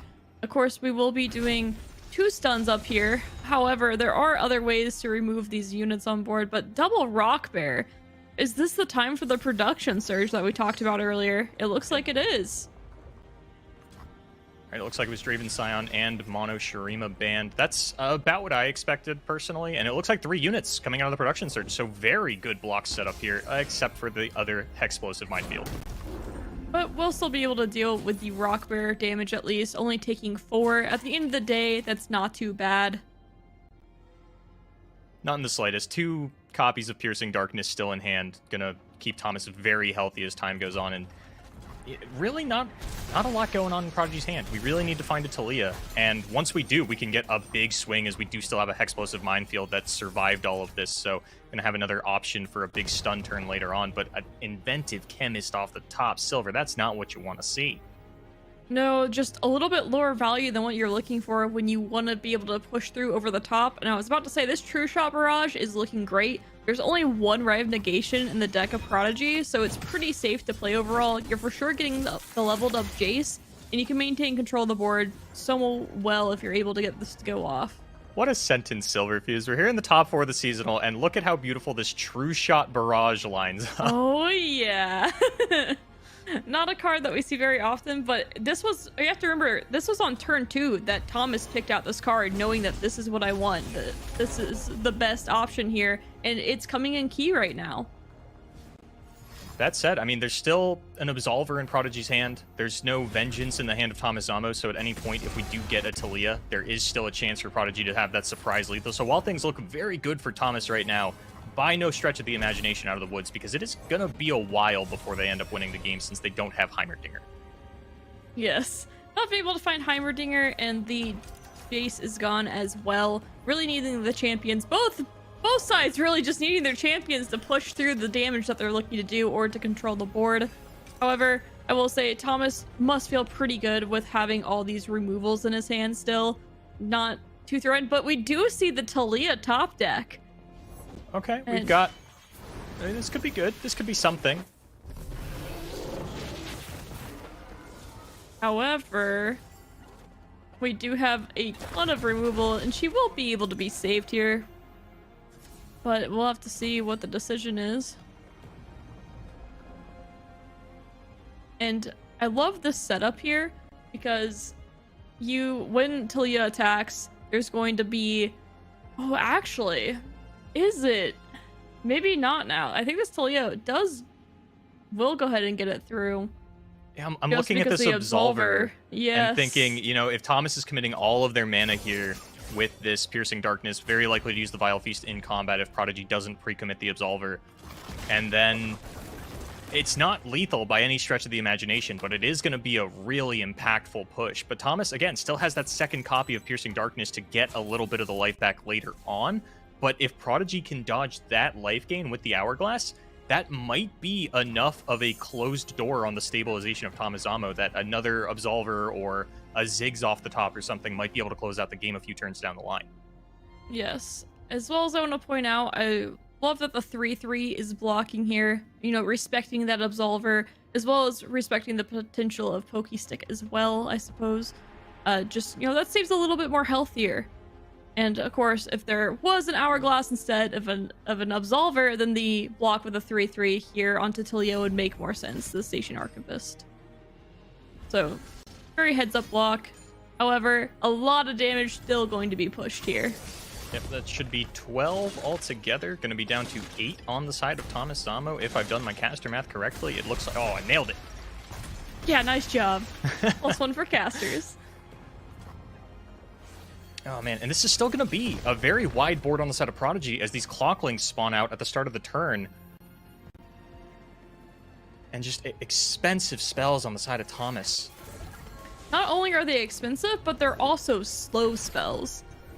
That is absolutely critical that there are slow spells, which means the Talia open attack here after this Hourglass goes off is not looking good for Thomas here. Just hasn't been able to find the Heimerdinger that he's been looking for the whole game.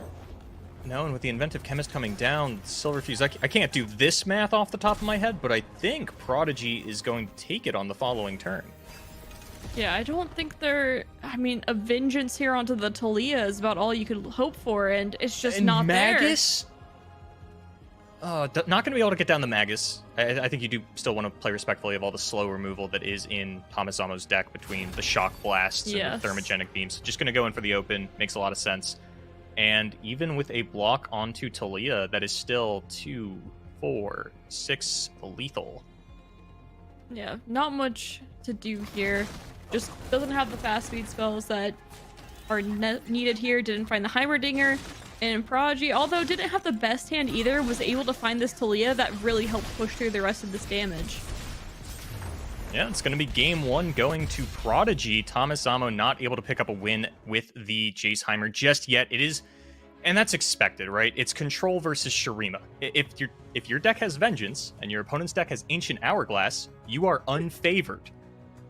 Yeah, you know, you're both down a card, but you're down a lot of mana, and you don't really get anything. And in some cases, you get to resummon something again, and it's even more helpful, and it also works toward your win condition of Talia and Ziggs as well. Hourglass just being a great card, and Shadow Isle's not really having it.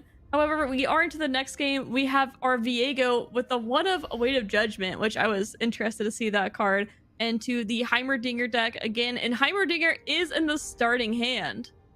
I'm curious to see if Thomas keeps this, or if he decides that it's too much of a liability a little bit too late game. There's really not a lot of removal in the Shurima Viego deck. There is Merciless Hunter, which has Heimer's name written all over it, but outside of that...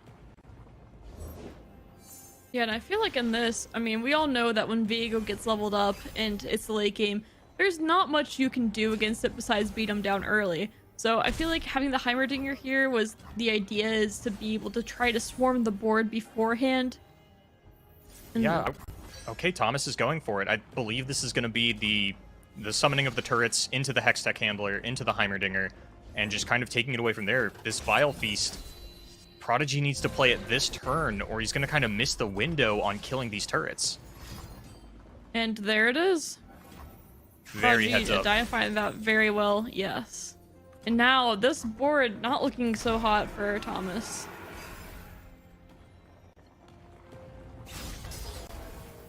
The open attack comes in, a free block here, but still going to be taking 4 and just not having too much else to do here. It does have double Pharaohs or a single Pharaohs if he wants to keep some mana for the next turn. Let's see what Pharaohs can find us. And...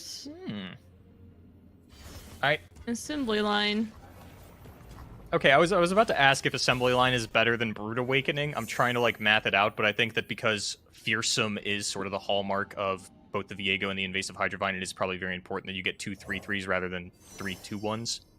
Yes, I think the Fearsome blocker is really important here. And Pharaohs goes ahead and finds some additional removal here.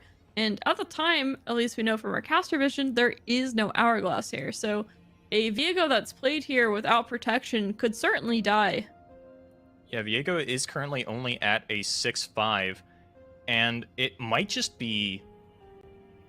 this is the problem that Prodigy ran into in the previous game, where Thomas is down to 5 mana, and if you throw out your Viego, you are just opening yourself up to the Thermogenic Beam. So this time, Prodigy just going to get that Viego a little bit bigger before throwing it down. So going to be a 7/6 currently. And there's that Thermo Beam we were talking about earlier. Oh, but the negation is up for protection now. So if a Thermo Beam was committed here, not going to be a good feeling. We'll say, ooh, you know, knowing that you do have to remove this, Viego is trying to set it up here a little bit, trying to get the big damage first rather than the small damage that can be negated more easily. Prodigy, if Prodigy goes for the right, I want to imagine he'll actually sacrifice a Camavoran soldier. I think that getting the follow-up into the Hydrovine turn, yeah, not wanting to sort of delay their turn 7, because this, uncharacteristically of most Runeterra decks, this deck does have strong turn 7 plays. Yep.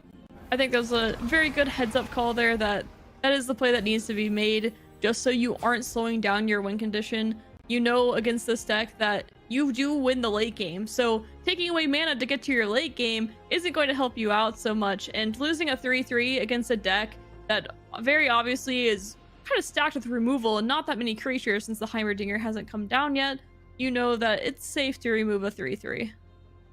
I gotta say, Silver, from this position, I am not liking where Thomas Zamo is sitting. There's only one large removal spell remaining in the hand in the Thermogenic Beam, and there are an insane amount of threats sitting in Prodigy's hand. We still have this Viego that we have to remove, and as soon as that happens, here's a Rekindler. Viego's back. What are you going to do about that? Nothing. You can Thermo Beam it, and then Hydrovine gets to come down. But how did you deal with the first Viego? It's just, Thomas is only going to be able to play one card a turn from here on out. They're going to be on the back foot if they are constantly trying to play the removal game.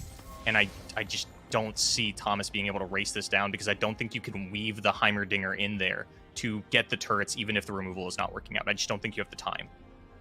Yeah, the time to get Heimerdinger down is the name of the game right now, and it's just not there. And on top of that, like you said, the big removals aren't there, the Vengeance isn't there, and even then, you do have to worry about another Rite of Negation, Hourglass. There's so many answers that could potentially be in Prodigy's hand, and really, the way that this game has been played, there haven't really been a bunch of ways to read the hand here. Like, everything is kind of flowed the way you expected it to be, so there's no way to really read, oh, they don't have Hourglass right now or anything. Yeah. And Prodigy has something that is characteristic of the Shrema Viego, and I think one of the big reasons that players swapped over to this from the Ionia version, and that is Waking Sands. If you are sitting in this sort of stalemate scenario where you and your opponent are passing back and forth, and you're going, oh no, you know, my Viego is not getting any closer to their level progression, you can cast the Waking Sands. Not only is that a 5 attack death for Viego, but that starts the mist train of Viego when that Ephemeral dies at the end of the turn, and that is just something the Ionia version cannot do. And does go ahead and get this Heimerdinger down, but at the cost of the Hydrovine. And the Hydrovine is leveling this Viego so quickly with this attack, as well as making him an 11-10. And with this, just, wow, there's a lot of damage coming in. This board pretty much is forced to be cleared, and Viego will level. It just is not looking like a great spot for Thomas, and I don't think there's a way out. This is beautiful. This is what I love to see. Shadow Isle units as far as the eye can see. -37 hovering above my opponent's Nexus. I love Viego so much. He's quite fun. There's only one block for Viego because he is a fearsome unit. There is no blocker for the Hydrovine, so a lot of damage going to be pushed through here. And then the Heimerdinger wanting to live, playing around Vile Feast by blocking the 1-1 instead of the Soldier. So saying, hey, Heimerdinger is my win condition, and even though I'm taking more damage, I can't afford to play around Atrocity or anything here. I just need to hope and pray that there's an out for me. Oh, and gonna lose the Heimerdinger at the beginning of the next round as well. Well, unless they can get more units on the field. I was gonna say, we have the Vile Feast. That's, well, it's the strongest. So, well, we have the 3/3s. Yeah. That is a lot of mana committed, though, and that means that you are just leaving Hydrovine and Viego on the table. Yeah, there's not really any other options, though. It is a tough spot for Thomas Zamo. Yeah, it's incredibly tough. Because even if you do this, and you create the turrets, you're losing your elusive turret if you're playing the 6-cost spell, because Viego is going to steal it from you. Yeah, which actually, it's going to be a 7/2 turret as well, which means your Vile Feast won't kill it when Prodigy steals it and hits you with it on the next turn. And yeah, we're going to do what we can with the Thermogenic Beam, but with the Rekindler in Prodigy's hand, they're fine to just let this Viego die. And one of the things about Viego is that because he is buffed everywhere, he's going to come back full stat line. This isn't like a Pantheon that was buffed into oblivion, you Rekindler it, it's a 3/2 again. Go, Viego, go. He is just getting more and more stats and, going to steal this as well. And Well, kills destroy the it, T-Hex. obliterate it. Yeah. And Heimerdinger, I've never seen such a sad Heimerdinger. I mean, maybe in Arcane, but this is a close one. And that's it. Thomas is going to surrender. Prodigy moving on to the finals here of the Curious Journey seasonal tournament. The Ruined King himself has made it all the way to the final. Prodigy. He's done it with Viego. He's made it the distance, and what an amazing set. He's looking so good on these comfort lists. And Mo, I mean, this was a quick dismantling of Tamazama, one of the best players in LATAM. What did you make of all this?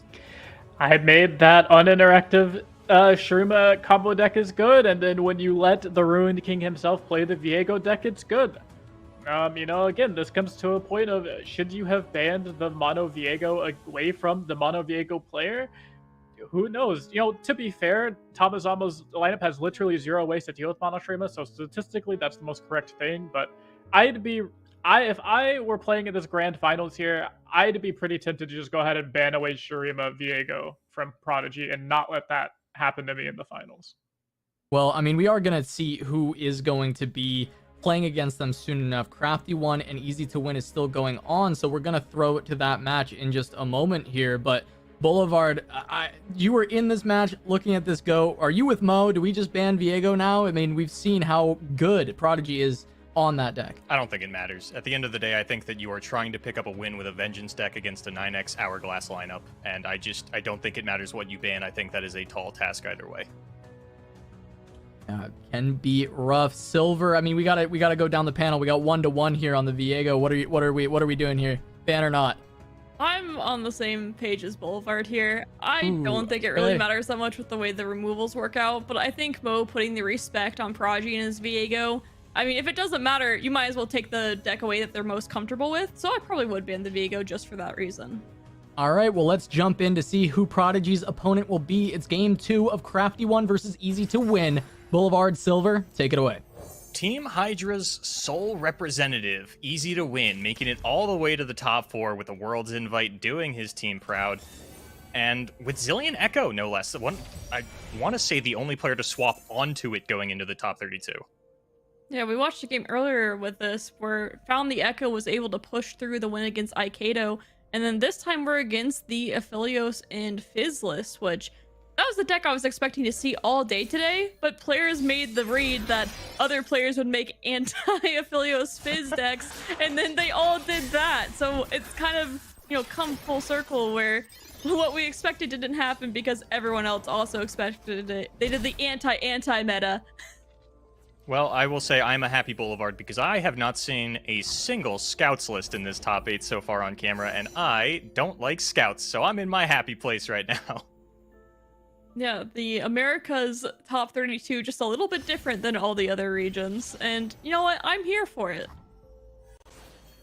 And Easy is in a phenomenal position now that I'm kind of taking stock of things. We've got the leveled Echo on 4, immediately followed by Voice of the Risen, which we can follow up with another Voice of the Risen. And while I don't think it's lethal here, I don't think Crafty 1 is pushing lethal anytime soon either.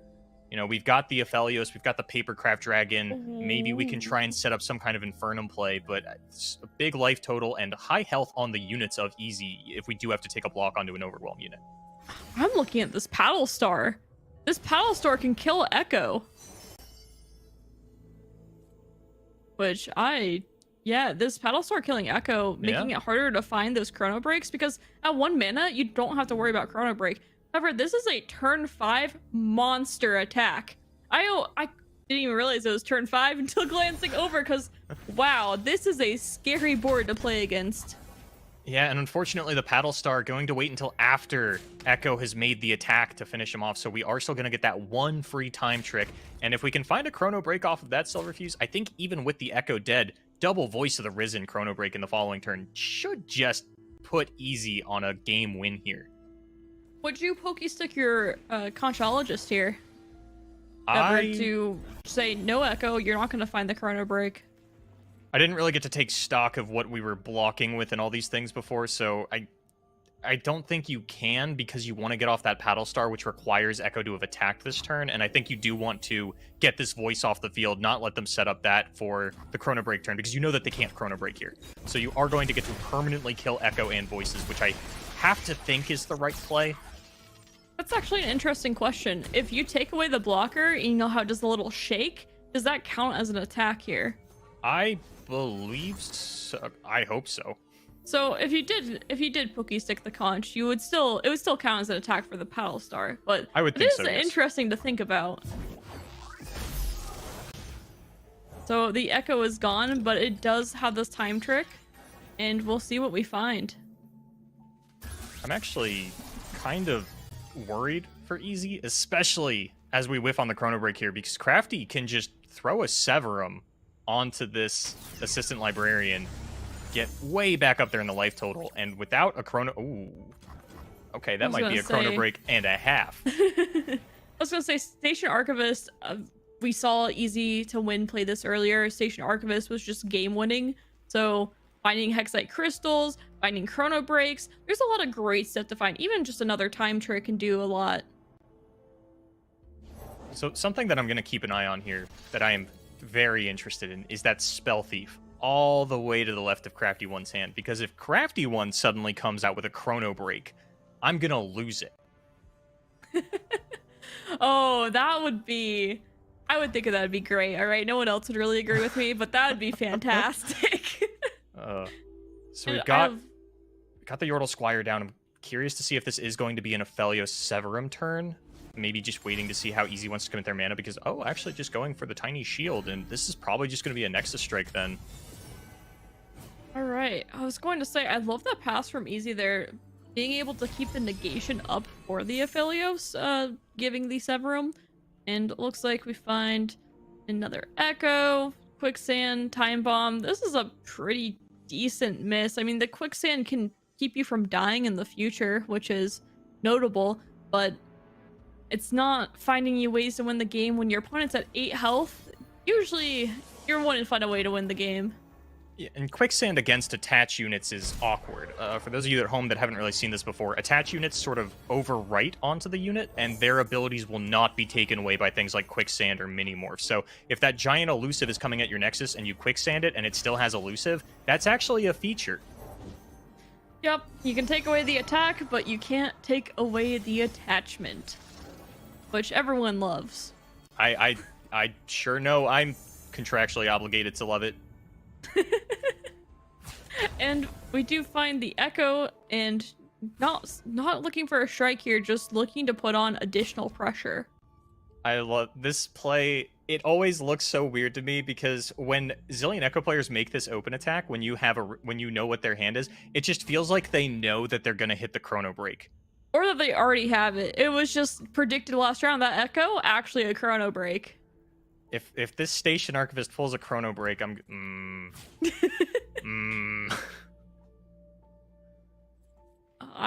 a believer. Easy seems to be a believer for sure, and if they want to actually have the mana to play an Ancient Preparations and try to get a prediction onto it to guarantee it being in the top 5 before they go for the Station Archivist. Yep, they even have enough for just the negation too. I mean, don't really know what they'll be using it for. I guess the Gravitum would be the only option there, but you know, it's an option, and it could definitely spell lethal. Oh, and this Bandle Commando might be... Now, we're pulling it in as a blocker, but maybe hitting the elusive makes Crafty rethink this and go, okay, you know, I was ready to just burst summon a chump blocker, throw it in front of the cat, but now that I've hit another elusive unit, I might just be able to tank this hit, Gravitum in response to a Chrono Break, and try to set up my own lethal on the following turn. Yeah, on top of that, in the future has Pokey Stick or Guiding Touch to stop a little bit more damage. Really just great blocks here too, trying to play around this Chrono Break, and we don't find any of them. No, so assume there'll be a skip here, right? None of Easy's units died either. So even if he had the Chrono Break, might be able to sit on it for another turn. I'm not sure how much damage they're really expecting Crafty to output next turn. I think we know that it's lethal. Oh, Easy to Win, you cheeky player. How on earth did you know that you were going to hit the Chrono Break? And now Crafty only has 4 mana to try and survive this onslaught. As we had mentioned earlier, all of the units survived. We could line up Gravitum and Pokestick, but with only 4 health, there's a lot of lethal options here. Yeah, we have the Pokestick to avoid 4 damage here. And then after that, force the block.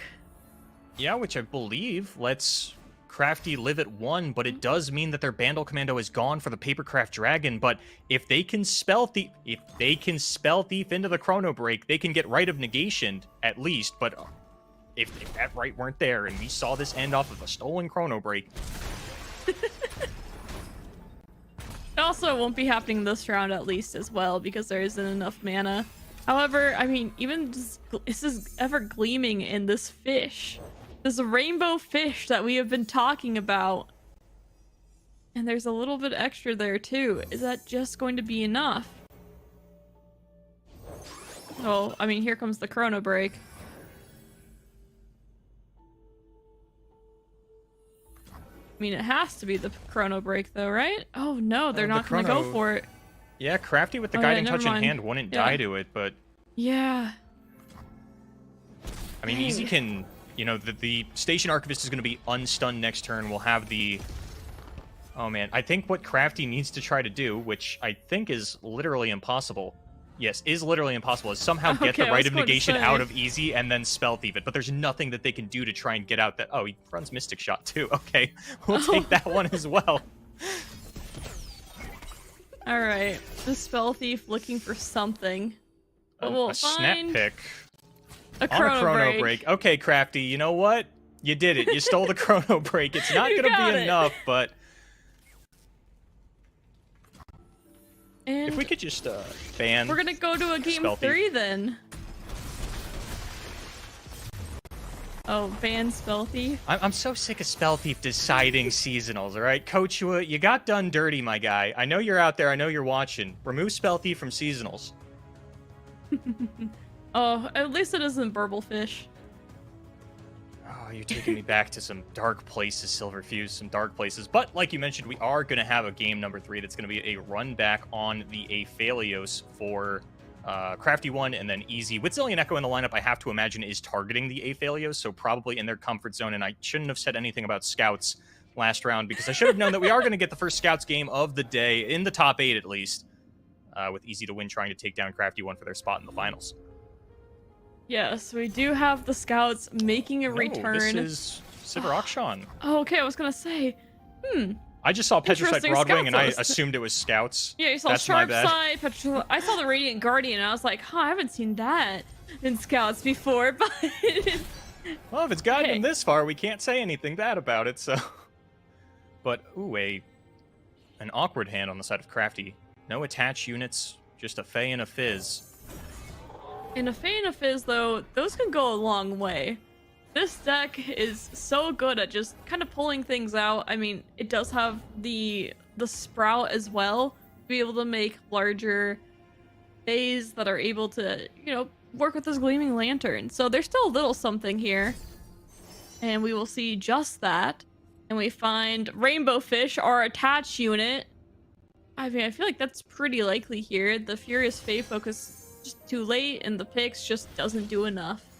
Yeah, it would be a little embarrassing to throw it on the picks just to feed that to a Petricite Broadwing immediately, but I do agree the Rainbow Fish going to be a good pickup here. And, oh, missed it, but a Grandfather Fae, another pickup. And when that thing is buffed too, at 2/3, it's not too bad. Yeah, still, there is a Petricite Broadwing on the side of Easy, and I think what Crafty might have been going for here is just trying to diversify the threats and say, I know that you're going to kill my Lantern on the following turn. At least I get down a Grandfather Fae so that when I throw down this Fizz and this Owlcat and throw a Rainbow Fish onto it, I mean, I'm at least getting more value out of this other backline unit that you can't deal with because you have to sacrifice your single challenger here. And on top of this, I mean, only taking 3 damage on turn 4 doesn't feel too bad for this Fizz deck, which is a combo deck, and the pieces are coming together. There is no Papercraft Dragon when 2 Sprouts have been played, and the ways to protect Fizz are slowly getting limited.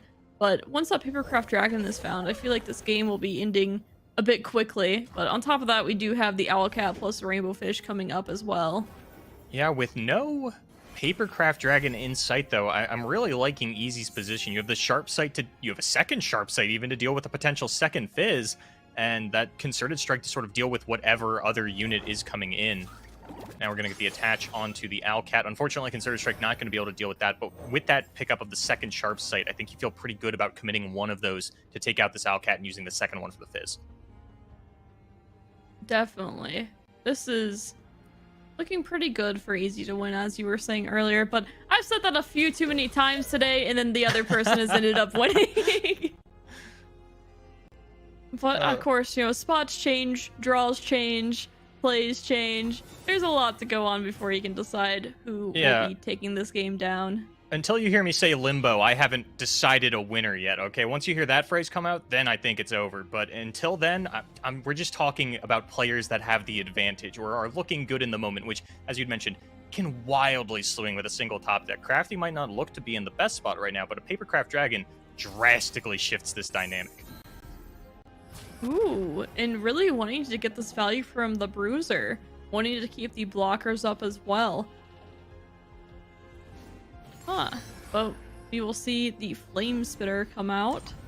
A little surprised to see that over the Pale Cascade, to be honest. I am too, especially when it was activated, where you would get the draw. I guess just playing around Shapestone, there is still one mana on the side of Easy, and not wanting to be forced into a double commit of the Pale Cascade and the Flame Spitter just to counter a Shapestone. So I guess Crafty just sort of playing it safe there. Yeah. Especially when you're not too threatened right now. You're not worried about things too much, so just losing resources that you don't need to lose makes plenty of sense here, especially when your opponent has plenty of resources to work with as well. Challenger onto the Vanguard Sergeant, going to do very well for Easy to win. This is not a Petricite Broadwing, which means it's going to actually be able to kill more than one unit once it goes in. It will maintain that 3 attack. And if Easy can get a resource out of Crafty One here, like get a Pale Cascade when I go for the Fizz trade, and then get down a Radiant Guardian. I mean, the one thing about the Aphelios, as opposed to other sort of Fizz combo decks, it doesn't 20-0 very well. It's got a pretty consistent, like, 12-14 range, but Radiant Guardian, especially paired by a strike spell like this Concerted Strike, can really undo some of Crafty's OTK potential. And funny enough that you mentioned that, one of the cards that does help with the OTK potential is the Flame Spitter that we've already seen used. And I'm still, I can't lie, I'm still eyeing the Spell Thief a little bit. I'm wondering if we're going to see something with it. It's one of those things you got to keep an eye on, because if you don't talk about it, and then, like, I mean, I'm going to be honest, I have not kept track of what spells Easy has played this game, so don't ask me what's in the pool later on when it comes up, what we're looking for. I'm going to name spells that haven't been played yet. I'm going to name spells that haven't been released yet as a potential pullout for Crafty One here, but hopefully that Spell Thief doesn't have to come up, because I'd really rather not have to do that. And deciding which Aphelios weapon to be used here. I mean, always a lot of options. And we see the, I think that's Crescendum that's picked up. Not the one I expected, to be honest. I'm just looking to cycle through. I can respect just going wide. Yeah, I can definitely respect it as well. I mean, if you don't get the Fizz Papercraft Dragon, which, I mean, neither of those are in the hand right now. Yeah. Aphelios is the next best way to do that, and you do have plenty of options with him. Yeah, so and like you had mentioned, I think just wanting to cycle through the guns to get towards the Aphelios level up without being too committal, so we are just going to see him instantly blasted away by a Concerted Strike. Yeah, and there's no stopping that. No Spell Thief into Sharp Sight. I know you're upset. This does mean, though, that... I know I said I wouldn't talk about this, but Concerted Strike is in the Spell Thief pool, which will give Crafty One a potential counter to a future combat spell out of Easy. Or if there's, like, a Sharp Sight block onto a Fizz with Overwhelm, you can Concerted Strike it out of the way. There's a lot of future potential implications for that Concerted Strike now being in the Spell Thief pool. Alright, now you have to tell me, though, are you ready for the Mushroom Lethal? I'm really not. I'm really not. We can even put the Rainbow Fish onto the dog, and they can work together to plant mushrooms in constantly. Doesn't that sound great? I hate this, and it's not a bad target, yes! and actually is gonna put it there. And this is nice because it really for those of you wondering, maybe why not put it on the Gleaming Lantern? Number one, the Gleaming Lantern has enough of a target on its back, right? You don't need to double down on that. But two, when a Sharp Sight comes out, if you've got it on a quick attack unit, then it is more difficult for your opponent to effectively use that Sharp Sight. So while it's not particularly relevant here because of the barrier, there is still a third Sharp Sight in this deck. The quick attack on that elusive could come in big. Yes, and Crafty has now seen 2 Sharp Sights be used. So that is a big heads up. And then on top of that, this Spell Thief, it's got, we got Concerted in the pool, we got Sharp Sight in the pool, we might have a For Demacia in the pool in the future. There's so many ways this game can play out, and it's so exciting. I've had people ask me which, sort of what one-cost splashes I like in the Aphelios deck, and I kind of landed on Trinket Trade as the nice anti-aggro option. But now that I not even watch Crafty play the Spell Thief, just to see it sit in their hand, I'm becoming more and more of a fan of the Spell Thief. And Pale Cascade looking for a draw, and finds a Pokey Stick. And isn't going to save the Pupper this time. Doesn't need to. It would be really expensive to play Spell Thief into Concerted for a dog that's a 5/1 that has Vulnerable on it. And on top of that, as we know, attach units, they never stop. They just keep coming. And we now have one that has Spell Shield for this Rainbow Fish to attach to. Still a long way off lethal is Crafty one, though, but so is easy to win. Very low to the ground units. We have the For Demacia, but without a Sivir and Absolver to give these units overwhelm, they're just kind of going to run into a wall of Grandfather Phase. And I don't think you're really looking to use your big power pump spell to clear out Grandfather Phase. Exactly. And we saw how quick that Quicksand pick was picked up, wanting ways to make sure that you don't die randomly to the Rainbow Fish combo. However, you will have to poke off the barrier, assuming that the Rainbow Fish goes onto this Owlcat, but also to the Fizz as well. Second Rainbow Fish. Second Rainbow Fish. I think it's good here. Yeah, I'll take it. It is funny to see just the attached units just give these decks so much value. In a lot of cases, these decks will, run out of steam, the more aggressive ones, but in this case with attached, that just clears up the problem, as well as Bandle City itself. Things like Conchologist, always extending those resources. It never really stops. And we've got a lot of damage lined up from Crafty One here. That's 13 elusive. Fizz is going to make it a little bit more, but the Quicksand onto the... Crafty, I think, playing around Quicksand entirely, not giving Easy the option to block the Fizz with the Radiant Guardian and saying, you know what, I'm not setting up lethal. Don't think they would have had lethal anyway, because I think it's still a one-shot, even if that is a tiny spear. But I like this. I like not committing the spell and going in with the Fizz here as Crafty's resources continue to dwindle. Wow, and taking so much damage there as well. That is tough to deal with. Heroic Refrain. That's a Decimate. Ooh, that is a huge pickup from Conchologist here.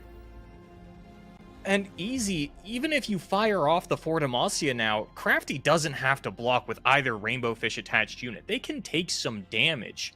Maybe gonna block. There is still the rally consideration, right? Easy could have a rally. Crafty doesn't know for sure, so might have to block a little bit more. Might actually be worried about lethal if that happens, but I don't. Overwriting the Auction landmark goes Sivir. I think that is a great play. The Auction landmark, the game's going to be over before you have that. What's in your hand isn't helping leveling it up. I think being able to give yourself more opportunity to push more damage is the best thing to do. And although it feels a little bit bad overwriting it, it definitely is the correct way to go. The downside here, though, is that Easy no longer has the mana to threaten a rally alongside the For Demacia. So Crafty knows that once that For Demacia goes off, he doesn't have to full block. He can take some damage, a couple of hits, go down to 6, 5 health. It doesn't really matter. There's not a lot of reach in this Sivir Demacia list. And should just be able to pick it up on the crackback. I was going to say, now on top of that, this For Demacia, this Radiant Guardian's going to get stunned up from this Gravitum. I mean, it was a snap pick. Easy to Win knows that Gravitum is the pick and is saying, all right, well, I guess I can't play this For Demacia anymore. This doesn't feel very great, but I guess I have to take this attack. Without the For Demacia, Easy's not gaining enough life. No. They're going to go to 9. there's 14 elusive damage that you're staring down before we factor in Fizz, before we factor in this heroic whatever decimate. I don't even think this is a stupid card, but the fact of the matter is, Easy is in a rough spot. And as we mentioned earlier, the quicksand will do nothing to stop this Gleaming Lantern or this Hungry Owlcat. There will not be a block coming out of that Radiant Guardian to screw up the math.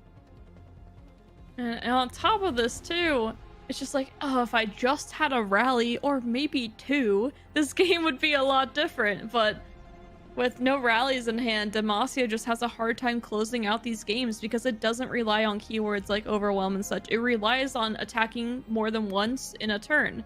And without that, that's essentially just missing your win condition, even though you have Sivir and Akshan. I think what Crafty is trying to math out here is a way to block where you don't die to Absolver. Exactly. That is a really great call. And it is a hard thing to math out as well. It is I'm not very gonna try tough. I mean, does have the heroic though, just in case as well, and is just playing it very, very safe here because, I mean, victory is in sight. It is so close for Crafty. So just needing to be careful with each step, taking the time that is needed to not make a misstep that ends up losing your chance of going to the finals. And Crafty, I think, correctly maths it out that even if they lose the Lantern to some kind of combat trick, that the Owlcat with the heroic spell is going to be enough for lethal on the following turn. So it does line up a block with the Lantern, but no combat tricks in the hand of Easy means that they just lose the Akshan. Poor Akshan. Deserved better than this. And we'll see what this treasure ends up being played on. I wouldn't be surprised if Radiant Guardian got it, but there's not much it actually does. You could also give it to Sivir. The real question is, how do I live this next turn? And the answers just aren't there. Now I'm trying to think of what could even be drawn, because even a second quicksand... Sharpsight. A Sharpsight. Sharpsight will do it, yeah. Yeah, the last one in the deck. There's only one left. Oh, and now Easy trying to sort of figure out, is it worth trying to set up a keyword onto Sivir for the next turn, hits the Overwhelm now that combat's done, or was it better to maybe go for extra stats on the Radiant Guardian in case you do top deck the Sharpsight? Yeah, I like the Overwhelm here just because it seems like the only way you have a potential swinging back the next turn or finding a rally or something, and well, you have to find the Sharpsight first, but oh no, it looks like this is about to be over. Yeah, this Gravitum is going to be able to cycle into Infernum. Easy has Rite of Negation, but without the Sharpsight top deck, the answers just are not there. There is no way for Easy to stop the Heroic Absolve onto this Hungry Owlcat. The Quicksand will not be able to touch it. It doesn't matter how little damage you end up taking from the Gleaming Lantern. Easy to win is going to be dying this turn, barring some massive misclick from Crafty One. Yeah, I mean, you know, power goes out. That's about it. I mean, it wouldn't be the first time we've had power outages in these games. But I mean, we lost a caster to it already, so who knows what's going to happen to the players. And just ensuring the damage just a little bit further here. And as when you said, getting the Infernum, playing around that final Sharpsight. Love casting these final, like, 2 minutes where the players have to play out, like, 6 cards to win the game with perfect information. Yeah, and really smart negation here. I mean, even though you don't have the rest of the answer, this is pretending like you have the answer. Yeah. Which is a good idea. But of course, we know there is no answer, and this will be the game with Easy to win, just hardly falling off and not able to make it. I mean, wait, it was not... Yeah, just not able to make it quite yet. And Crafty won, congrats! You will be going to the finals to go for the championship.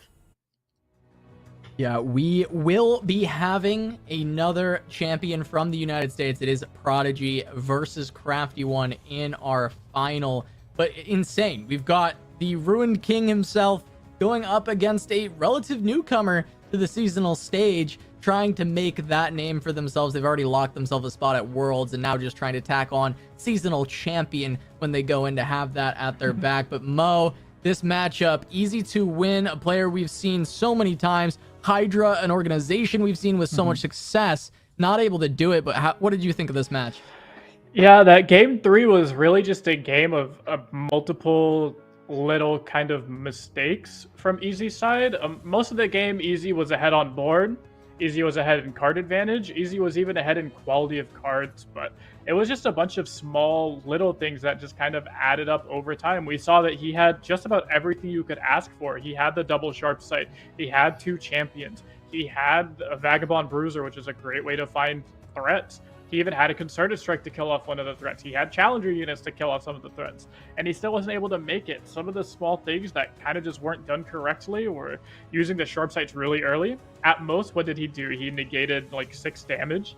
He could have waited to the late game, made at least 1 block and blocked, 33% more of that and blocked 9 damage instead. He didn't decide to play out the lifelink Angel earlier. Instead, he decided to sacrifice a Vagabond Bruiser to one of the blocks. That card alone could have buffed up him either itself or buffed up the auction that he ended up drawing. And that could have applied a lot of pressure and let you win. We didn't really search for a rally. The only way you're winning that game towards the end of the game there is going to be the 4 Demacia plus rally or overwhelm on your server, some sort of Absolver tech. And instead, we opted to predict and draw into the quicksand for some reason, even though we know quicksand doesn't actually stop attached elusive. So we drew a dead card off of that. We threw away a couple cards early to really no benefit. And towards the end game, we just weren't able to close it out because we essentially wasted a bunch of resources early on. Yeah, I mean, it did feel like, those are the moments that Easy to Win is going to think back on and review and come back stronger in the next event, because Easy to Win has been someone who we have watched time and time again have really top tier performances and some uncharacteristic mistakes here at the final stretch in this top 4. Not quite going to make it to the final, but Crafty One, big congratulations to them. It's going to be Crafty One versus Prodigy in the final. We've got to go to a short break, but the big culmination of everything we've done here, the finals of the Curious Journey seasonal tournament, after this.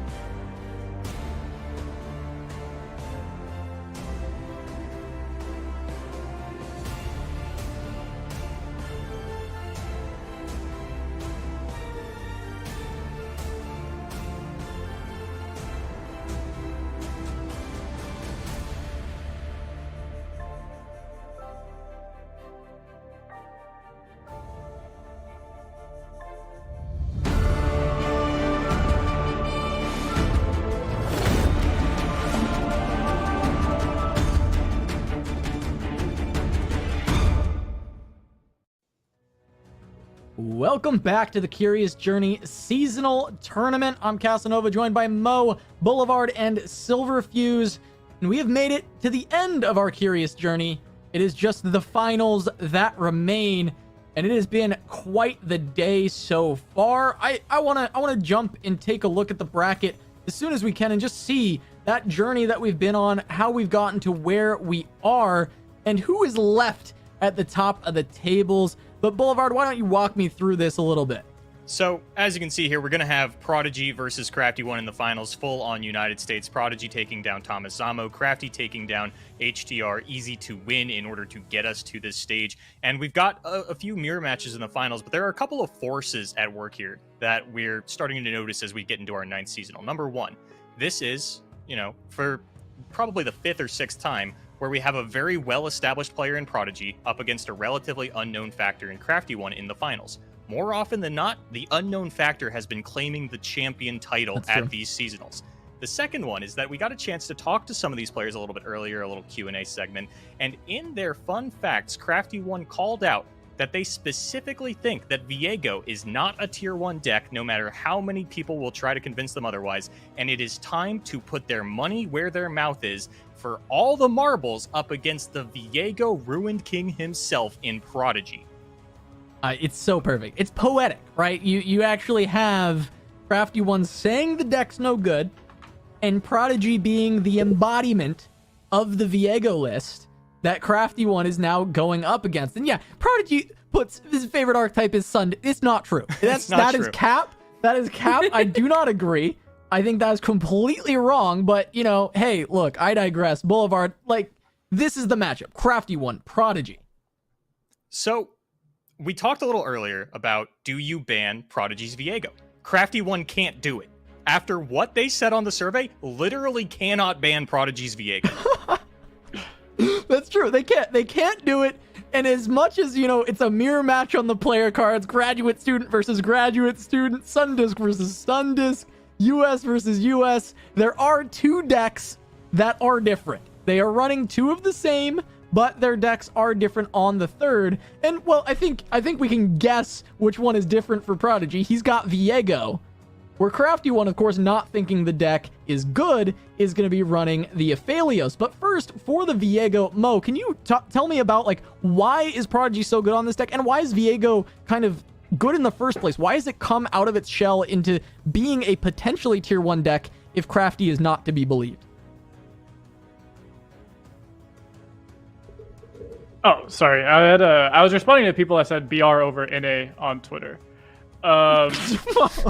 So yeah, Viego's really good. It's good. It's very much just a mid-range dominant deck. We see Prodigy just dismantling all these other mid-range decks over and over again because, fun fact, if your champion kills other champions, you get there. If your champion steals your opponent's really big units, you get there. Ancient Hourglass has probably been the card that's kind of carried Prodigy the most through today, as Boulevard and Silverfuse mentioned earlier. You were playing 9 Ancient Hourglass lineup. That's because Ancient Hourglass is really just a 2-mana, save my unit. It's a 2-mana counterspell a lot of the times against these removal decks. So between that, having somebody that has probably some of the most played games on Viego over the last, 6+ months, it really just ties it all together as this guy is a menace to be dealt with.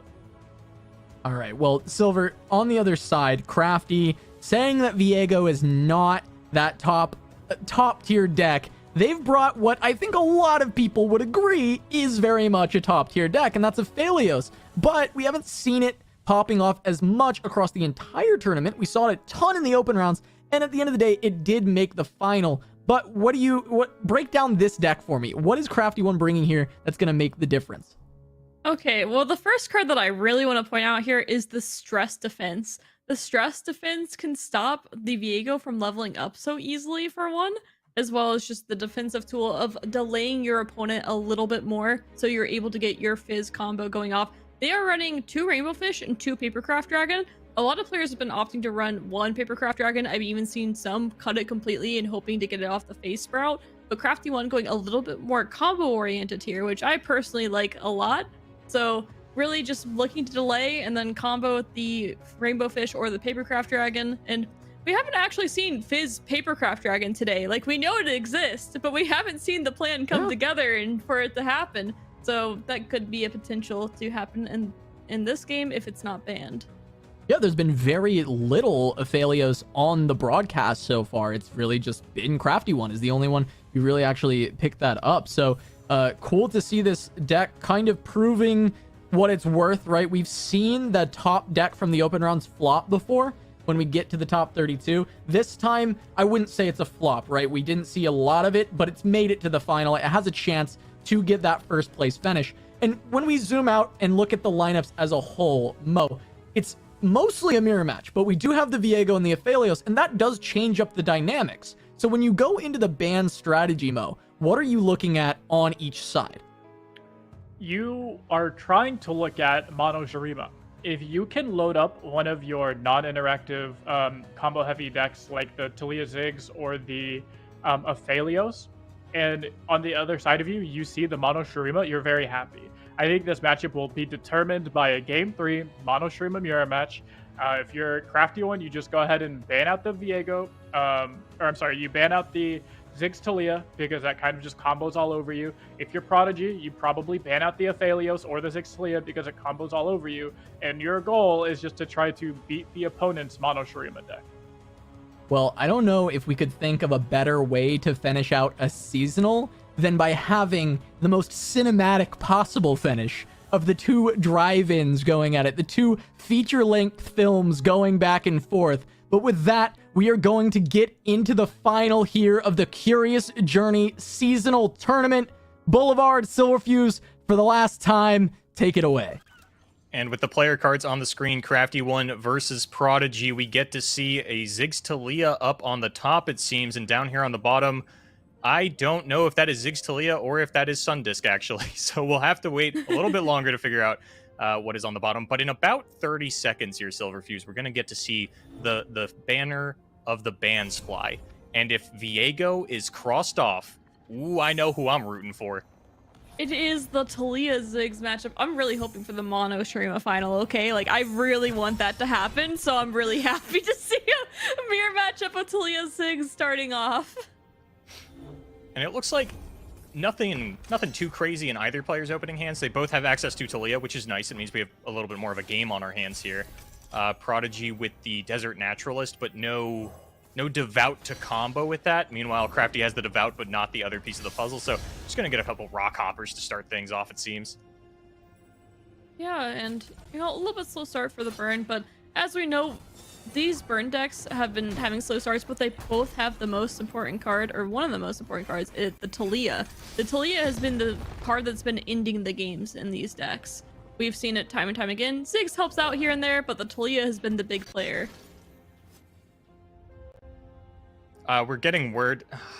I hate it here. We got word on the bans. Oh no. Crafty One banned Viego. He didn't stand by the statement. Banned Viego. Not allowed. Prodigy banned the Aphelios, which means we do have the potential of the Mono Shurima mirror to be the deciding factor. But first, we have to get the Ziggs Talia mirror. And like you had mentioned, no real advantaged player yet. I'm anxiously watching every card that comes off the top of the deck for both of these players. Who can get to the Absolver or the Herald of the Magus first? I must say, though, Prodigy has at least one victory on his belt. He's looking for the second victory in this game. Oh, the mental edge definitely with Prodigy here. I can't believe.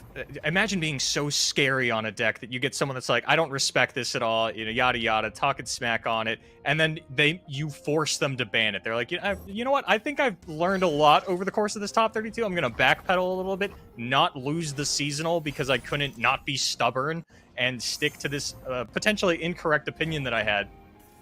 Hey, I respect, putting aside any ego and saying, I just want to win. I don't care about the ego parts. And also, too, Mo did mention just ban it against Prodigy. Just ban it. So maybe took a word of advice from Mo as well and was like, you know what? I should just, multiple people are telling me this. Maybe I should listen to them. And of course, the Talia, hey, it leveled up, and another Talia level up. Yeah, both and of them. Shurima movies are everywhere. Both of them off of one countdown Perseverance as well, which is my favorite way to level a Talia. Just drawing 4 cards. Wow, that feels so good. Well, I must say, the one Talia, though, does have Vulnerable. Neither of them have Absolver. It's just a little bit of an awkward game. Yeah, but what Crafty One does have is Hourglass and a second Talia. So Crafty One can go for the triple Talia. Yes, please. Prodigy does have these Desert Naturalists, will have an opportunity to potentially blow one of those up, so it's only a double Talia, but there's no sort of interaction for the Hourglass itself. That will resolve full stop. So as long as Crafty One doesn't get too greedy and sort of just, okay, I'm going to Hourglass it, then it gets blown up by a Desert Naturalist, now I just have to randomly play my second Talia. There is definitely some sequencing that Crafty One can do here to make sure that they end up with at least 2 of their champion. Yeah, I would never expect Crafty One to just be like, yeah, all right, let's go. Hourglass, a Desert Naturalist, card doesn't exist. They might be running 2 of it, but no, that card is fake. Yeah, Crafty One has been playing a tight game so far. That's how they made it all the way to the finals. Now up against one of the favorites in Prodigy, but Silver Crafty keeps it pressing. And I would say in the current hand state has an advantage with that Hourglass combo, as well as this kill onto Talia. Yes, it looks like there are no other options here. I mean, Quicksand is able to stop a Talia from doing nothing. That's it. It does nothing at all, because these rocks will be going straight into the other Talia, you know, just like on the Rift. And Crafty has some decent follow-up here. You know, can either go a little bit wide with these Inventive Chemists if Prodigy decides to throw down a few Devouts, or we could just take a Preservarium line. We've still got this Hexplosive Minefield prepared for a defensive play. I really like the state of the tools that Crafty One has available currently. Yeah, now we do see the Rite of the Arcane. Still not going to be able to play a double Talia. I'm still, you know, kind of looking out for that because I think it'd be really exciting. But goes for the Predict and doesn't find anything useful here. Really needs like an Absolver, as you said earlier, Magus, just something that isn't these low value cards. You can't really afford to keep on just playing Preservariums over and over again when your opponent has a handful of things you would assume are good, but honestly, it's a bit questionable still. I am a little curious if Crafty goes for the Preservarium in order to get another Preservarium Talia combo off, draw another 4 cards. But really doesn't have the board space for something like that. Might even just throw down a Desert Naturalist for tempo this turn. I think throwing down one of the Devouts is fine as well, but I would be remiss to see Prodigy pass this 5 mana. Yeah, the Desert Naturalist is interesting too because your opponent is also running Hourglass. So you might want to hold on to it a little bit longer for that reason. Looks like instead we're going to get the Talia down, just doubling up on the Ancient Preparations. Not going to get another Predict out of that, but will get a second Clockling a couple turns down the line. And we'll see what the top deck is, as it could definitely determine more of the play. Oh! Crafty drew an Arsenal. Another big top deck for Crafty. Already had the better hand in my opinion, and now gets the big finisher. Yes, the Arsenal will be doing a lot here. On top of that, there's just not much for Prodigy to do here. We'll be trying to push some damage with this Talia and force this one to block. I mean, that is going to be some damage to the Nexus, even if there is an Hourglass here. However, there is an Hourglass. We've been waiting for this Desert Naturalist for a long time now. And I don't think Crafty can really just take the 10. You could go for the Hourglass here. I would imagine this is going to get the Rite of Negation out of Prodigy. There's really not a lot to write in this matchup. But Crafty, of course, does have the return right. It does mean, however, that we will not be getting the double up on the Talia, as Crafty will be 1 mana shy of that. Yeah, does have the Rite of Negation to stop the Desert Naturalist, but not the events I was looking forward to. No, and Crafty actually, if the trade of the rights comes out here, very advantaged, because that will also stop all of the Talia damage. I was going to say, on top of that, you might just let it go through and just play the other Talia without saving this one, but yeah, the Rite of Negation just going to pop off here.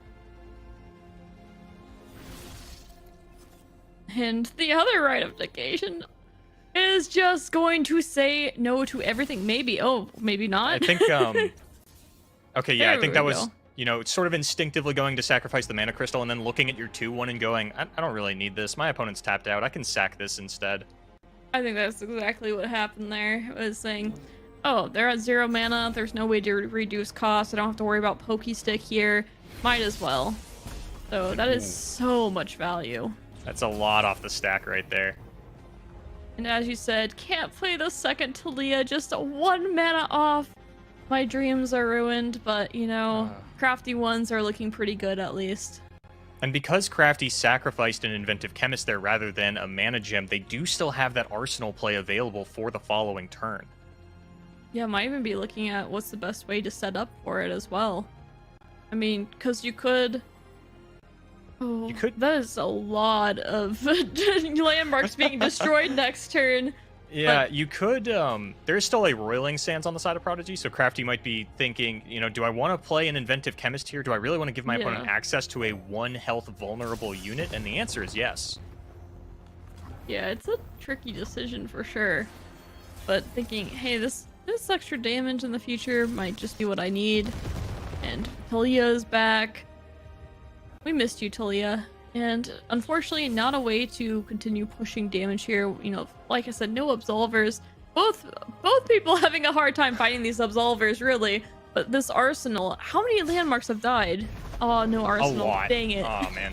I was really hoping, because we're still in a position where, you know, I don't think 1 absolver ends the game. I think these players are both a little bit too high on their life totals for that specifically, especially with Quicksand being an option in both of their hands.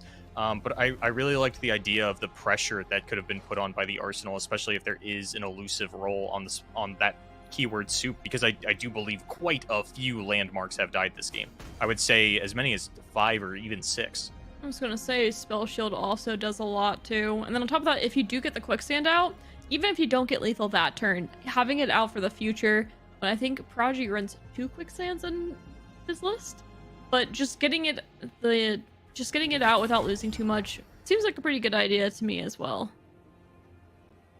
Yeah, perhaps I could understand Crafty maybe wanting to have a little bit more mana to play with, just kind of playing respectfully of a Hexplosive Minefield and saying, okay, you know, if I throw out my Arsenal here and it just gets stunned by the Hexplosive, my opponent has a huge mana advantage over me for the turn. Don't really want to figure out what they can do with that. Whereas if Crafty just develops Arsenal on the next turn after Prodigy's combat, if they don't have to commit too much mana, then there's nothing Prodigy can do in terms of the Hexplosive Minefield.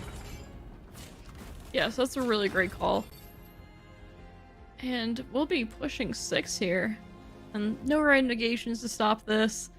Doesn't really need them anyway, and 2 landmarks will be formed, and the Rite of Arcanes will be coming out as well to maybe deal with this Talia, but even if it is dealt with, there is a second one in hand, and it can just duplicate more landmarks.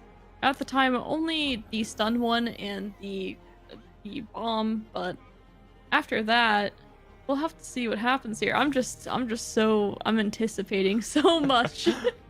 And what Crafty might even be looking at here, rather than the Arsenal that I specifically have kind of been tunneling on, is a potential Ziggs lethal, because you're dealing 6 damage here. Prodigy's going to fall down to 11. There's another 6 damage sitting on board from the 2 Scrappy Bombs that you have. So that's 1 for each bomb, that's 2, and then 4 more for the Ziggs ability. So another Inventive Chemist off the top. We might actually be able to just burn our opponent down from 11 with Ziggs. It is very much looking like that. And the only thing that's a little bit worrisome here is still having this 2-1 with Vulnerable. I mean, a top deck of the Absolver, maybe not quite enough to get there, but it's getting dangerously close with this board. I think with the Quicksand in hand, Crafty's feeling pretty okay to have that one lying around. Actually going to go for the Teen Spirit here as well to maintain board parity. And of course, Scrappy Bomb, not caring how it was destroyed, just caring that it is destroyed, still deals that 1 damage. 2 coming in from the Ziggs. And now we're down to 8 on the side of Prodigy. Going to go to 5 at the start of the round. Yeah, looking really great here for Crafty 1. I mean, as you said, has the Quicksand in the back pocket, has the stun in the back pocket. Doesn't even really need to do anything else. Just letting this next landmark die and another 3 damage down to 5. Honestly, just has to live this next round. I'm curious if Crafty 1 might actually fire off a Talia spell here and try to find another landmark to kind of go with that last Scrappy Bomb. It feels a little forward thinking. I think that if you just play the game normally, it's not going to last another 4 turns, so you probably don't need to get that fancy with it, but it is an option for Crafty 1, because I think the on-field Talia is probably not going anywhere unless Crafty specifically wants to sacrifice it in order to have access to Talia Hexplosive Minefield. Yep, just duplicating more more landmarks. But yeah, I don't expect that to happen either here. It's looking pretty decisive. And an hourglass perfect. from Crafty. Doesn't get much better than that. So, is there a way? I mean, predicted a Ziggs here. Ziggs is leveled, but the damage just isn't there. No, there's no Overwhelm. We have yet to see Magus, Absolver. We haven't even fought through that Quicksand yet. I would have to imagine there's nothing that Prodigy can draw. Crafty really has the lay of the land here. And he's right at the Arcane's just not doing anything against a deck where the main threats have 5 and 6 health. Yep, happily sitting there, not having to worry about those, and even then, the Hourglass being an answer as well. So, we'll be swinging here, but really, the swing isn't going to be doing much. It's, you know what, I can't do damage anyway else, I might as well do damage this way. Forcing some trades. We might even get a block with an Hourglass here out of Crafty. Yep, we'll see. I mean, because if you just do it like this, it does play into Pokestick a little bit. So we'll see if the Talia gets pre-committed, but we do have the Deserter, the Desert Naturalist. And there isn't a way to stop it this time. However, you can play a second Talia onto a landmark, which could be useful. Yeah, and I think that would almost just be lethal at round start through the Ziggs ability because you have 2 Hourglasses popping. And that's something that Prodigy needs to be cognizant of, even if you get to Desert Naturalist away in Hourglass. But no, we are actually just going to commit the blocks and say, when you go to throw out a spell to finish off the Talia, then I'll go for the Hourglass. I don't really want to get crazy here and have you go for an Absolver now that you have an unblocked unit. Actually going for the... I'm so glad to see this arsenal. It's a lot, alright? It's every keyword you could want. It has the Spell Shield, it has the Overwhelm, the Heal, the Scout. It has I'm just it all. Gonna assume it's elusive. Can't really tell with the Spell Shield that well. I think it is elusive though, because it has a little wave on the outside of it that you can see it. But I really need that eye symbol. But yeah, it has a little wave on the outside, so I'm pretty sure it's elusive as well. So that one is... There is no way out of this one. No, and Prodigy gonna have to pop the Spell Shield with a Rite of the Arcane. Really just kind of forced into that. And Crafty maybe considering preserving the Spell Shield with the Hourglass and rolling a whole new slew of keywords when this unit comes back. And I think, Silverfuse, that we are at enough keywords on the unit that we're just gonna roll Impact a few times. Yep, that is it. And we see the GG there. I mean, there's not much that can be done. Even a double Quicksand here just isn't going to be enough for this onslaught with this Talia coming through and the bonus damage from the Ziggs going through. There's just... This is it. We're seeing another Rite of the Arcane to finish off the Talia, it looks like. Yep. Has to do it here. But even then, it's just not going to be enough. Yeah, a second Quicksand off the top lets Prodigy live at 1, which is just long enough to die to the Scrappy Bomb. Then there's the Absolver. Oh, and just in case, you know. Yeah, if you did manage to Quicksand away all of its keywords, I will just give it Overwhelm again. And Prodigy is going to fall in game number 1. Silverfuse, this could be over before we get to see the Mono Shurima mirror that you and Casanova were looking forward to. Oh no, that's never going to happen. This is all scripted, and we are always getting a Mono Shurima mirror final because no one said that would ever happen. No one thought it could ever happen. And guess what? It's going to happen now. I was one of those people. I fully did not think that we were ever going to buff this deck into viability, and here we are with 2 of them in the finals. A potential mirror match happening.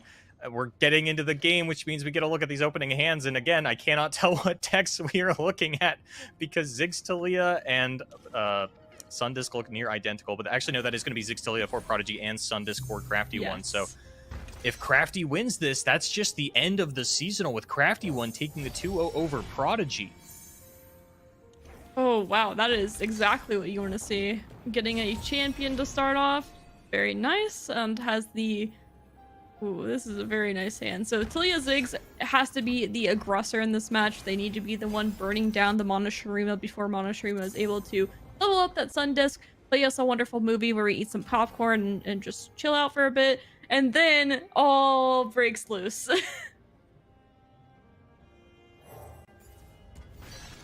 And we have the Dune Keeper, or the Rock Hopper. I don't know why I want to call it the Dune Keeper, but the Rock Hopper comes down and sets up the Roiling Sands and grabs another Rock Hopper from the Pokey Stick.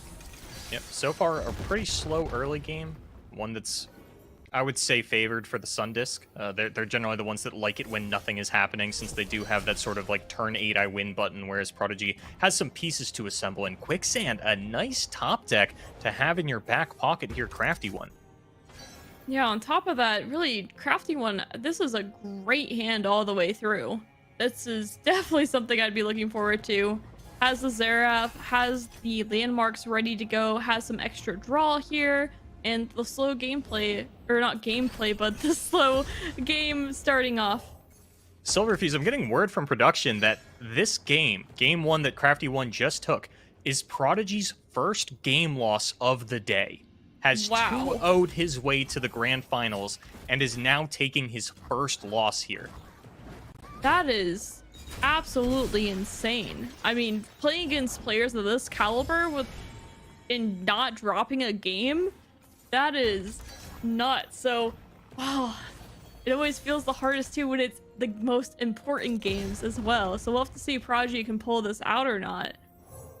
With 2 Quicksand in the back pocket of Crafty One, it's not looking great for Prodigy. Of course, Crafty does still have to find that Azir. And the Sun Disc is just going to die. The Rite of Negation mana available for Crafty One. It's so close. But thinking about just sacrificing a mana crystal here. Imagine if it actually went off. Imagine if it actually went off. That would have been... Woo! That teen spirit was so close to taking us to that game 3. Because I think in the event of the death of a Sun Disc, I do not think you are beating Ziggs. I don't think you are. Even with leveled Xerath, it just isn't enough. And there's no way to finish the game. Xerath doesn't do that much without being fully leveled. Oh, and if Crafty develops another blocker here, okay, Prodigy, seeing the writing on the wall saying, I play enough Ziggs myself to see a Hexplosive Minefield come down with 5 mana and know that I'm not supposed to play another unit or I'm going to take more damage. Exactly. I mean, this is still a lot of damage coming in against Crafty. Yeah, and there is still a Ziggs in hand that Prodigy can overwrite one of the... Well, actually, it doesn't even have to overwrite a landmark, because if Crafty plays a unit, it's going to eat that Roiling Sands. Wow. Just saying, you know what? I'm going to go advance my win condition a little bit farther, says Crafty. Hopefully, I draw the Azir and not my last Xerath. It's a good 75% chance, so it looks like the Azir is going to be the one drawn. However, this is -10 here. Oh, unless, Quicksand. We love that card. There's so much damage to be lost. I'm feeling a game 3, Silverfuse. I know we're still early, but the amount of pressure that Prodigy has been able to put on in the early game before summoning either champion and still having a Hexplosive Minefield on the field, I gotta say, Prodigy's looking like a favorite here. Still a couple of Quicksands to fight through, still a couple of champions to get down on the side of Crafty One, but we are a few turns away from turn 8, and I do not think that this Azir is really anywhere near leveled. I would guess less than half even. It's not too far along. On top of that, you mentioned this Hexplosive Minefield. Prodigy disagreeing with you and says, yeah, I'm going to play a Ziggs over that. Okay, I see Prodigy. Can't let me have anything. And now Ziggs leveling up does give a lot of reach to this deck. I don't think there are too many more landmarks in the hand of Prodigy for this Ziggs to take advantage of. Yeah, just an hourglass realistically. I don't think Prodigy's board is getting small enough for the Inventive Chemist to really do what you want it to with the Ziggs on board, but it is what it is. I just need a bunch of units to die here so we get the hourglass onto Ziggs, but unfortunately, you know, and then Talia onto it. But I think this is looking like Prodigy. I must see the eyes of victory, because this attack that's coming in is going to be brutal. Even though there are 2 quicksands in hand, looks like we will be destroying an allied landmark to make a 5-3 though, and that'll help out a bit. And Yeah, this but allows 2 things to die. we talked about this earlier. The Ziggs at 5 health, the Talia at 6 health. It is not enough for this Rite of the Arcane to really be as effective as you want it to. This is going to take out quite a few units, though, like you mentioned. So I guess we are going to get the Scrappy Bomb down, but... I mean, it's a pretty big swing. I mean, you're taking away 5 damage and summoning a 5-3 that can actually block.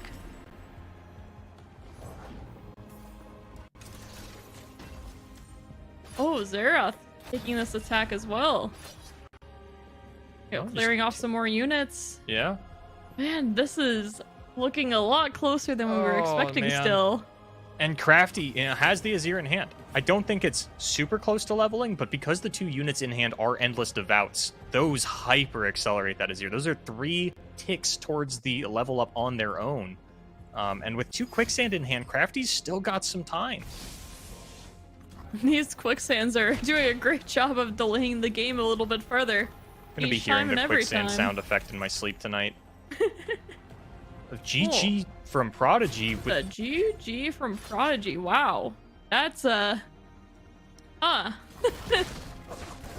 worried about negation or anything, it seems. Currently at -14, so 1 Quicksand is all it's going to take here to stop lethal. There is the Absolver on the side of Prodigy to put that 4 damage back on the board, and then a Quicksand on the side of Prodigy to take it back away. But that will be all of the Quicksands from Prodigy. Well, the thing is here, though, there only needs to be 1 piece of the Absolver committed here. True. And then the Quicksand has to come down. Yeah, and then I think the Scrappy Bomb, or not even the Scrappy Bomb, you can just Hourglass, and Ziggs will win the game for you at the start of the round. We're gonna get a Mono Shurima! Double finals! Oh, man. We're gonna get it! I told you at the very start, this is all scripted. You did. I knew You this was going to absolutely happen. did, yeah. I read the run of show. This is exactly what I expected. Look, I don't know what I did to production, but you guys need to give me the script when you put me on the broadcast. I keep getting left hung out to dry here. Silverfuse got it. Where's my script? Why didn't I know we were getting a Mono Shurima finals? Ugh. It's happening. It's actually happening. I bet That it is. no one would have ever guessed this. Like, even today, just because, you know, it was here and there, but it's just, it's blowing my mind right now. It's actually happening. Yeah, it was not very well represented coming into the top 32. Only 6 of our 32 competitors bringing it, but it did still make it the 6th most popular deck coming into top 32. I haven't checked how popular it was once we actually got here, but it doesn't matter because on your screen is 100% Mono Shurima representation. And who would have guessed Mono Shurima being who gets the seasonal championship? It all comes down to this. They both listed it as their favorite archetype, Silverfuse. They know how this matchup should be playing out. They know what they want to do. No clockling in either hand to really swing this one way or the other, so we've got a good old-fashioned scrap on our hands, or we will if Prodigy finds their champions. Yeah, Crafty having both champions. However, usually you don't want to start with them in your hand because you're looking to advance your game plans, you know, level up your Azir and Xerath, you know, looking for things that do that. So having them in your hand and not options to level them as much can definitely hurt. However, of course, this draw will help out a bit.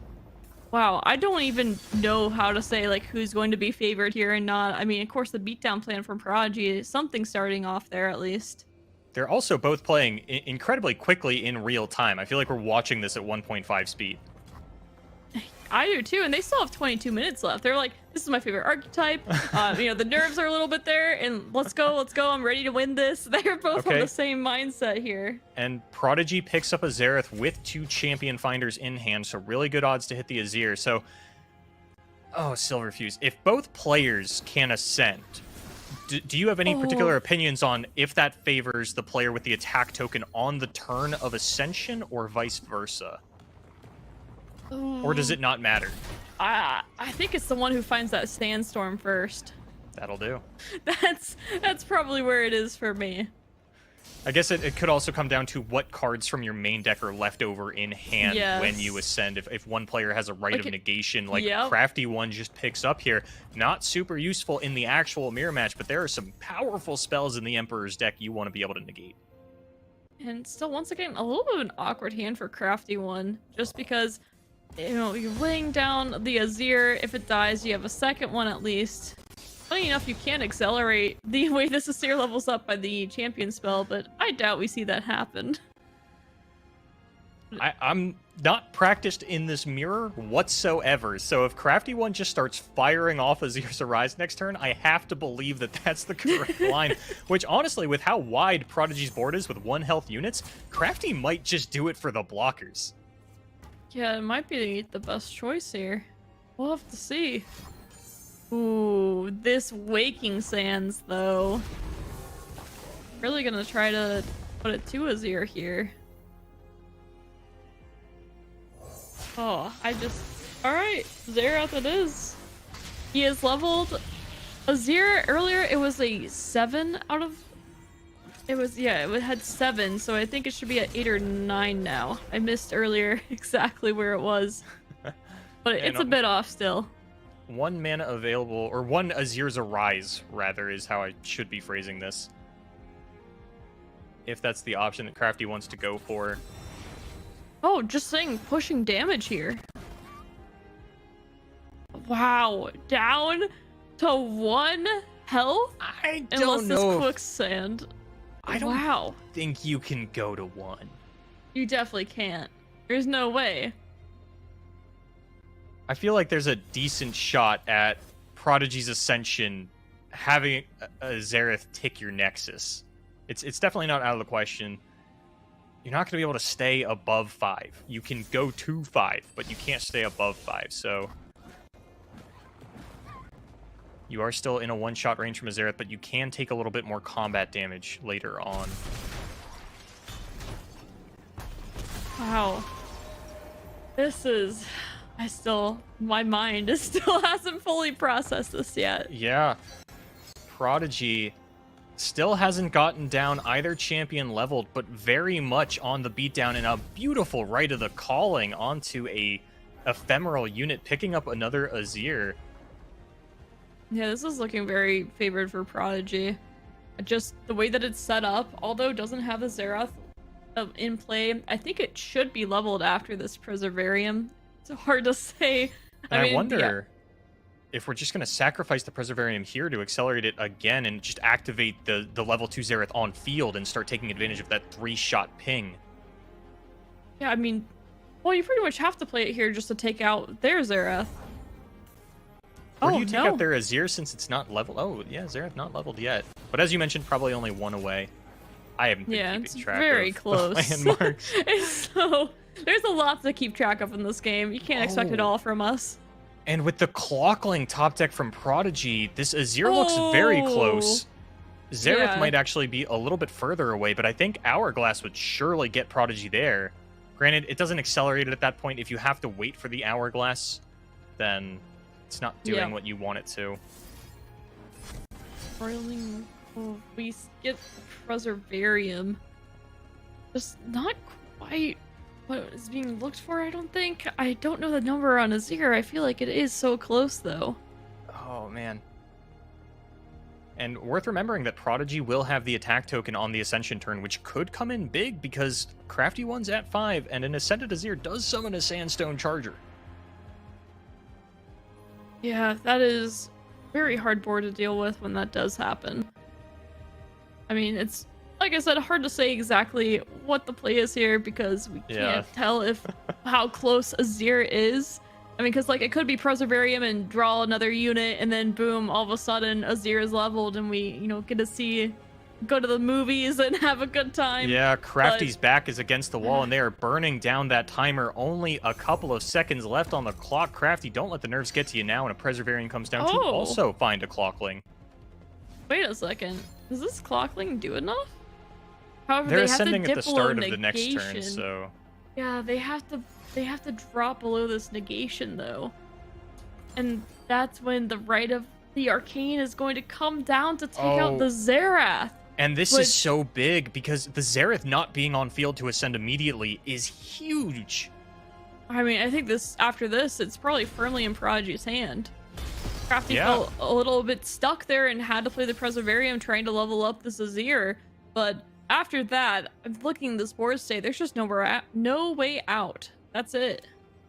No, and I think Crafty could even play the Clockling, even assuming that it does ascend this turn. You've only got 1 mana left with your Emperor's deck, and nothing on your field is actually going to be big enough to kill that 7 health vulnerable Azir on the side of Prodigy. Yeah, and a little bit of VM there from Prodigy, pre-GGing when the game's not quite over yet, but we will go ahead and see the Azir leveling up. The Xerath is gone now, and removing Xerath was one of the most important parts of this mirror match. So we get a mini movie, just a teeny bit one. And I want to remind everyone that this is nerfed Sundisk. This is not full power Sundisk. We had to nerf this deck. Oh yeah, it's a lot weaker than it was before too. It was so strong before. Not something people expected as well, but that it did indeed become too powerful. And looks like we're gonna have a dead Azir here as well. The Ascended's just not really ascending the way that they would like to. Yeah, and regardless of everything else, with Azir's Arise off the table, and because there's just too many landmarks on the field anyway, it looks like Prodigy is just going to take this with unit damage on the next turn. As we get to see Azir level, I think before we can see the open attack from Prodigy, Silver, we have to go back to the movies. I guess so. Everyone get out your popcorn. It's time. Or it's about to be. Come on, you gotta pass faster so my words line up with the actions. Come on! You have no mana. Oh, Crafty's 1 mana in a dream. In that win, just soaking Finally it in. passing. Yep, here we go. To the movies we go. What a perfect way to end the seasonals with a lovely Shurima movie. Gain your Shuriman cards and drive on up. We are here to watch the Ascended's rise. Oh, and at the end of the day, Silverfuse, we have gone down our curious journey, and what we found at the end of the Yellow Brick Road was that Crafty One was too afraid of the Viego in the end, did end up banning that deck out of Prodigy after making, sort of calling his shot on it coming into the top 32. So now we get to end things off with a bang. We finally see the ascension of the second Xerath, obliterating that Clockling. And as Prodigy lines up the open attack, there is nothing in Crafty One's hand that is going to be able to stop this as we shimmering mirage the Azir to push 50 damage into Crafty's Nexus and make Prodigy the Curious Journey seasonal champion. That's the perfect way for this seasonal to end. Congratulations to Prodigy on your seasonal championship, and as well as being qualified for Worlds. And what a great thing to put under your name, and hopefully get the respect that everyone that came to this tournament is looking for. Prodigy has done it. The Ruined King himself. We chatted with him a little bit the last time he made a seasonal because it was his first one, and it was crazy to hear him talk about just how comfort picks were the big thing for him. Viego being a deck that he loved playing, and he gets to win, maybe not with Viego in the match because it was banned, but with I guess his new favorite deck, which is Sundisk. And Mo, I mean, you called it. Go ahead, take your victory lap. You called what was going to happen. Yeah, I mean, this is exactly what I said was going to happen, was the combo decks beat Mono Shurima and it ended in Mono Shurima mirror match. The only thing I have to comment on is, yes, there are memes about how Crafty said Mono Shurima or Mono Viego wasn't a tier 1 deck, and people kind of ragged on him for, well, why'd you ban it then? I unironically believe that Crafty could have beaten Mono Viego, because Mono Viego doesn't beat Mono Shurima. And Mono Shurima was the deck that Prodigy needed to beat consistently. So if Crafty left open Mono Viego and Mono Shurima, there's a chance that, if the Ziggs Talia, if the matchups lined up, he had a very good chance of just 2-0ing Prodigy potentially. Well, I mean, it's crazy to think about that, right? Because it's just, we talk about how he didn't think it was that good of a deck, but he takes the maybe expected line, which is what you called, which was we're gonna get a mirror match in the final, and there's a potential that it came back to bite him. But this time around, Boulevard, it is the player that we've known for a while, we know is really top tier, has had a fantastic season, that ends up being our champion. I mean, it's always great to see those people do it, but Crafty won. We got to be excited for that. We're going to take a look at the bracket and see, you know, just the journey that Prodigy took, if you want to walk me through it, Boulevard. All right, so Prodigy comes in up against Infinipatron. Still hasn't dropped a game up until this point. 2 as his top 32 opponent, 2 as his top 16 opponent. Comes up against the last remaining bastion of Zillion Echo. Swiss Believers is easy to win. Did switch to it for top cut. Easy, 2-0. Well, probably not easy, but moves on to Thomas Zamo, another one of the favorites to win the tournament. Just a complete tear through the last 5 seasonals is Thomas Zamo. Another 2-0 victory. Gets to the finals. Game 1 drops his first game of the day against a player that banned his Viego. Prodigy came in with the mental advantage, but losing that first game probably put them on the back foot, and it didn't matter. Prodigy has an iron mental and was able to clutch it out in that Sun Disc mirror. Clutched it out indeed, and now they're finally our champion after all this work, after such a fantastic season, and we actually have Prodigy on the line. We get to talk to the Ruined King himself here off the victory. Prodigy, you picked up the win. I mean, how are you feeling after all of that? It's been such a long road, and you finally did it. You came here. You're the champ. Yeah, it feels amazing. I'm just super grateful, super thankful. It's been a long day, but just some great games all the way through. Yeah, you played really well. You didn't drop a game until the grand finals. What people were saying, you were kind of a 2-0 champion. Obviously, you weren't shaken around by the 1-0, 0-1 at the start of that. So, what were your thoughts going into the grand finals? Not with basically a flawless run, not dropping a single run, not dropping a single game, and then you just start grand finals with a loss. Yeah, so I felt pretty good. I kind of knew Zigzalier Mirror is going to happen. I have a lot of experience playing like any of the streamer matchups. So I think I'm favored in the Zigzalier Mirror, but if it doesn't win, I'm pretty confident in winning again, and then it all comes down to Sundisk one way or the other. So I just knew I had to win the Sundisk Mirror, and that's my best deck actually this season. It's the deck I hit rank 4 with, so I had a ton of confidence. And I learned from the Cup, you never play Ancient Prep on 1 in Sundisk Mirror. So as soon as my opponent did that, I felt pretty good. So Prodigy, in between part 2 and part 1 of the top 32 power rankings, you DM'd me on Discord and you had mentioned that you wanted to include something about your teammate Snipe Cross GG, a fellow top 32 competitor. When you two were prepping together, was Snipe Cross able to almost get you off the triple Shurima? Did you convince Snipe Cross onto the triple Shurima? How did you two prep together and come to this conclusion? Yeah, so I've actually been playing this exact same lineup for over a month now. A few tech cards here and there. But I played triple Shurima before the patch, and then I've played it all through the patch and just been tweaking the Viego list all the way through. So I felt like this was the best list for me to play well on.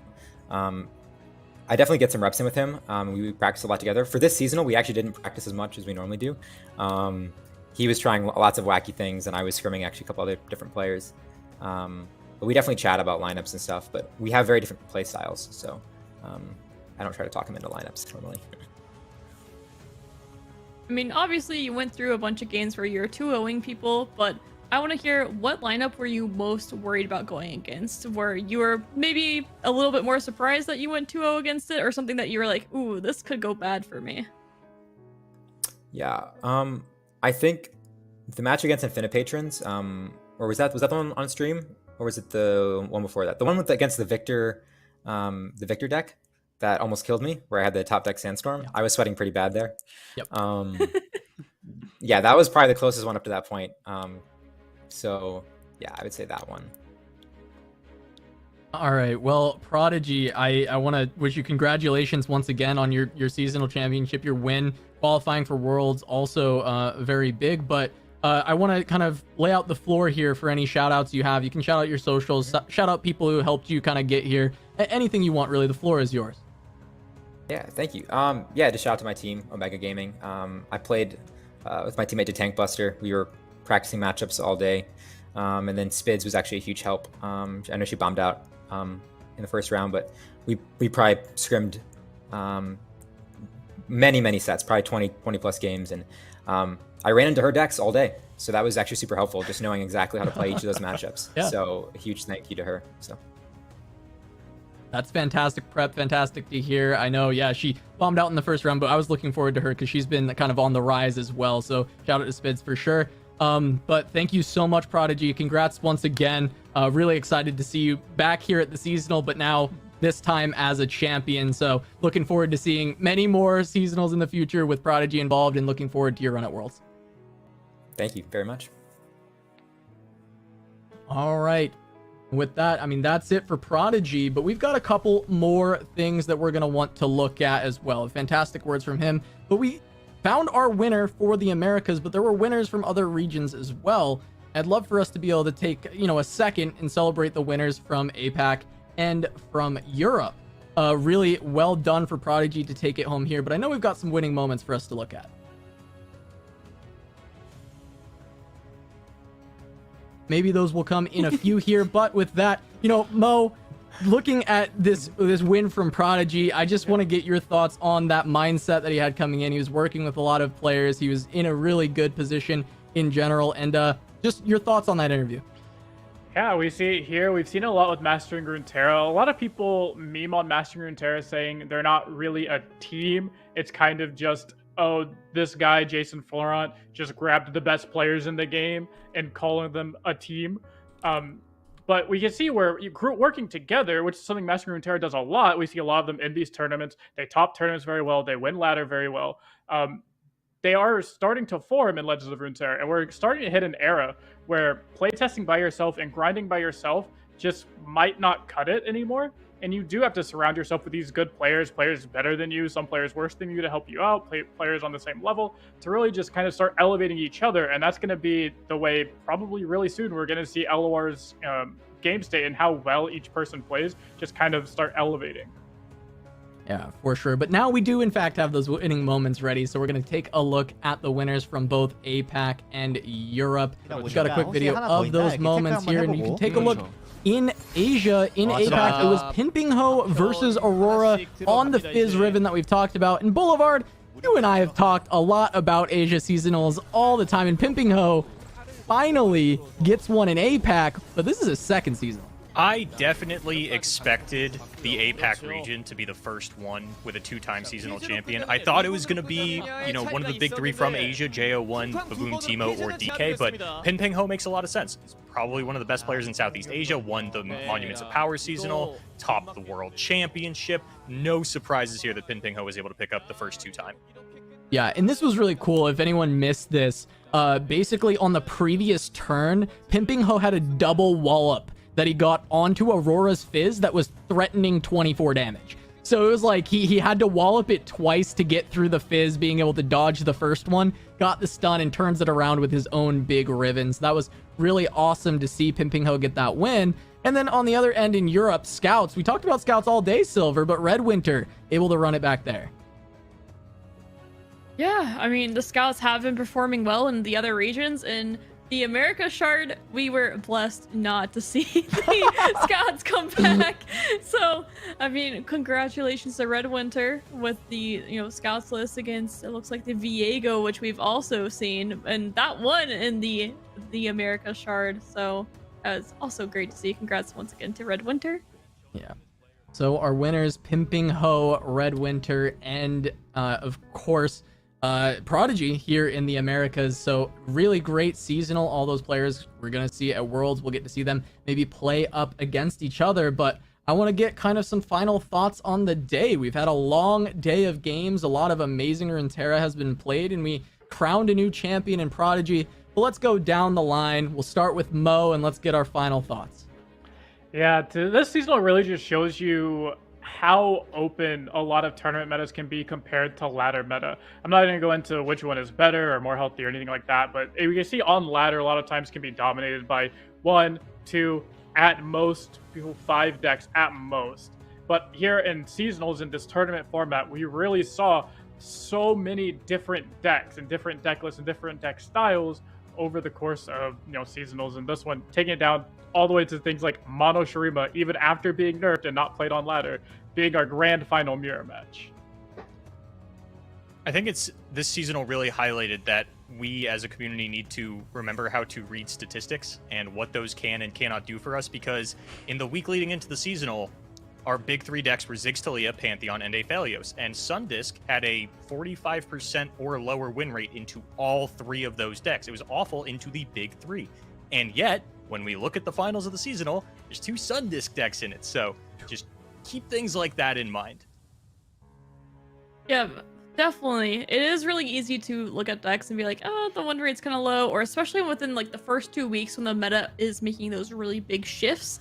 And it's easy to kind of forget about decks that used to be the big players. Like Scouts is one that a lot of people also kind of forgot about for a bit. And of course it came out today and just dominated some of the other regions. So it's always good to remember that even though a deck might be hot for a bit, the next week it might not be. All right, and for me, I'm just happy to have been able to share the desk with all of you. We got a seasonal champion on the broadcast, a world champion, and Boulevard as well. Yeah, I gotta say it every time. Yeah, it's like contractually obligated. I know, it sucks. Hate it. But anyways, it was a lot of fun having you all here. Huge shout outs to Silver for coming in, doing some extra sets for us as well, due to J-Dose's unfortunate internet circumstances. But big congratulations to Prodigy on the win. Congrats to all the players that made it to Worlds. And for me, for Mo, for Boulevard, J-Doza, Silver, Fuse, and Charmer, of course. Can't forget Charmer. And the rest of the crew here on the seasonal. I've been Casanova. Thank you all so much for watching, and we'll see you on the next one.